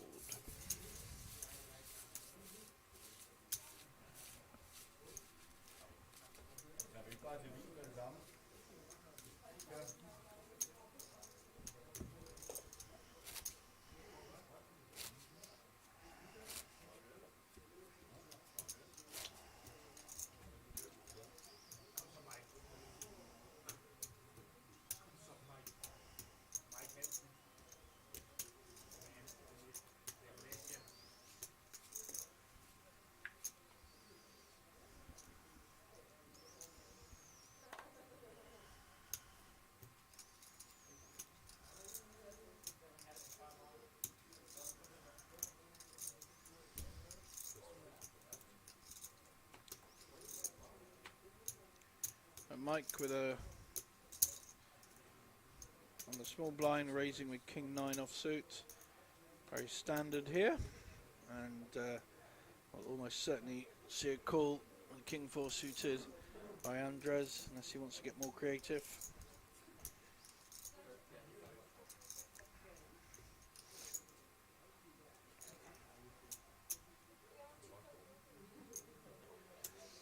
Now 2 to the flop, both with kings, 1 suited and 1 und.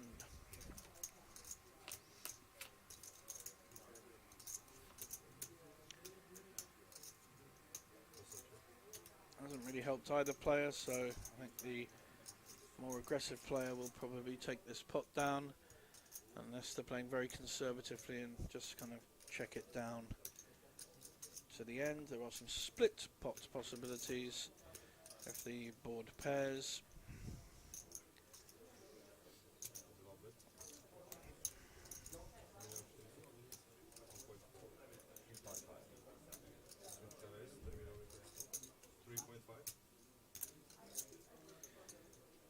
Very nice play here.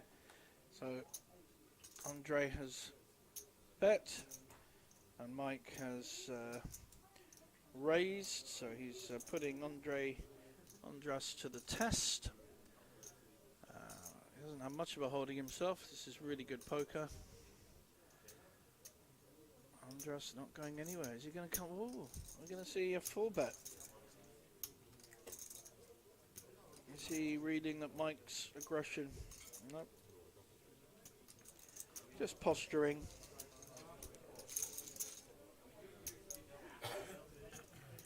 Great poker by Mike. Certainly been the most active and probably the best player at this final table. Like I mentioned before, was the short stack when we started and has come through to be the chip leader at this point. Played very, very well. One mistake, and that was against his friend, so I think he's should be forgiven for that. Hasn't put a foot wrong apart from that.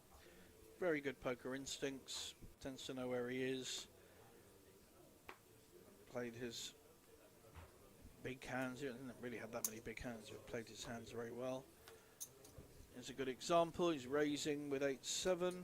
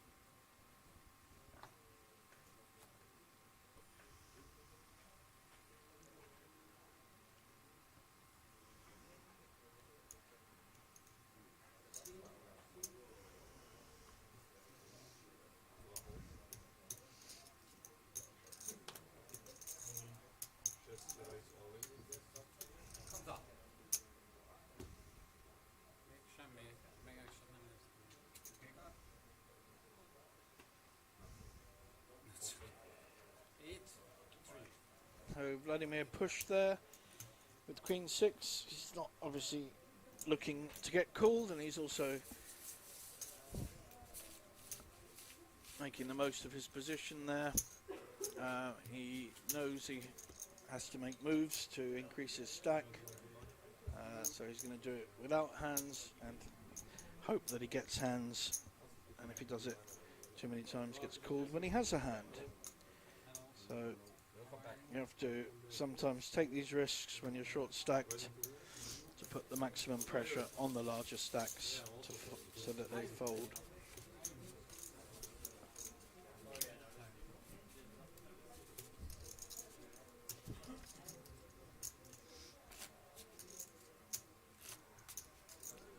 We're still waiting for two big hands to clash, and then we may lose a player and to be down to the final two. But we are down to 3 here at the Banco Casino in snowy Bratislava. This is a good hand to make a move with. I just hope no one's got a bigger hand. Another push by Vladimir. Andras folds his Queen 10, and the 5-6 also goes in the muck.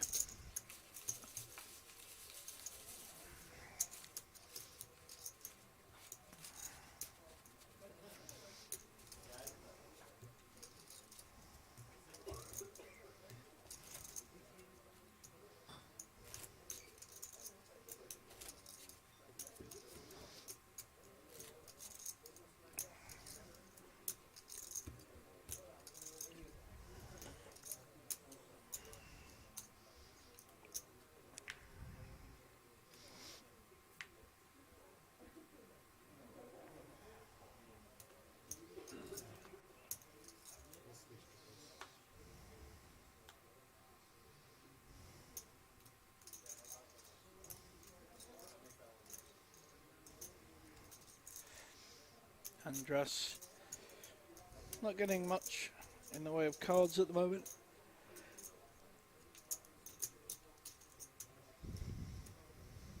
May want to peel or raise, but keeps his focus and concentration and folds. Vladimir is having to be more active as the short stack. Hasn't been afraid to get it in with quite a wide variety of hands.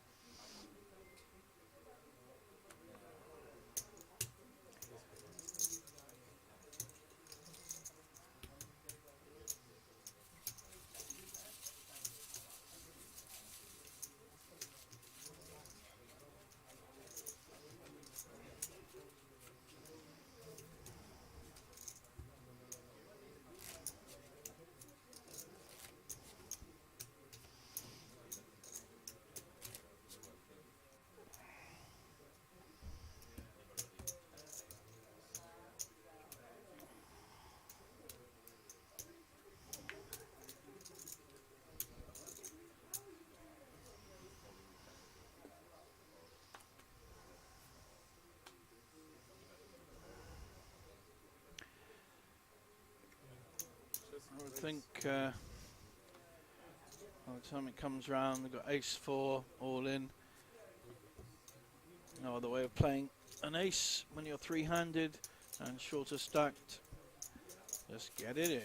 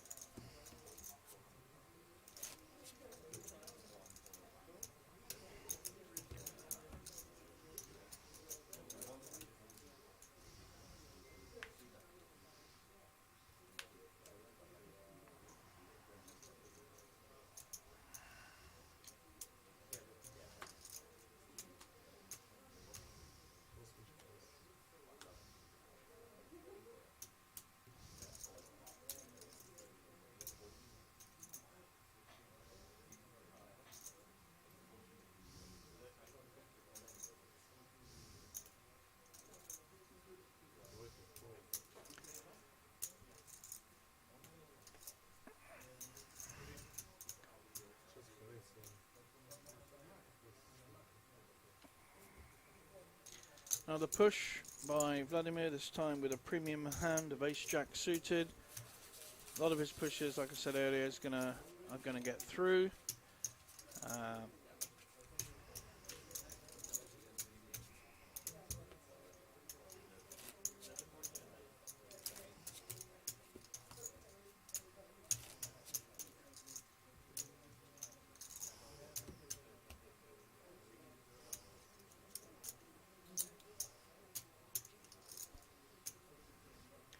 As our prizes that we've talked about quite a lot already.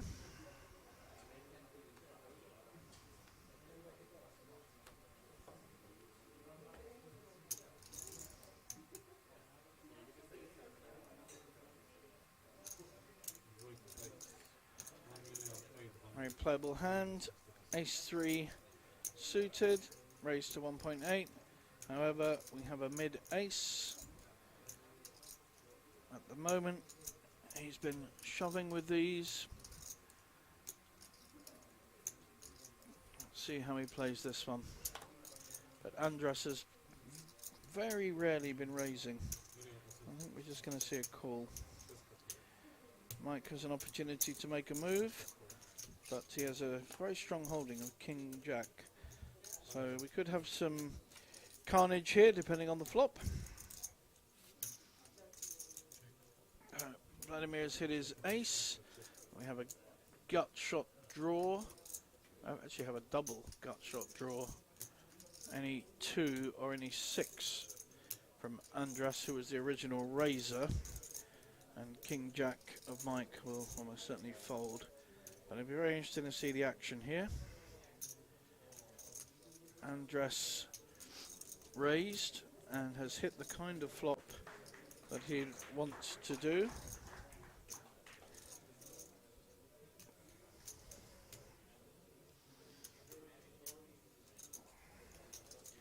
He's been mainly playing small ball poker. He hasn't wanted there to be too big a pot, so if he plays to form, yep, smallish bet, 2.5, I think, 2.5, and push by Vladimir. Very hard for Andras to call this. He's got himself in a world of pain.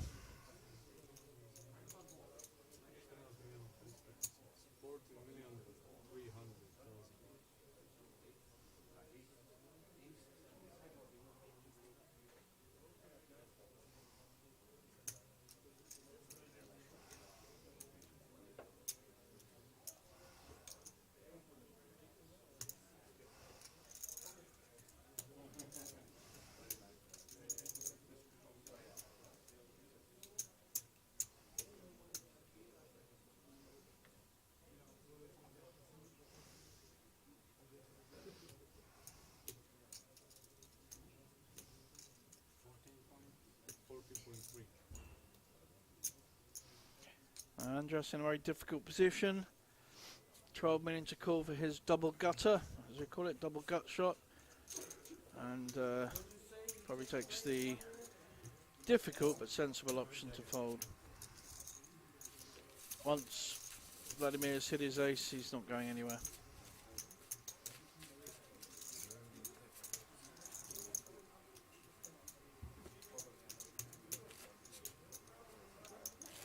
So still fighting hard.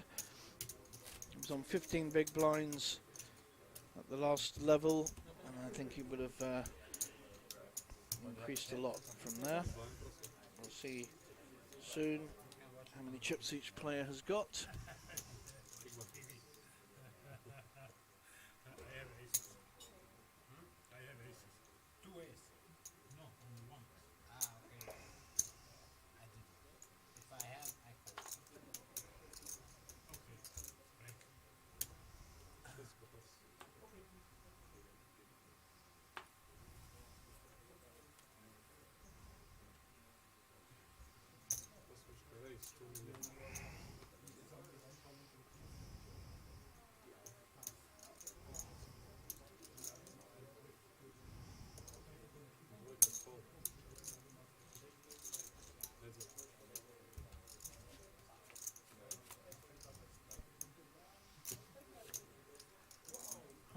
King 6 and Ace 9 on the flop. Andras is going to feel a little bit persecuted at the moment. He's not running that well, not getting big hands, but he has hit his king. However, there are a lot of clubs. And now Mike has hit the nut flush with the ace. I'm going to bet this. I don't want to bet it too big.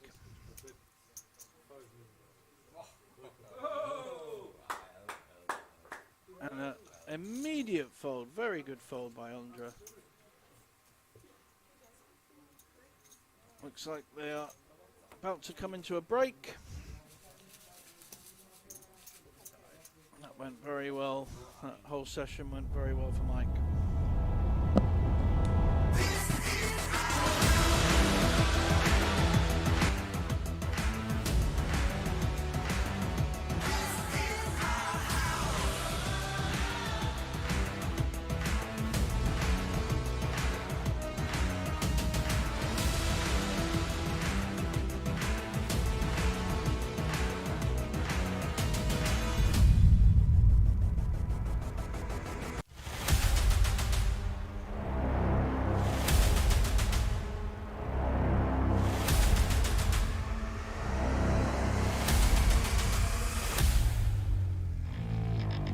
Look, in due time, just one try to get it right.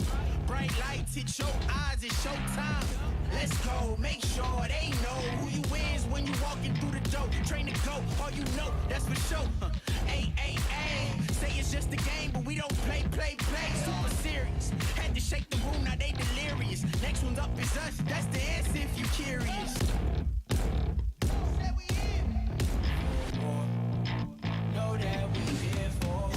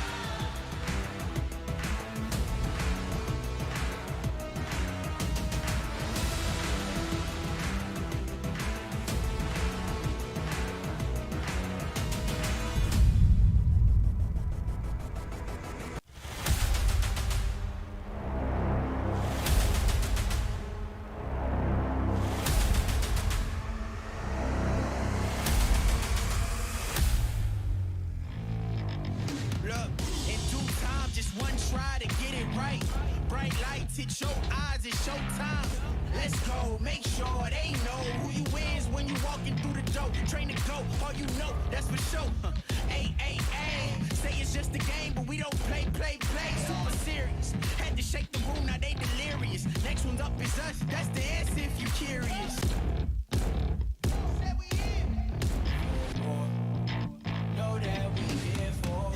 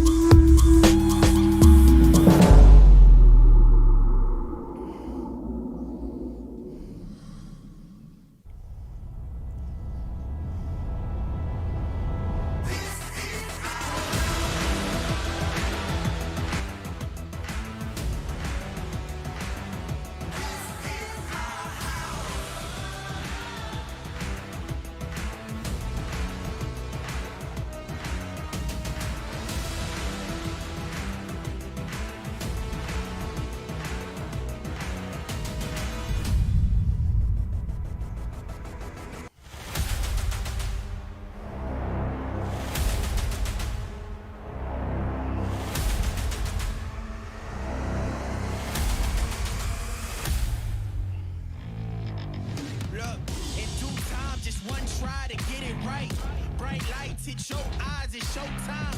Let's go, make sure they know who you is when you walking through the door. Train to go, all you know, that's for sure. Ay, ay, ay, say it's just a game, but we don't play. Super serious, had to shake the room, now they delirious. Next one's up is us, that's the answer if you curious. Know that we here for.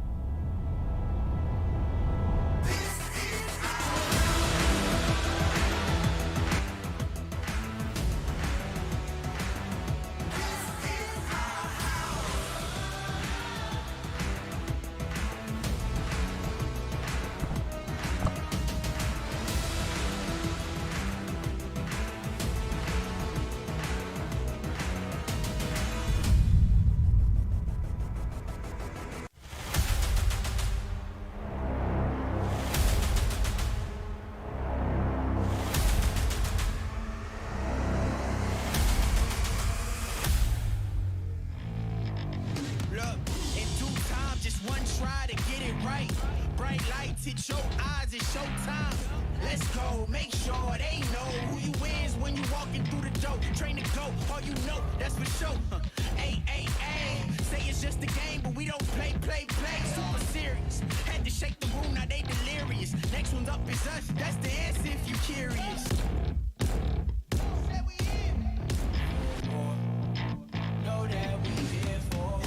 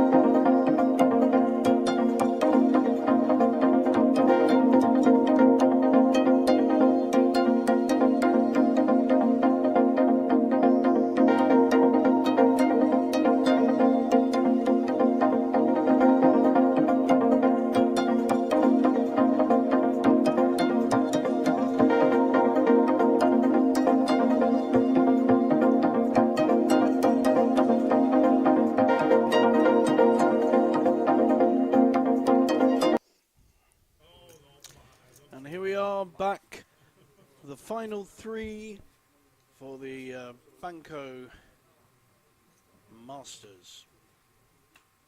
We can see the chip stacks of the three players. Here's a nice raising hand. Mike has ace-10 suited on the button. Going to take a good hand to call. Yeah. Vladimir taunting him with the queen-2 offsuit.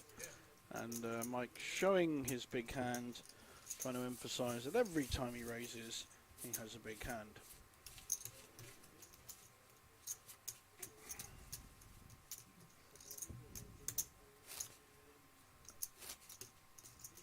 So I understand that a deal has been discussed between the three players remaining in the break, and under ICM, which is a standard international way of working out how much players get according to how many chips they have.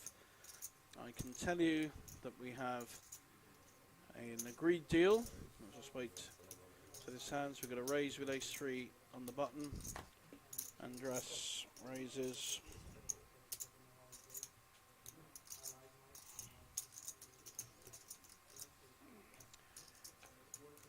This time has a pair of 8s, and I don't think he's going to take any nonsense.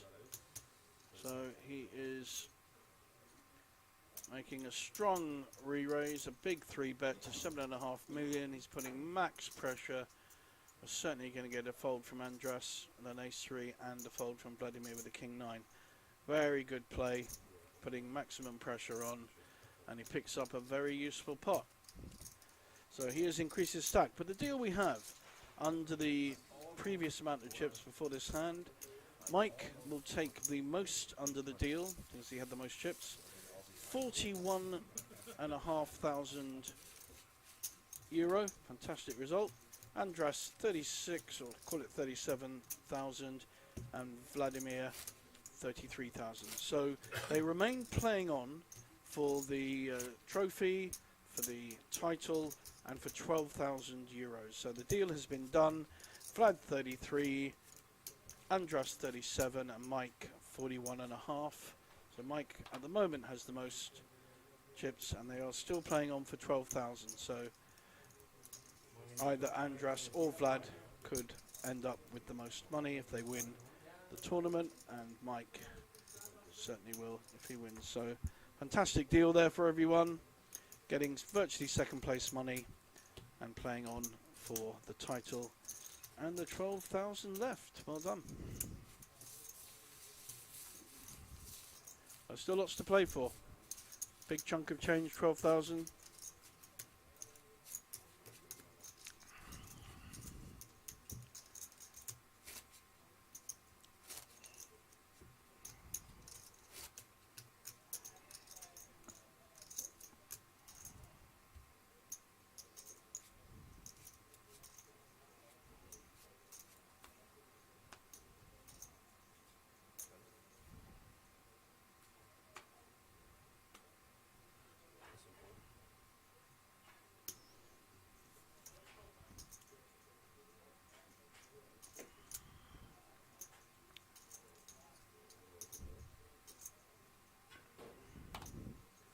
Andras calling with a queen-6, and Vladimir checking behind with a jack-4. So fairly standard play at this point. Depends who's hit. So we have 3-3-6. Andras has hit the 6, and he's slow playing it relatively. He's going to feel comfortable, except Vladimir now has hit a jack. So unfortunately for Andras, Vladimir's going nowhere. Just going to call and let Andras get himself into trouble. Probably should have bet that flop. Bit of a mistake there. And now full house for Vladimir. Will Andras bet into this, or will he slow down? There's 6 million in the pot. He may have a stab, representing the 3, but Vladimir has an unbeatable full house.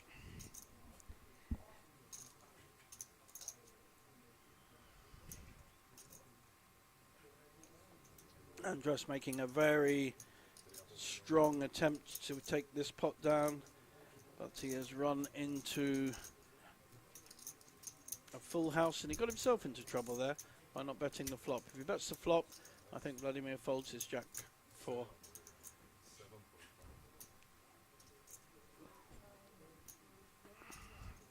So, lovely raise. Just a nice small raise. Wants the call.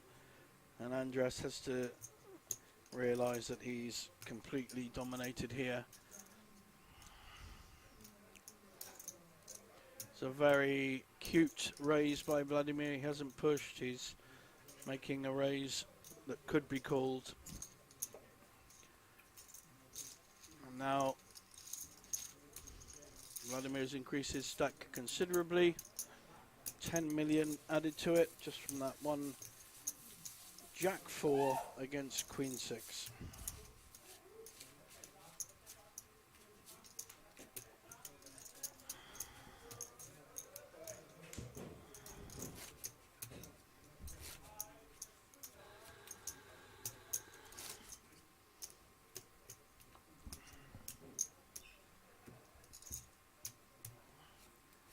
After a very strong start on this final table, Andras is starting to lose headway.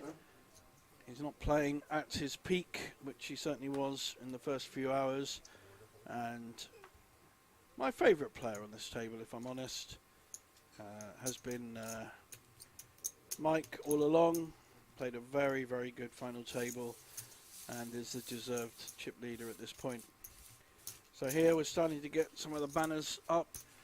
30,000 mystery bounty for only 50 and 50. So 110 buy-in on the 25th to the 29th of January. What a great value that is. Wow. 110 euros for a 30,000 guaranteed mystery bounty. So half of that will be the bounties and half will be the prize pool. Now we have a very strong holding of ace-king offsuit with Vladimir, who's going to be raising this up. He's getting hands at the right time in terms of the trajectory. Snap called by Mike with 10-9 and a fair call as well. And we've got 8-7 suited. All got perfectly really playable hands here. A lot. So flop dependent, of course, but all three with a good opportunity to take down a good pot. So the ace-king has actually missed, and both the other two have hit this flop. So the best one is Mike, who's looking to check raise.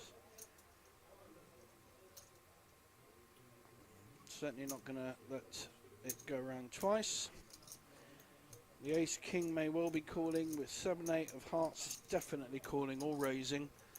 It's got the actually got a straight flush draw. 7-8 of hearts with 9 jack of hearts. Also got 2 pairs on board. Don't know whether he's going to want to raise here or not. Put maximum pressure back on Mike, who's certainly been doing it the other way around. This is a good spot to push, and he has the right amount, and it means only a jack can call, and he has quite a few outs with the straight flush and the flush. I think the ace-king will probably have to give up depending on what Andras does. If he pushes, I don't think he'll get called.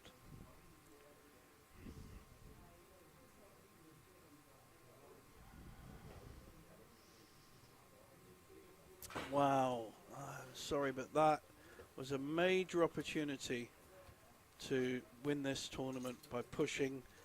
He would have picked up a big pot, because I don't think he'd have got called, and even if he was called, he had a lot of outs. I think that shows the mindset that Andras is in. He's playing too conservatively, to be honest. If you get that, if you play 8-7 suited and you on the flop or the turn have a straight flush draw, very conservative play to fold. So Mike's aggression again paying off there. Put his money in at the right time. He's got another premium hand, three-handed, king queen suited. It's a nice raise, 2.5.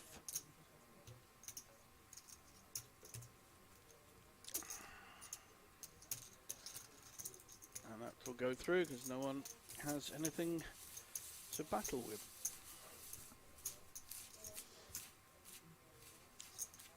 So all three players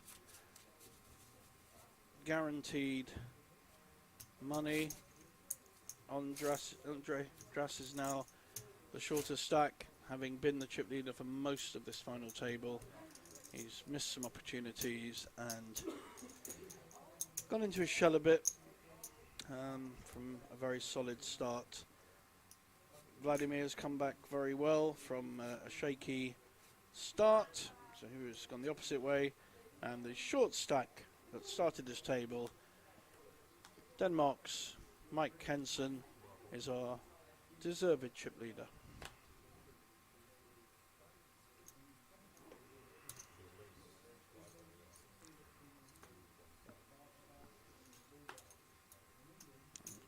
Sure, he will be playing a Jack-9 suited. It'll be interesting to see if he raises with it or not. Takes the more conservative option of just calling. I think that's the right play. So 2 to the flop.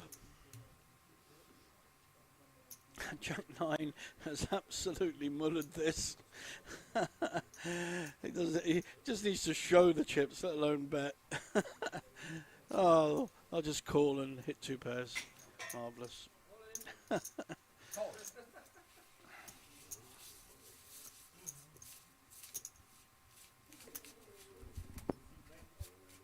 Oh, got some action happening, technical tech supports here. And I think there was one of Mike's Danish supporters. There's a few in the room, a few cheers going up now and again. I think there'd be more people watching a final like this. Hopefully there are on the stream. Big hand for Vladimir again. He's getting hands at the right time, Vladimir.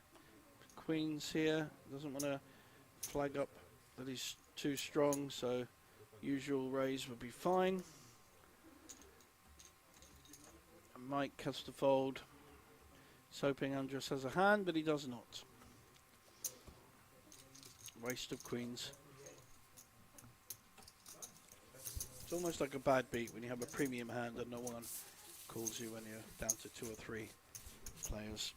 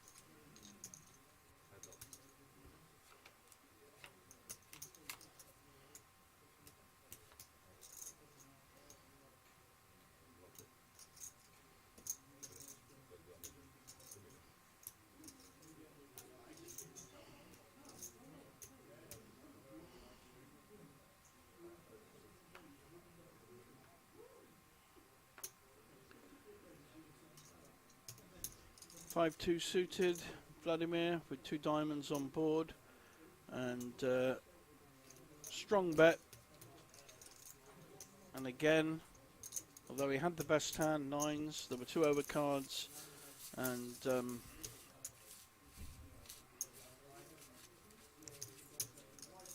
Andras is running a little bit scared at the moment. He's not in a great place to go through and win this tournament. His folding hands he shouldn't be folding, and not making the best decisions. It gets very hard sometimes. You feel quite pressured if you lose a couple of big... Oh, you can see the anger coming through. He's flicked a card onto the floor in frustration. Totally understand it. But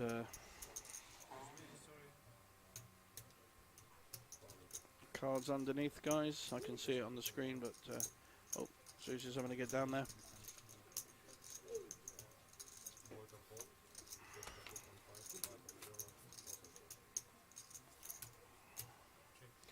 That's a good flop for Vladimir. He's hit bottom pair and a straight draw. But he's playing it very conservatively. Small bet gets through.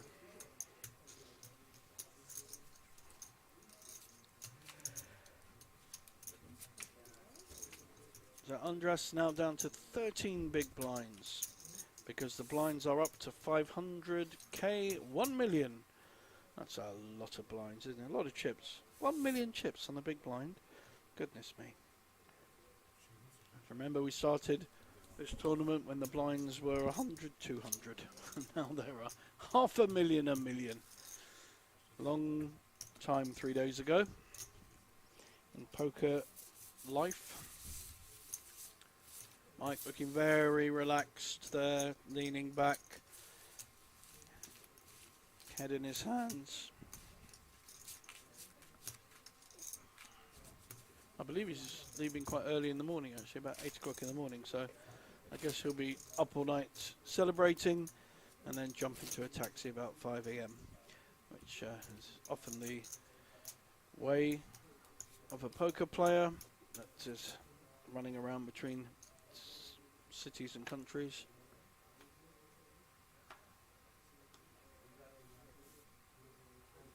Vladimir this time folding an ace. So strange. It's because there was an all-in bet.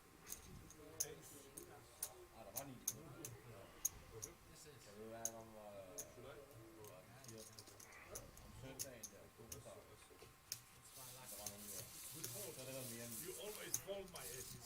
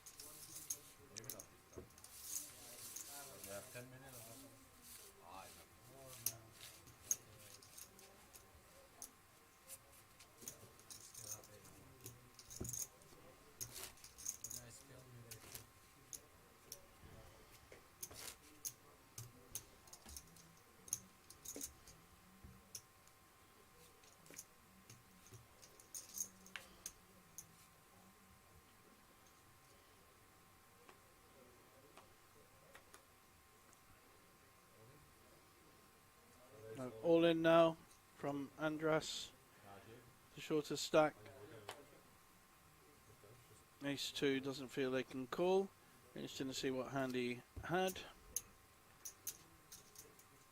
Picks up 2.5 million with the blinds and the antes in. So significant improvement. I think he's going to be, with any variable hands that he wants to raise with, it's probably all in, and with a really premium hand, big hand, I want to be making a raise and hope that you trap someone or get someone to make a move.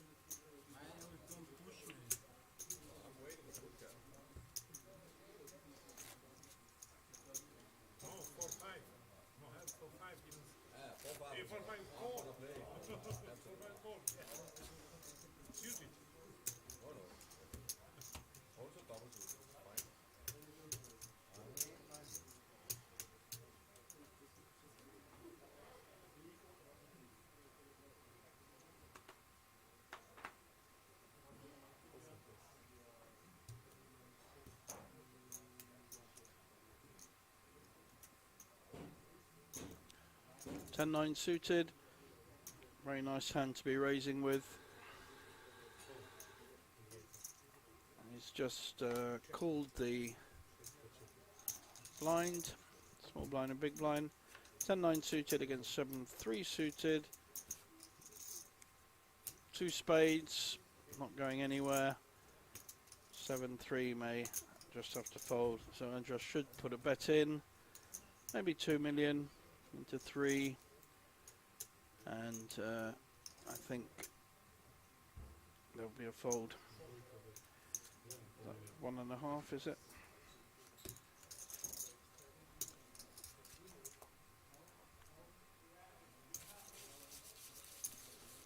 I think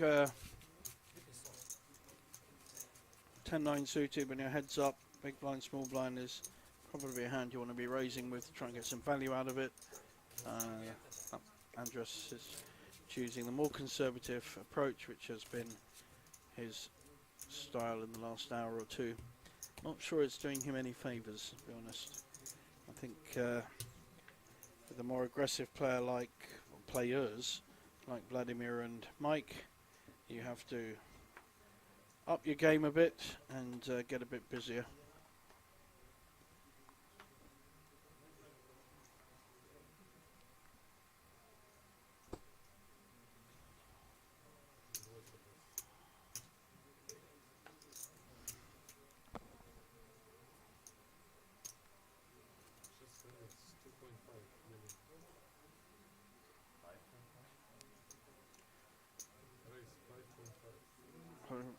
Raised to 2.5 million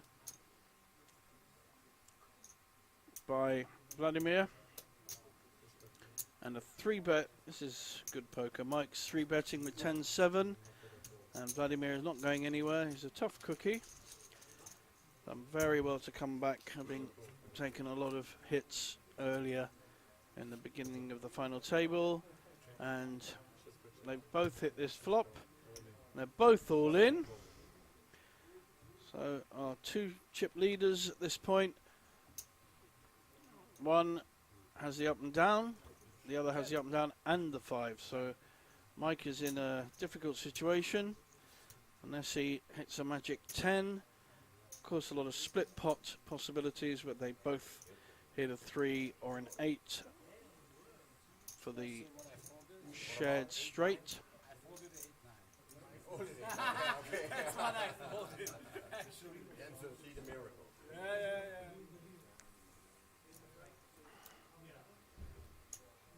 Now Mike only has 25% equity because they both got the same up and down draw, but Vladimir has already hit his 5.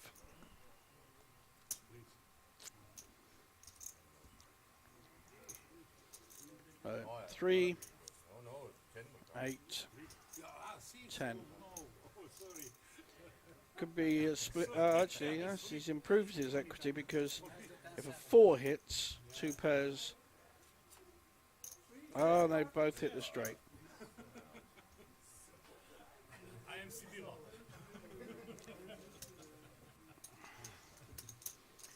I think secretly both be happy with showing that pot because it would have crippled or knocked out one of them. Kind of always felt that was going to be a split pot somehow.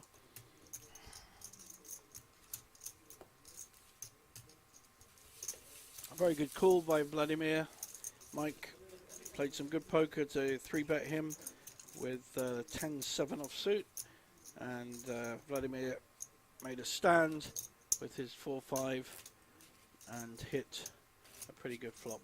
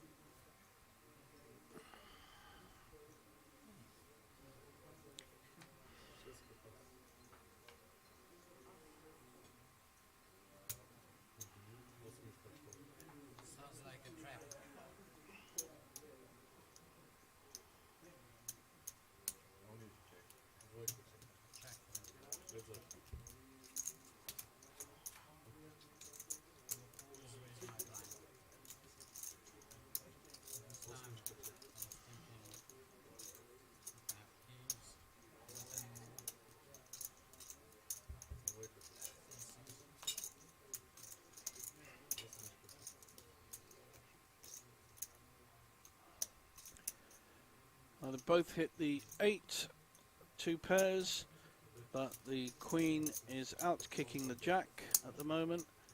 However, there's no way that Mike's going to be folding. Andre could pick up a little pot here. He's still kicking with the queen.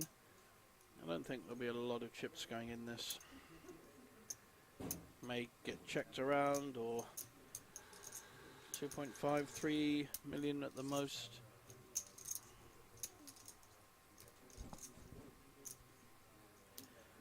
Yeah, nice little bet coming up, I think. And probably will get called. Mike won't be folding 2 pairs here. He's going to get the news that he's out kicked. So 4.7, that's a good bet. That's a much harder bet to call. He's got to consider he's up against a king, but I still think Mike will make this call. It's unfortunate that he's out kicked. Ah, you have it. Ah, fuck. 7, 8.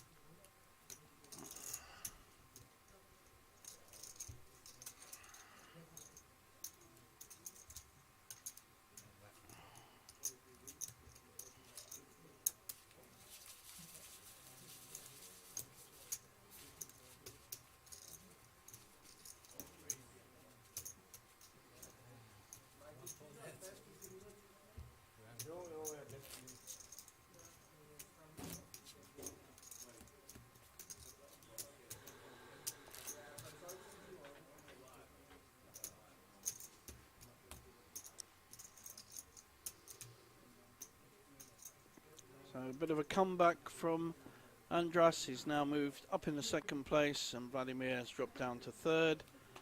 So these pots just takes 1 or 2 bets and you get quite a sizable pot, 10 million or so.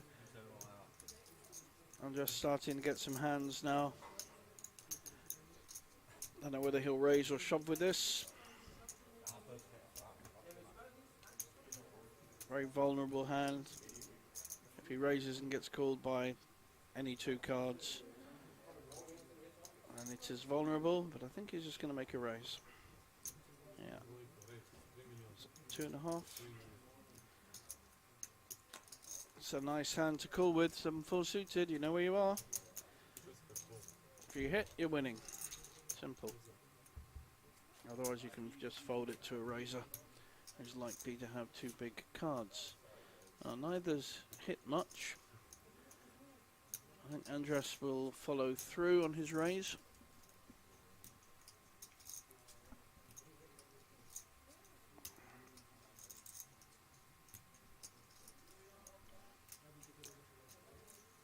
So he made the initial raise, 7 million in the pot. I think going on his previous bets, I think a bet of something like 2.8, 3.2. He's checking.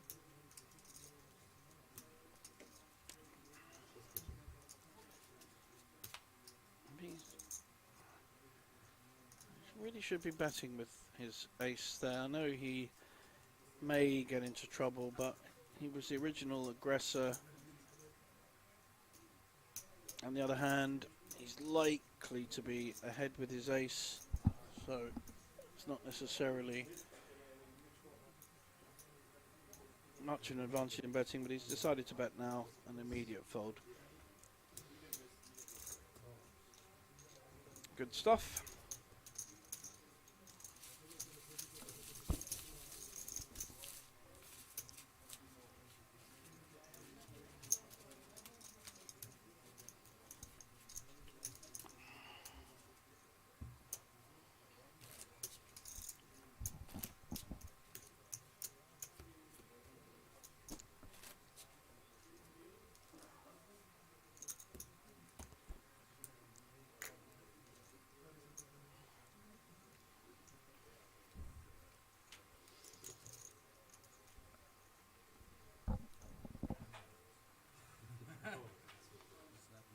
Nice pair of 8s on the button for Andras. He's starting to pick up some hands.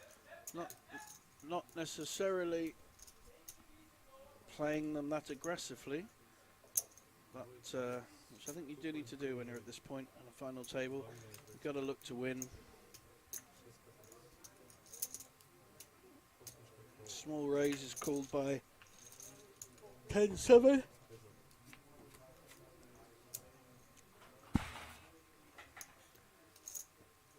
Pretty good flop for 8s. I don't think Mike will get too sticky, but he's made some good plays. May feel that it might be worth having a go.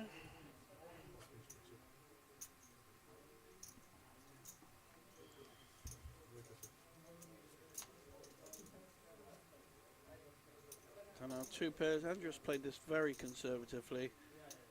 I don't know whether he's waiting for Mike to make a play. I'm sure we'll see a value bet coming up and an immediate fold by Mike.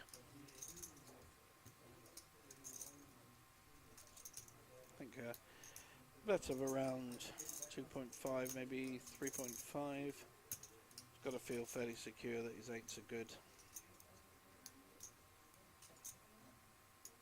I think this is more indicative of his mindset at the moment, whether he checks it down or bets. He's favouring the check.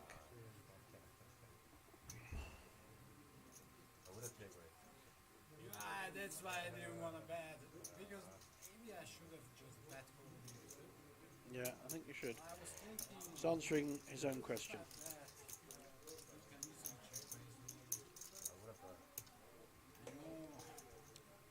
More conservative not to bet, but didn't want to be check raised and be put in a spot. I get that.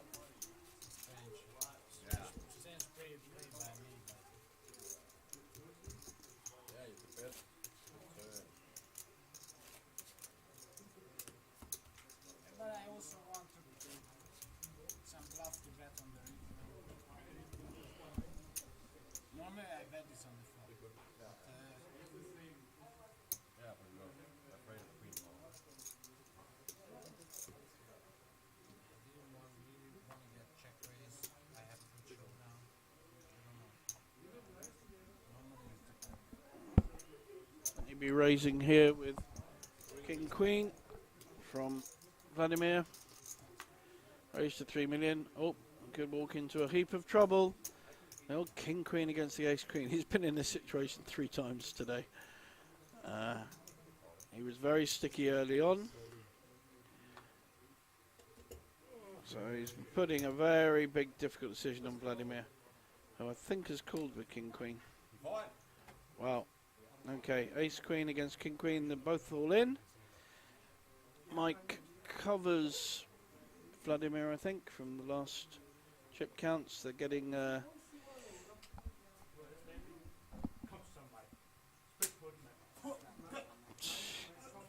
hello. It's a bit rude. Do that later when he wins. Okay, Vladimir under serious pressure. He chopped the last King Queen against Ace Queen. Obviously lights is a lot more trouble now though. Very can't see him. Yeah, I think it is get your coat time. Very, very hard to win from here. I had with a 10. 4-4. Or King King is pretty well it. He has a 1% chance of winning. And that's it.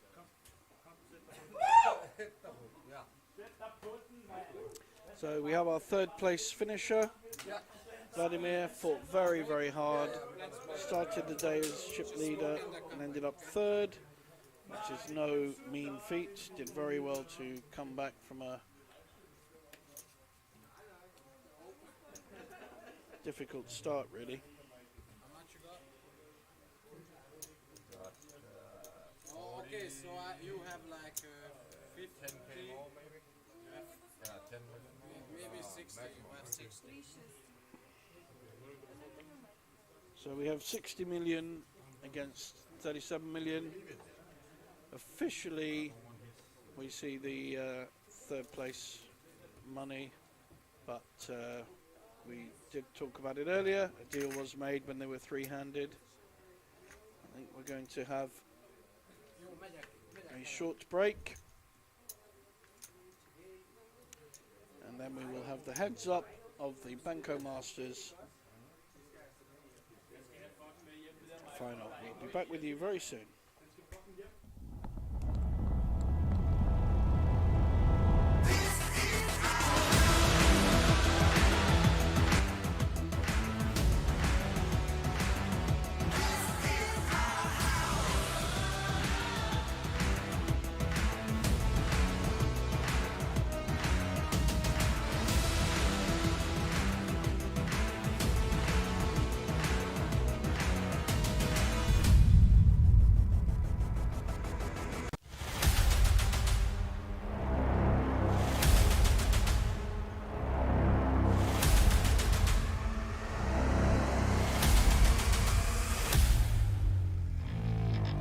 Look, in due time, just one try to get it right.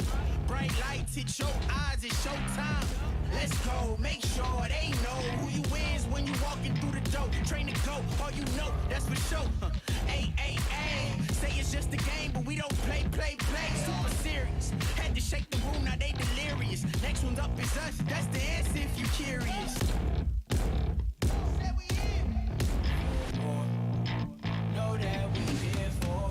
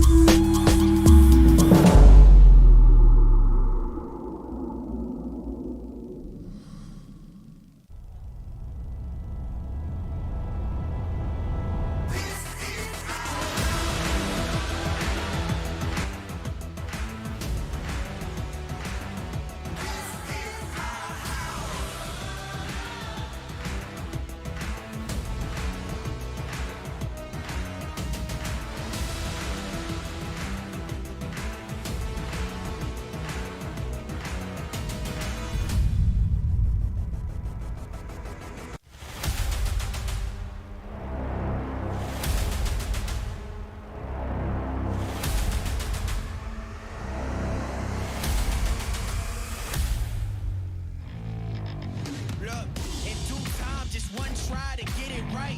Bright lights hit your eyes, it's showtime.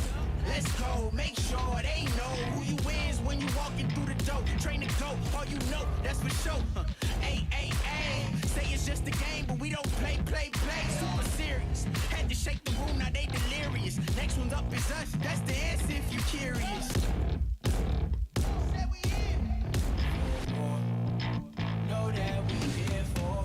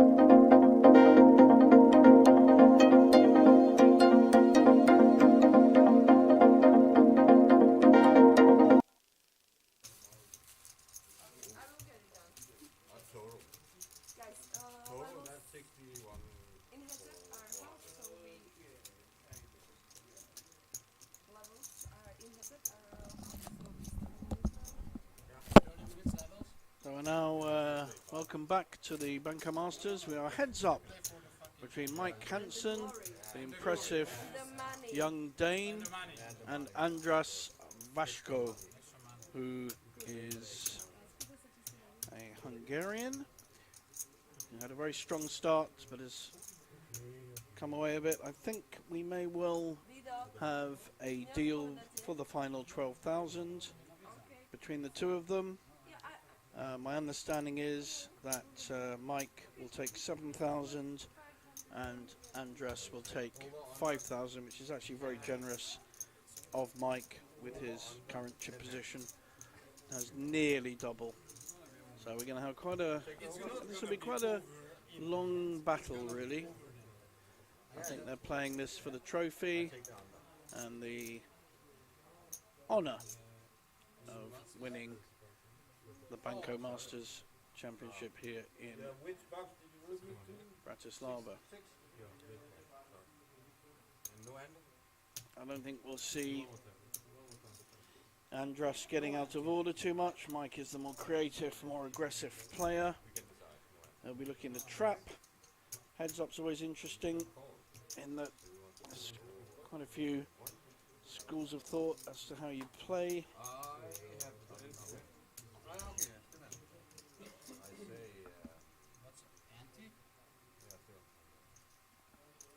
So the big blind and the small blind actually reverse when you're playing heads up, and there's usually no ante. You have it, you have it. So a little bit of byplay there. Pretending he didn't have a big hand and then shoving, and Andras reading that very easily.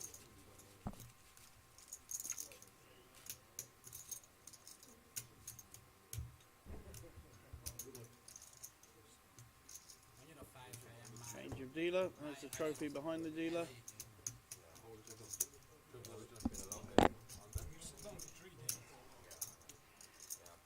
I won a very similar trophy last year, no, year before, here in Bratislava. Very nice trophies up in the cabinet at home. Not nearly as much money or as much prestige as winning this one. As a side event at the festival, which is back here in October, and will be in my country, in Nottingham, next month. I will be playing that one and doing a bit of PLO commentating and coaching. And then we'll be in Malta in May. Very nice part of the world to go, especially in May. So here we've got a raise, strong raise by Mike, 2.5. He's probably going to be fairly consistent with his raises, which is really what you need in heads-up play. You don't want to flag up too much the strength of your hand. Keep it consistent, and a perfectly standard call with a king. So Andras has hit his 2, but he normally likes to just let his opposition do the work. I'm sure we'll see a call here, and Mike may well shut down because he knows Andras will be calling ahead. He doesn't float too much. He would have got that information from his Danish friends that are watching this through YouTube or Facebook or the Banco Casino website where it's streamed. I'm sure his friends, in fact, are not taking any nonsense at all. He's just raising back. Mike now under a bit of pressure himself. I feel this is not a stand to take. So it's very good play by Andras there. He's hit a flop and he's maximising his return by letting Martin bet fold.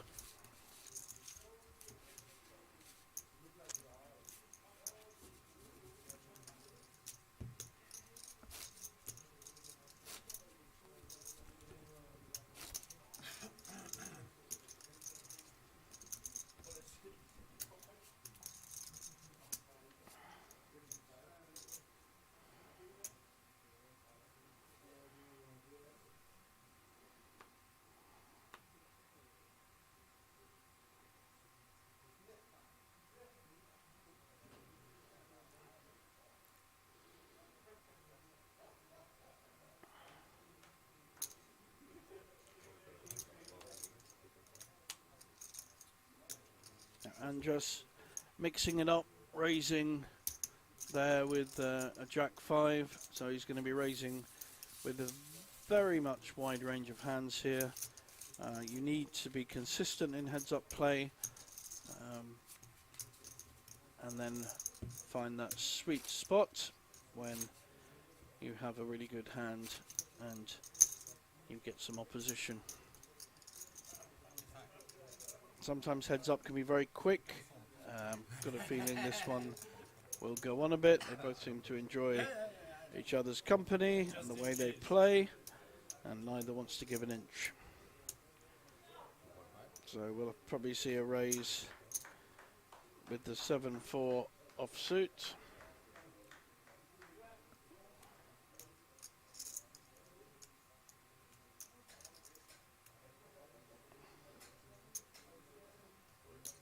And a standard call with King 5.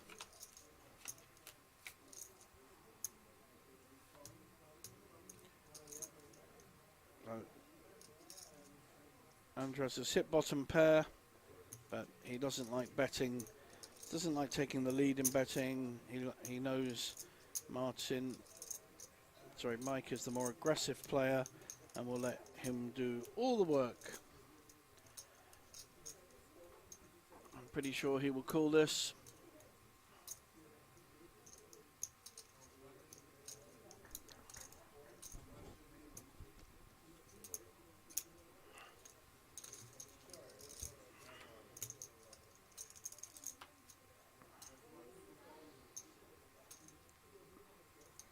So Mike is drawing to a 7 unless he makes a very strong bet, which is exactly what he's doing. Very strong bet. He's repping the Jack or the 10, and that aggressive play, very good play, got through. It looked like he was going to kind of show one of the cards and decided against it. Very nice play. Neither player will probably see much of the heads-up play or hear about it too much because we're half an hour behind, and I'm pretty sure it'll be over in, well, within an hour or so. Thank you for staying up with us. It's now 1:40 AM in Bratislava, Central Europe, and a lot of you have been following this from Denmark and from Hungary. A lot of online support on the various channels that this is streamed out to. So Andre raising on the button.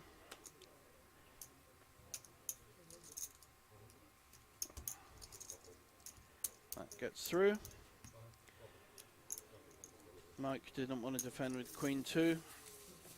Both players have to remember that there will be a lot of raises with really wide variety of hands, because you're looking to catch someone when you've got a big hand, and also both players will realise that it's very rare to get a premium hand when you're heads up. So there's only 4 cards out of the 52. So here we do have a premium. Ace Jack is going to be raising hopefully the same amount, and no, we'll get a call from 8-7. Not a lot in this. It's unfortunate for Andres because he's hit the 8 and I don't think he'll be folding. Good check there by Mike. He's now hit his 2 pairs, but may well get a call out of it because of the check on the flop. Very nice cute play. And immediate call. Love this.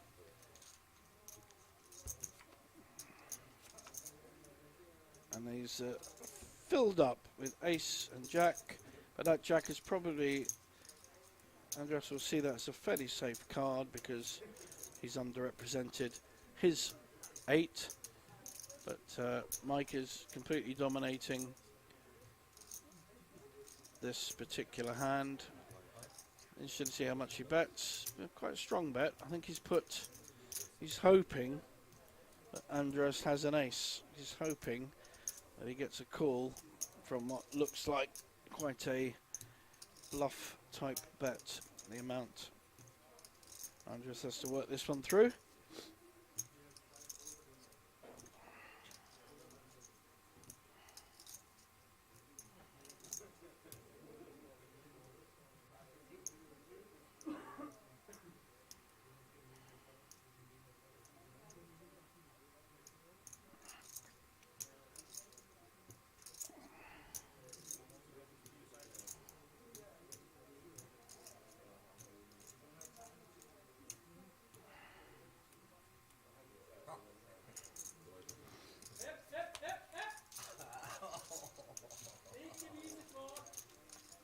Showing his friends the ace jack.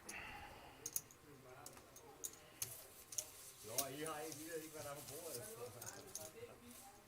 Nej, jeg viser jer jo, men jeg ved det, vi ikke, eller det vi ikke kan se.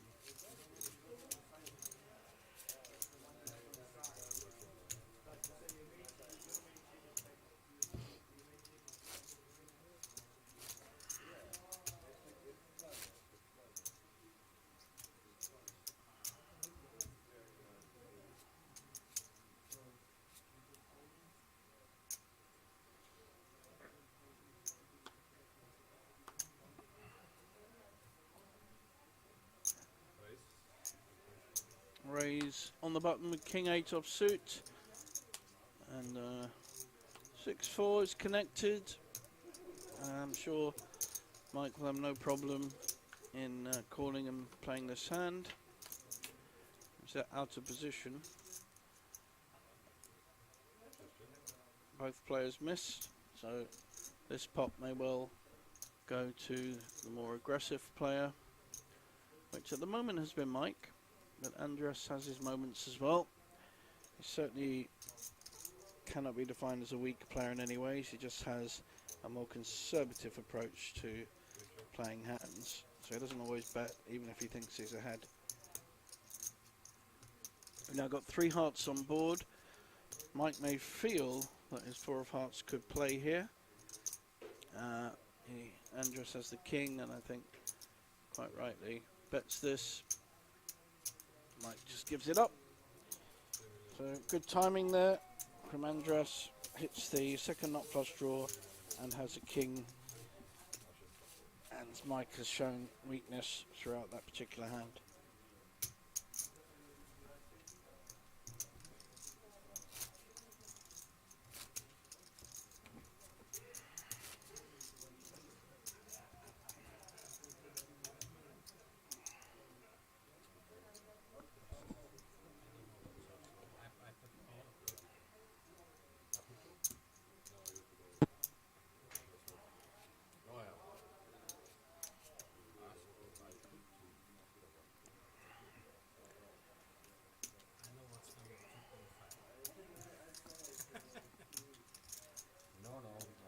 Mike will be raising with this kind of hand, 6-2 offsuit. A poor hand in poker on paper, but he will raise with this so that when he has big hands, he makes the same raise.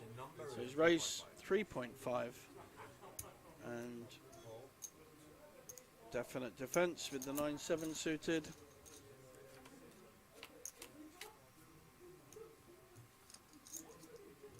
So he's hit 2 diamonds. Not going to go anywhere here. Although Mike has actually hit a 2 and is technically ahead. But I think we'll just see Andres flat calling here. Doesn't need to raise. His hand's almost too big to raise. It's not helpful.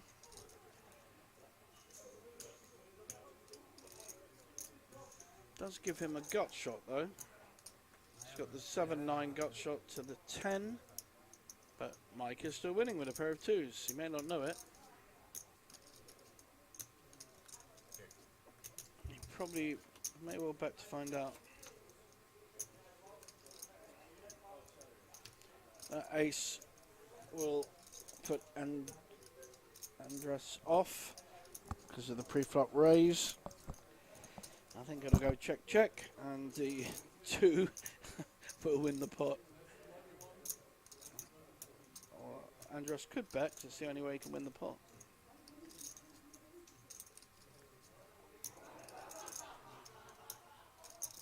His 9 is very unlikely to play as a high card. So one way of winning this pot is to bet it.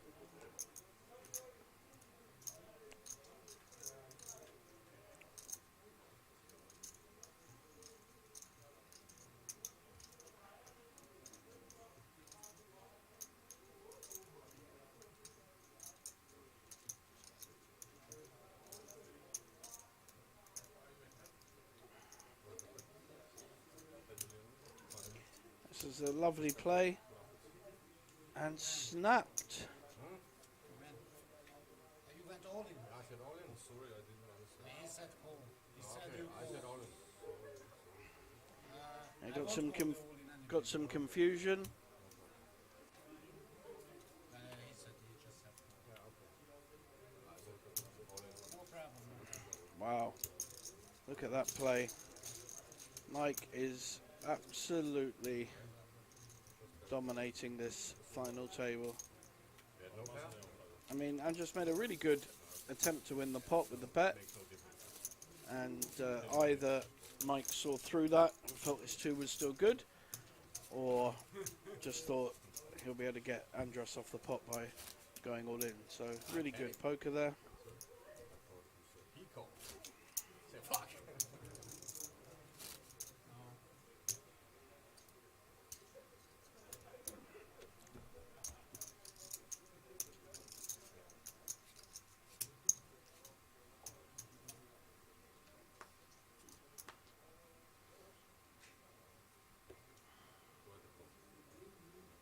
And just trying a different tactic now, just flat calling with a Jack 10.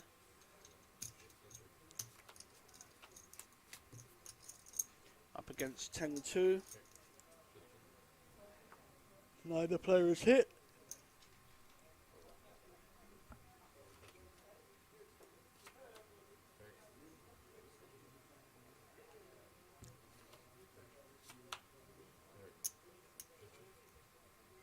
This is a problem for Mike because he's hit his 10, he doesn't like folding. I don't think we'll see a raise, but I'm pretty sure we'll see a bet and a call. The Jack isn't a big enough kicker to be raising with, but we'll definitely see a call. So I said fold. But he checked. And then we both hit a 10. So Mike has increased his chip stack from when we started heads up, and Andros has gone down, obviously. There's only 2 players left. So we can actually see there's 97 million chips in play, and one player is more than double the other player. But it can take one hand for a double up, and the situations could be much more equal. On the other hand, Mike could knock out Andros and win the tournament. You don't want the trophy? I want to. You want. I want to. That's why we're playing. At least you said play a flip, but then it's not the real winner. The No, winner. no, but I think I will win. Ah, okay. Flip master. I was running so good on the tournament. I had very good hands, yeah. I didn't even have to do much. But sometimes I had to fold some big hands. But here on the final table, It's been quite easy. It's been quite easy. here, it was a good table, but I didn't have good hands. Especially when we were like three-handed, sucks. But the way from the final table start, I didn't have many good hands here. And he went all in with ace 5. Okay, that was a very big hand. yeah. So I had a lot of time. I had, If he hit, that would have been very simple. That would have been very simple. yeah, that was important. There hasn't been too much raising in the heads up, been more calling on the button. Why he Good flop for the Jack 8. Jack 8 is now filled up with the straight, and he's slow playing it, reducing the bet from Andres. Pretty sure we'll see a raise here. So I don't know why he does it. He knows I'm not stupid. Why He kept talking about hand. You were lucky against him earlier. but in the that's tournament. stupid hand. Yeah, but that was. But you know how that thinking, happened? I leave. He checks in the big blind. It was a very small hand. Nothing happened in that hand, and he said he didn't get the small mojo coming down. It was a stupid hand. That was his It was reasoning. ego. It was ego play. But yeah, but when you play for that much money, but Yeah, that's stupid. He had a good stack. he had a good stack. He had 30 weeks, and there were good players. I guess. Andres with a much more playable ace-3 suited. Again, just keeping consistent. Flat calling on the button. And Mike not raising with his queen 7. Although Mike has hit his queen. Slow playing it. He's got full house of queen 7 now. Just hoping Andres hits something. We'll see a small bet.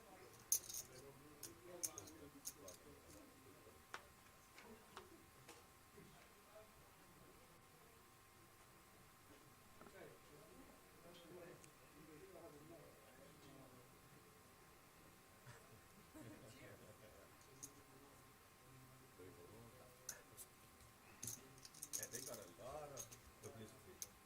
Corona today.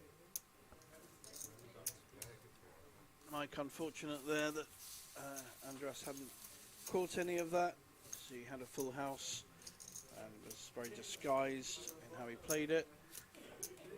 And that's one way of winning a heads up, and the hope that your opposition hits something when you have a premium holding with the flop and the rest of the board. Don't do that.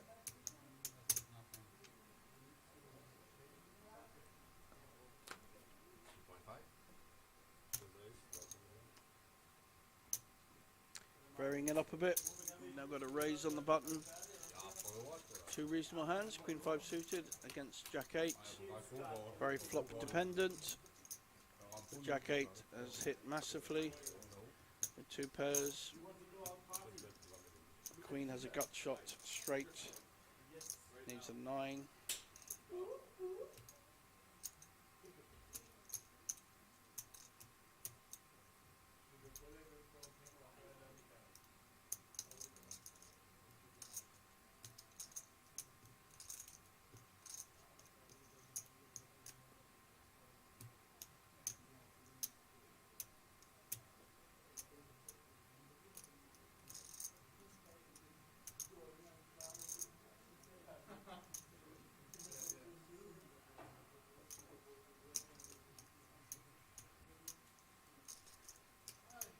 So Mike has made a small bet.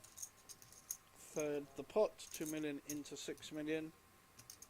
And Andres, pretty sure he knows he's ahead, just trying to work out how to play this. He's hoping that Mike has actually hit this flop. We know he hasn't really, but he's going for his gut shot. Just had 6 in my hand. That's why. And, I think we are done. Nope.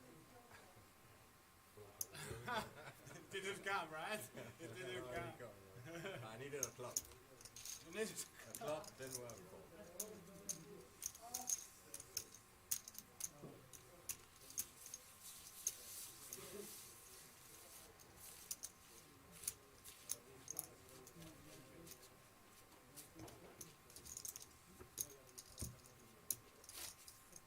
By the way, they cannot give 2 trophies, right? That's the problem. 2, We done. better than 3.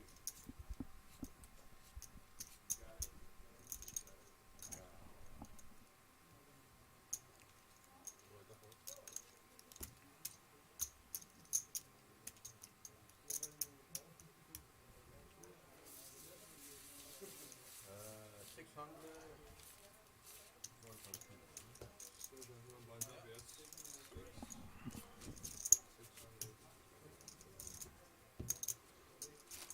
think the blinds have gone up to 612, was it?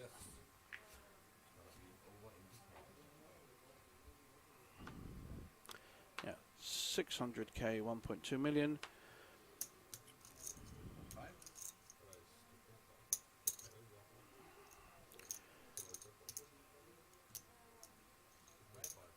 That means that Andras, with his 28 million,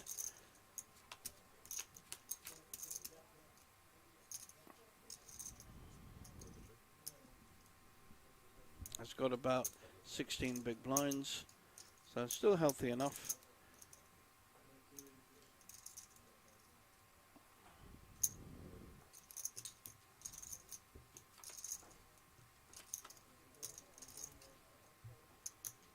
Now I've got 3 clubs on board, both have small clubs.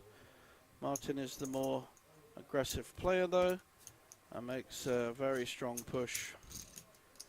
Shows his supporters how fearless he is, and he's giving Andras a bit of a beating up, and unless Andras finds a way of resisting or turning around his fortune, I think we're only going to have one winner, and that will be Mike Hansen from Denmark. Playing very, very well. Been the most aggressive and best player on this final table right from the off, and he was the short stack.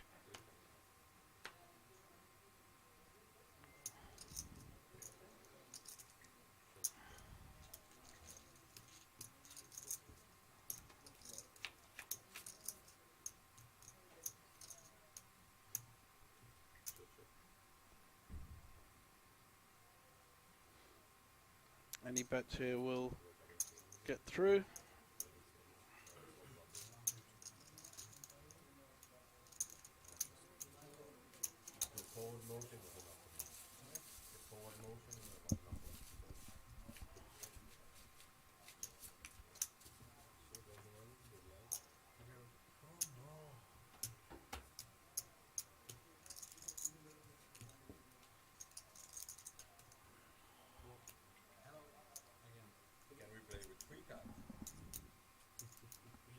Then it will be more interesting.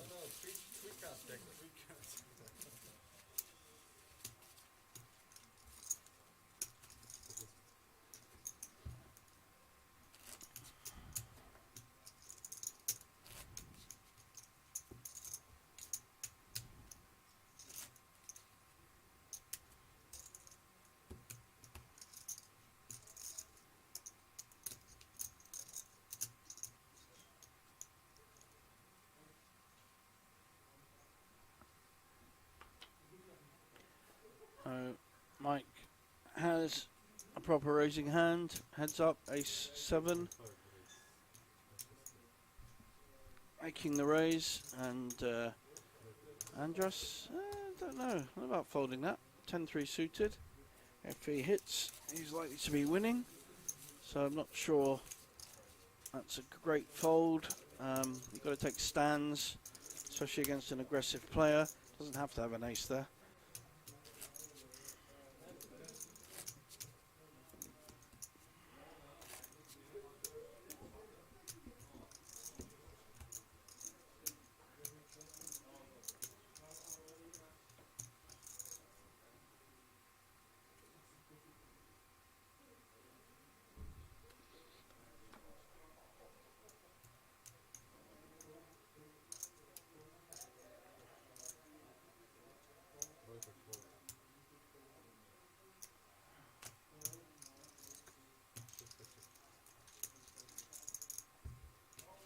A flat call with the 8-4 and a check behind with a 5-3.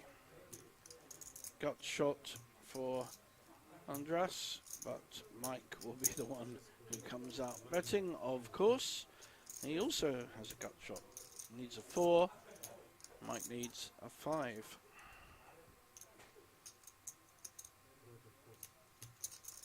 Very fine margins here.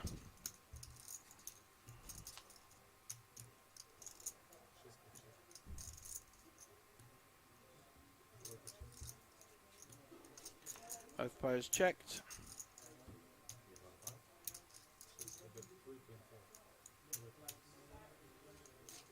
And the bet took it down. Another good example of aggressive play. He's kind of pretending he had a big hand there to his mates, but we know he didn't.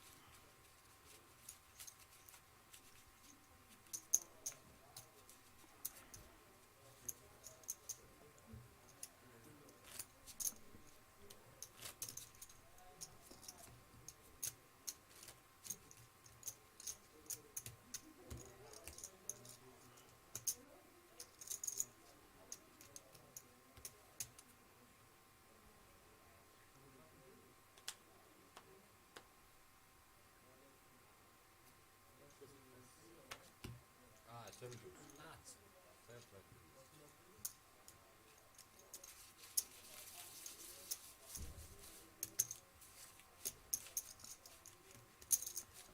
No, we want an all-in situation, please. I have so little chips, so I'm very hungry to long. So Mike still keeping up the pressure on Andras, and I think things will have to break soon. The chips will all go in when both players have either hit a flop or both have good hands pre-flop. The blinds are starting to get very high.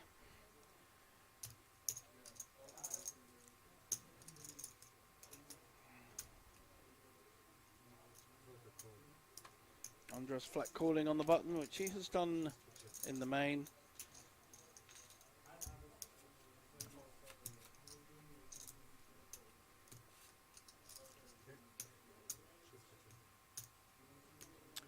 So again, Mike has hit bottom pair, and there are now 3 clubs on board. No one has clubs, and Mike has hit 2 pairs. Jack 2 will not get a call from 5 high.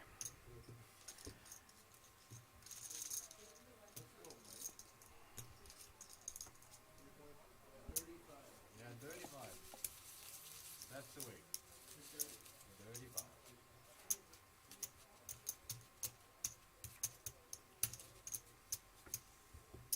I have the same hands as I have in pre-handed. Same shit. 35? No. I mean, I have similar shitty hands. No, not this particular. I mean, most of the hands. Yeah. Big hand here. Mike has queens, but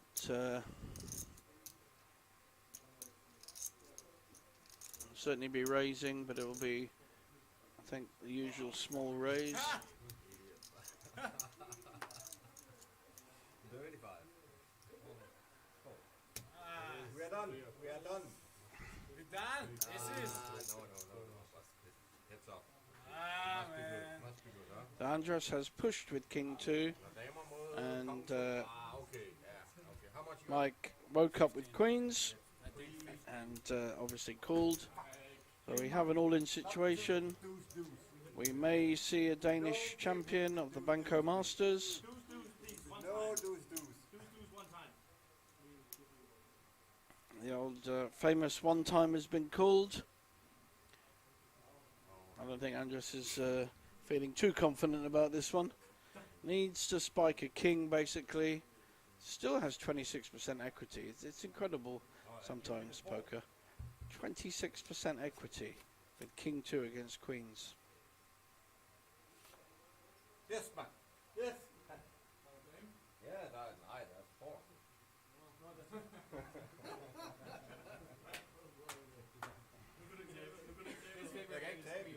I cannot lose.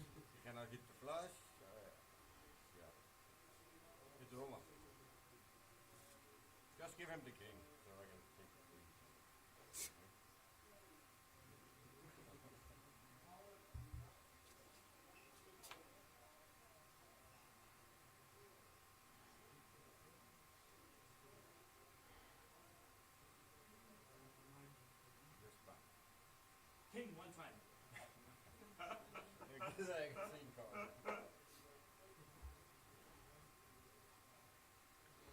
Here we go. River will come down, and Andros will take a very creditable second place. So we have a winner. Applause from the very small live audience. I have the trophy, but I can And tell he you has the trophy, as he says. all written. Well I done. was never in doubt. Mike played a fantastic final table. Came from right at the bottom. He was 8th in chips when we started and came through to win. Played a really, really good final table. Well done. And it's a very late night here. Good night from me, JJ Hazan, in Bratislava. And we will see you soon for the many, many fantastic events coming up. Have a look at bancocasino.sk and you'll see all the amazing high value tournaments in January through to May. Congratulations to our winner, Mike Hansen. Good night, everyone.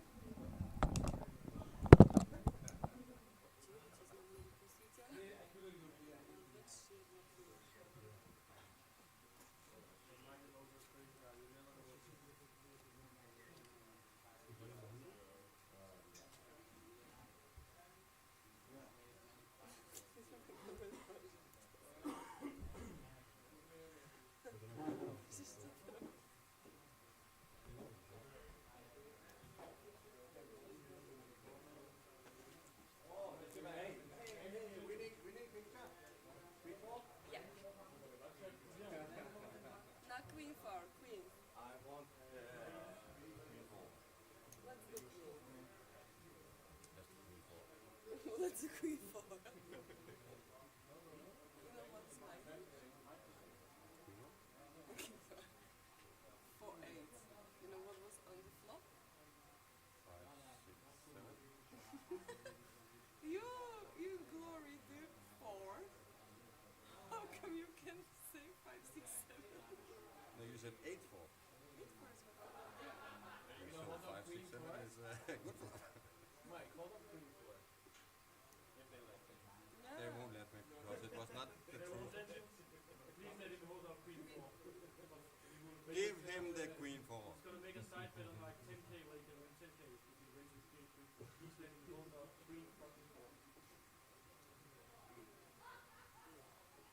No. What can I do? Oh yeah. Oh, you have time? No, we need to go to the airport. Now? I'm flying now? Yes. With 40k in the pocket? 50? You said only wire. Yeah, I mean. You know what I mean. Wire. Transfer.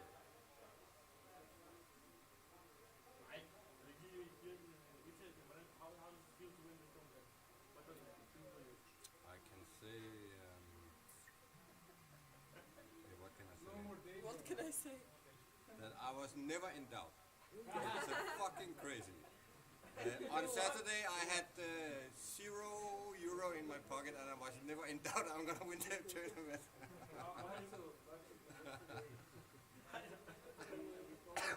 It was actually the €20 bonus from the casino that made it possible. It's not even a lie. Really? Yes. I was broke when I got here. Good? Yeah. I love this story. Oh my god, we have It's to the share this story. it's the sickest story. I choose to blew €3,000 the night before we left. Yeah, no nothing.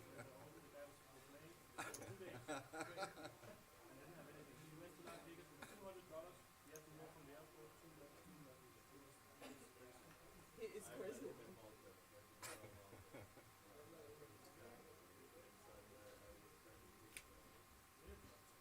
Okay, we are ready. I'm not ready. I don't like it. No, there's no queen for, huh? Queens are also good. It's like half and 50-50. Really? Did you? You were pro? No. Ridiculous, right? Really? I played the 10 euro qualifier and bubbled twice in a row.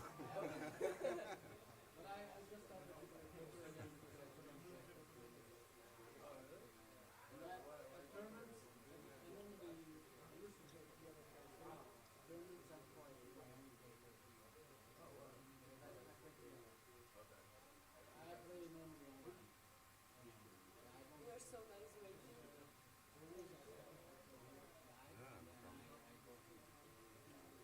I guess I can get Corona. Yes, you can. Where get is it. the Coronas? Danny? Danielka? Ja, vi skal have corona med på billedet, selvfølgelig jo. Ja, ja, 100%. Ikke uden corona.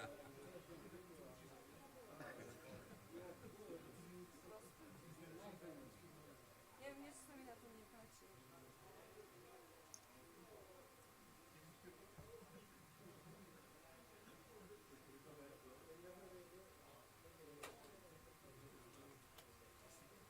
And you're allowed to loot. You can write from 0 to hero.